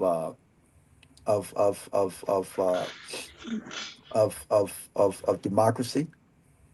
This is wrong. And I heard someone say the opposition should come together. What is exactly the opposition coming together for? To do what exactly?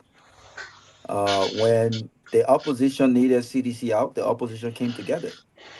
And as a result, we have Unity Party. What is the opposition coming together to do?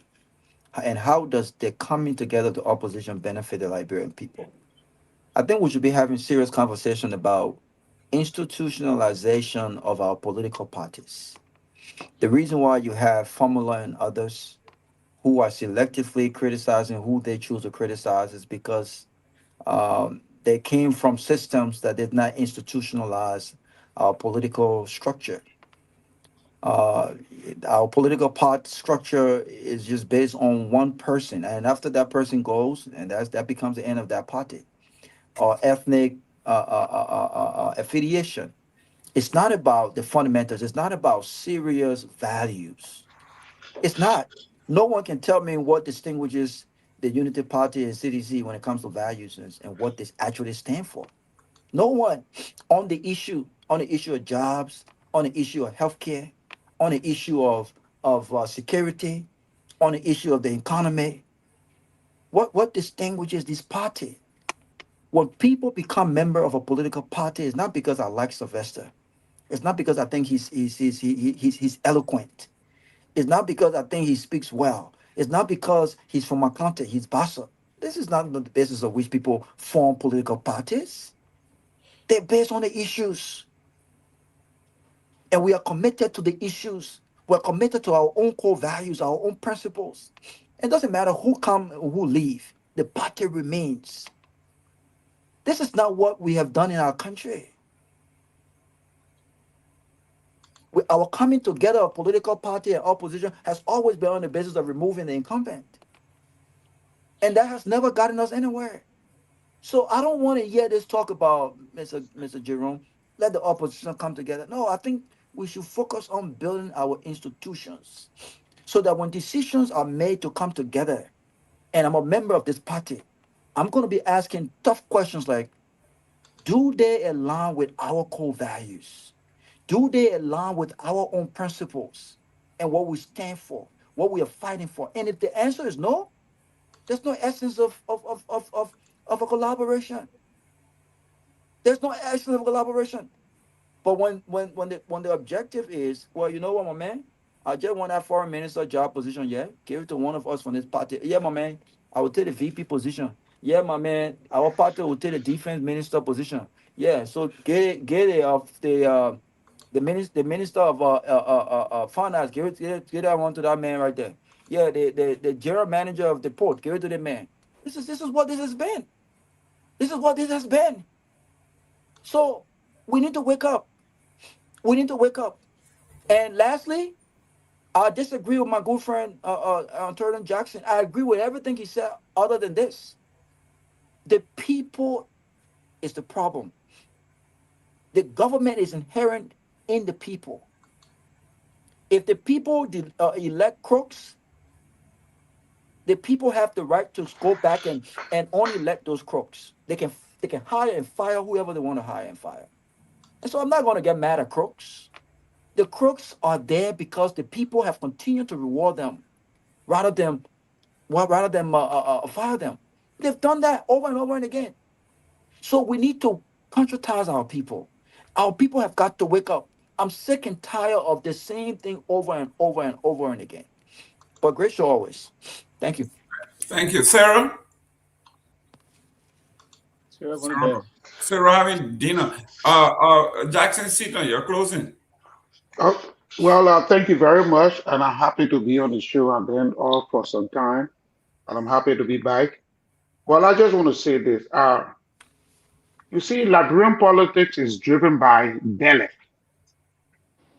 It is driven by belly in such a way that even progressives, anti-progressive, neo-progressives who aspire that they want Liberia to be better, when they are leaning with a political institution. New progressive are not part of it, correct? That's okay, yeah, I will let me just take on new progressive because they are just coming up. Yes. But all of the political actors in Liberia, from the Pewee Party administration to this current administration, every one of them are driven by what they can get from the status quo. People will always come, they will advocate for rights, but equally so when they are given state power, they do the same thing they criticize. So Liberia is just like this huge pot where there are different political actors who are doing the same thing. And as a result, the country is not benefiting. So whether you are a progressive or you are not a progressive, the same playbook. Yesterday, Joseph Boakai was a progressive. He indirectly criticized some of the things that was done by the previous administration, including in fact, he directly criticized George Weah. He indirectly criticized his own administration that he was part of. He indirectly criticized Samuel Doe administration. He indirectly criticized Torbert administration. But guess what? He's doing the same thing that he talked against. So where are we? That is why I continue to advocate that the country needs a new political dispensation that is going to move the country forward, void of this greed that is driving our politics. Our politics is being driven by greed. And I close. Thank you very much. How many? Your name and where you calling from? I'm calling from Fargo, North Dakota. Go ahead, real quick. Yes, I was prompted to call because the statement of Ralph Mr. Garguah as a sedition, as a man who support the massive party, really are different with Ralph Garguah saying that CDC, we don't have a genuine reason why we are together, what we stand for. CDC is a party. We stand for the common good of the Liberian people. We believe that we are the party to develop Liberia. Even though because of the hate and chicanery that were used against the past regime that made this current regime into power, where the Liberian people will Garguah they folks this other political party like ANC, they should come up and say, but it's very unfair the way some of our opposition, preparers, they always like to compare CDC, what CDC have done, what President William have done, so close to this current regime. This current regime, you can never compare what we did in the past, even though we have some flaws and lapses, but it's very unfair to be comparing CDC very closely to this current regime or any other regime. And it is wrong, because you guys try to leave the space in a way to propagate or propaganda against CDC, if you're the ANC or whatever. ANC don't want to be in a very poor collaboration with CDC. So all CDC, we're ready to put the pressure. And it's very careful how they address CDC and all political parties in the opposition. Just we carry on issues, multiple development, and our president, George Manneh, we have a lot of good, likeness for the Liberian people, which we are doing the job, but now we will carry on completing most of this project. But because of it, and people use this kind of chicaneries on CDC and President George Manneh and took CDC out and brought this devilish and criminal government to power. But when you guys will talk about CDC, we have done a lot. And Liberian people be very fair and be very clear. You guys should say the truth. Don't be denoting CDC with other wrong people, what they have done. We know this is wrong, but we're coming back to correct the mistakes. Thank you.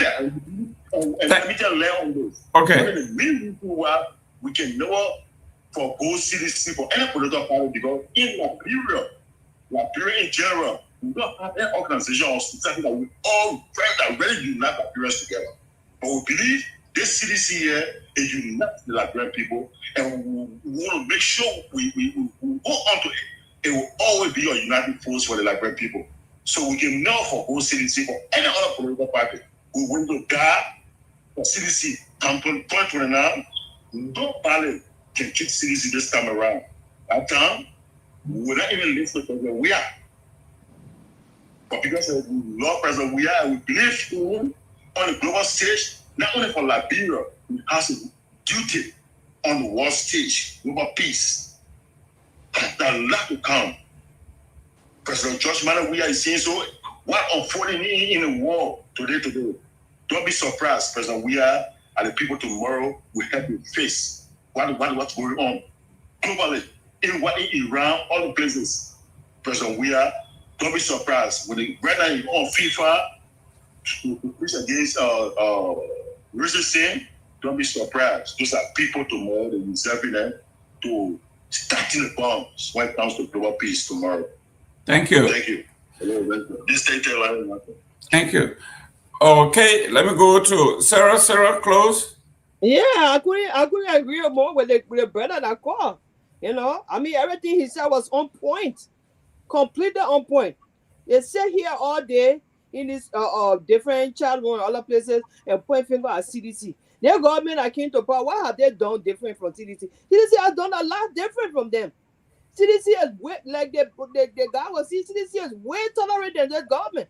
CDC for the 6 years, with all the mistakes they have made, they have done a lot for Liberia, more than the 3 years government. Even going to 6 years, we didn't see anything Bwaka is going to do for our country.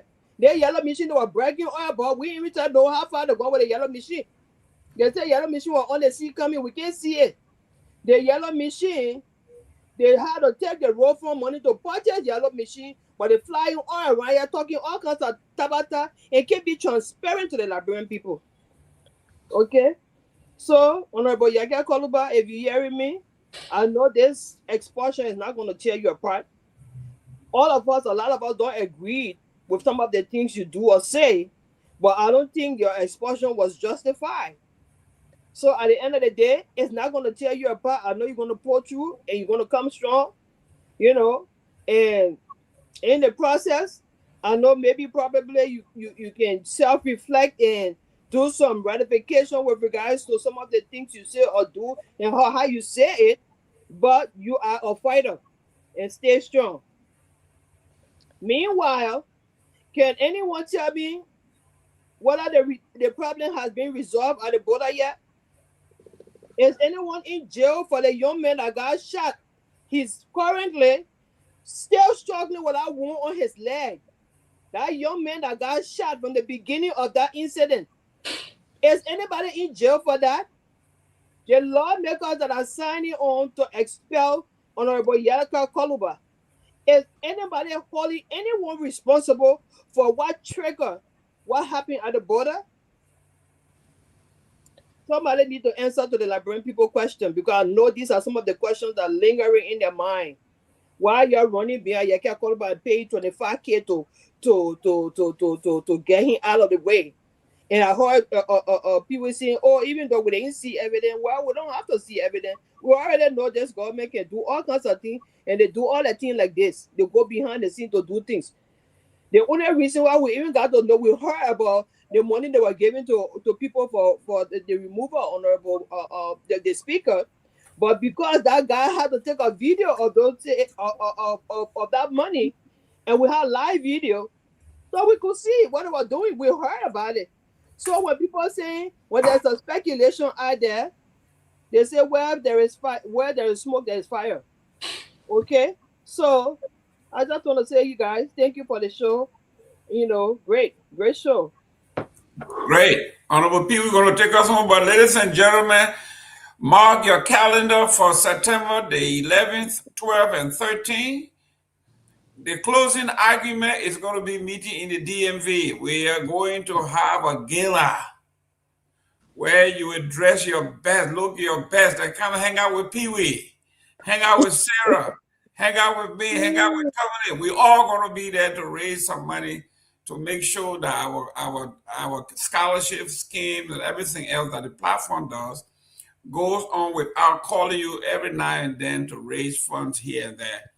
So we have picked one time in the year. It's going to be an annual event. We're going to meet somewhere, have a great time, raise some money, and let the platform be operational.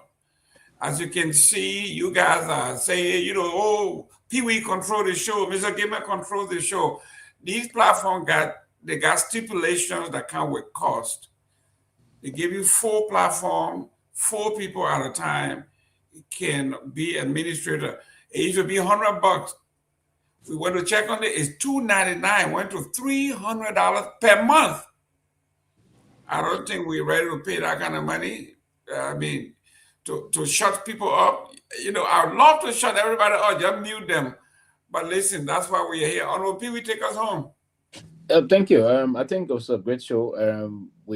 Tomorrow is Saturday. I hope they don't lose it momentum after Sunday, and then we push into Monday. But I think you're gonna get rejuvenated immediately after Monday, if you want me, by Monday, if you will, because if the court had not placed an injunction on this, I would have been one of those to say, okay, probably by Monday we will be maybe pivoting to looking at the next headline in the country. But I want to believe sincerely that this is not good, and Seleke should persist and fight it in court. Listen, I agree that he's going to go, but create the condition in the country that the country is lawless. And then it will push online, and we all going to continue by informing partners. The MCC is currently ongoing. The guys are here. We need to. I will take some time. I didn't want to do time to start writing communication to some strategic institution here. And the Secretary of State said last time, and I will be writing him directly also, that the United States money will be going to countries that respect the rule of law. And I mean, this one of the Honor Secretaries stated the last time also that they're going to enforce these things. America is the beacon of the global democracy. And it's the hope by which a lot of countries is the head of the leader of the free world. So I think if Madam Sarif wouldn't allow this kind of thing to happen during her administration, that one thing I was there about how, because she saw the narrative, the optics, the international optics, she didn't like this kind of thing to happen. And it's part of the reason why she even have to force the then Minister of Justice or Attorney General Christian Tar to remove from prison journalist Rodney Sear, despite Rodney Sear imprisonment was linked to a private suit filed by Chris Toh at the time, I think the former Minister of Agriculture during the Manasali days, because Ronnie have taken an article. Chris believed that smelled his very good character and the rest of that, and they went to court and he was found guilty. But Manasali had to intervene, and that led to Christiana Tar even facing some sanction from the Supreme Court, and eventually she opted to leave the government. She was not really pleased with that outcome on a serious note, because Manasali didn't want the optics to come down to Washington or to other international partners that they're trying to muscle the price during her administration. And this president said that things happen when they call him. A lot of things going to happen, right? And so I mean, it's not a good sign. They're trying to overlook this, but if you are not going to adhere to the rule of law, you don't expect the United States government or even the EU partners to continue to support you. We have the technical working group already based in the country on the MCC, the compact issue. If you are expected to do this and you always fail rule of law, this is a very serious component of the scorecard. So on a serious note, it's disappointing. I will hope Yeke will exercise all of the restraint. He doesn't have the power to fight the government, and I wouldn't want him to go belligerent. I would think that he should use the instrument of the law and test the law. If the law does not, the history is going to recall it. And I believe with this moving to election 3 years, these are just increasing signs that the country, if care is not taken, may revert to very chaotic situation, because the opposition won't sit and fold their hands and folks expect them to clap with their feet. No, the opposition are not going to accept these things moving on. I will hope that this is going to be the beginning of some serious problem coming to the country if care is not taken. But the president and his administration and those irresponsible and reckless lawmakers, lawless lawmakers that took the decision, it's just unfortunate. We have most of our comrades. Anthony Williams, one of the comrades that we all celebrated and even supported when he won the election. The first time we thought he would have set the record for this generation, so that people, I mean, this is not, everything should not just be about the money. It should be about your integrity and seeking the support of your people. So I don't understand what is unfolding in the country on a serious note, but it's quite unfortunate. I would look forward to highlighting this issue here beginning Monday and see what's going to happen. But it debases the ranking and the sacredness of those kind of institutions. It's terrible. It is terrible. Thank you very much, guys. Mark your calendar. September 13 is the date. You are going to be dancing and whining with Sarah Dopoh in the DMV. You know she's the queen. Yeah, guys did already? Yeah, we got a date. Well, you know you're a member of the financial committee, so you better come in. I mean, you need to change your number, maybe to your United States number in order to get in the chat. I don't know why you're not coming in there, because I posted the link in there. Everybody else been coming in, but I don't know what's going on. But okay. I don't know. You guys have to stop and just create the normal group chat there. But if they have a LinkedIn, I don't want to do technology thing. It's a normal group chat. It's a normal group chat. Then why you need a link? Why you can't just ask somebody the number to it? I can't find you on I don't know. I can't find you on WhatsApp. Maybe I have to invite you. No, I mean, like, I have to probably. I don't think he and I friendly on WhatsApp. That's the thing. But he's in our chat. He's in our chat room. Well, okay, then you add him now. If you can add him, because too many try adding me. It's not still working. So probably I will give him I will have to give him a US number. And then the reason why I keep this my WhatsApp number is the number that. But you eat America and then use it like it's good. They can get it. Oh yeah, because I got most. I don't want. Yeah, I just like this. I I don't like want that to number. go to also. No, but that's my official number. It's not. Yeah, but you live here, you here now. But, but listen, the WhatsApp you can get it from anywhere in the world. That's the good thing about the WhatsApp. You don't want to change your number, keep it. But why he wasn't being? I don't know. I will try again. I will try and add him on. Okay, guys, let's do this Monday. All right, guys, have a good one. Thank you for coming on.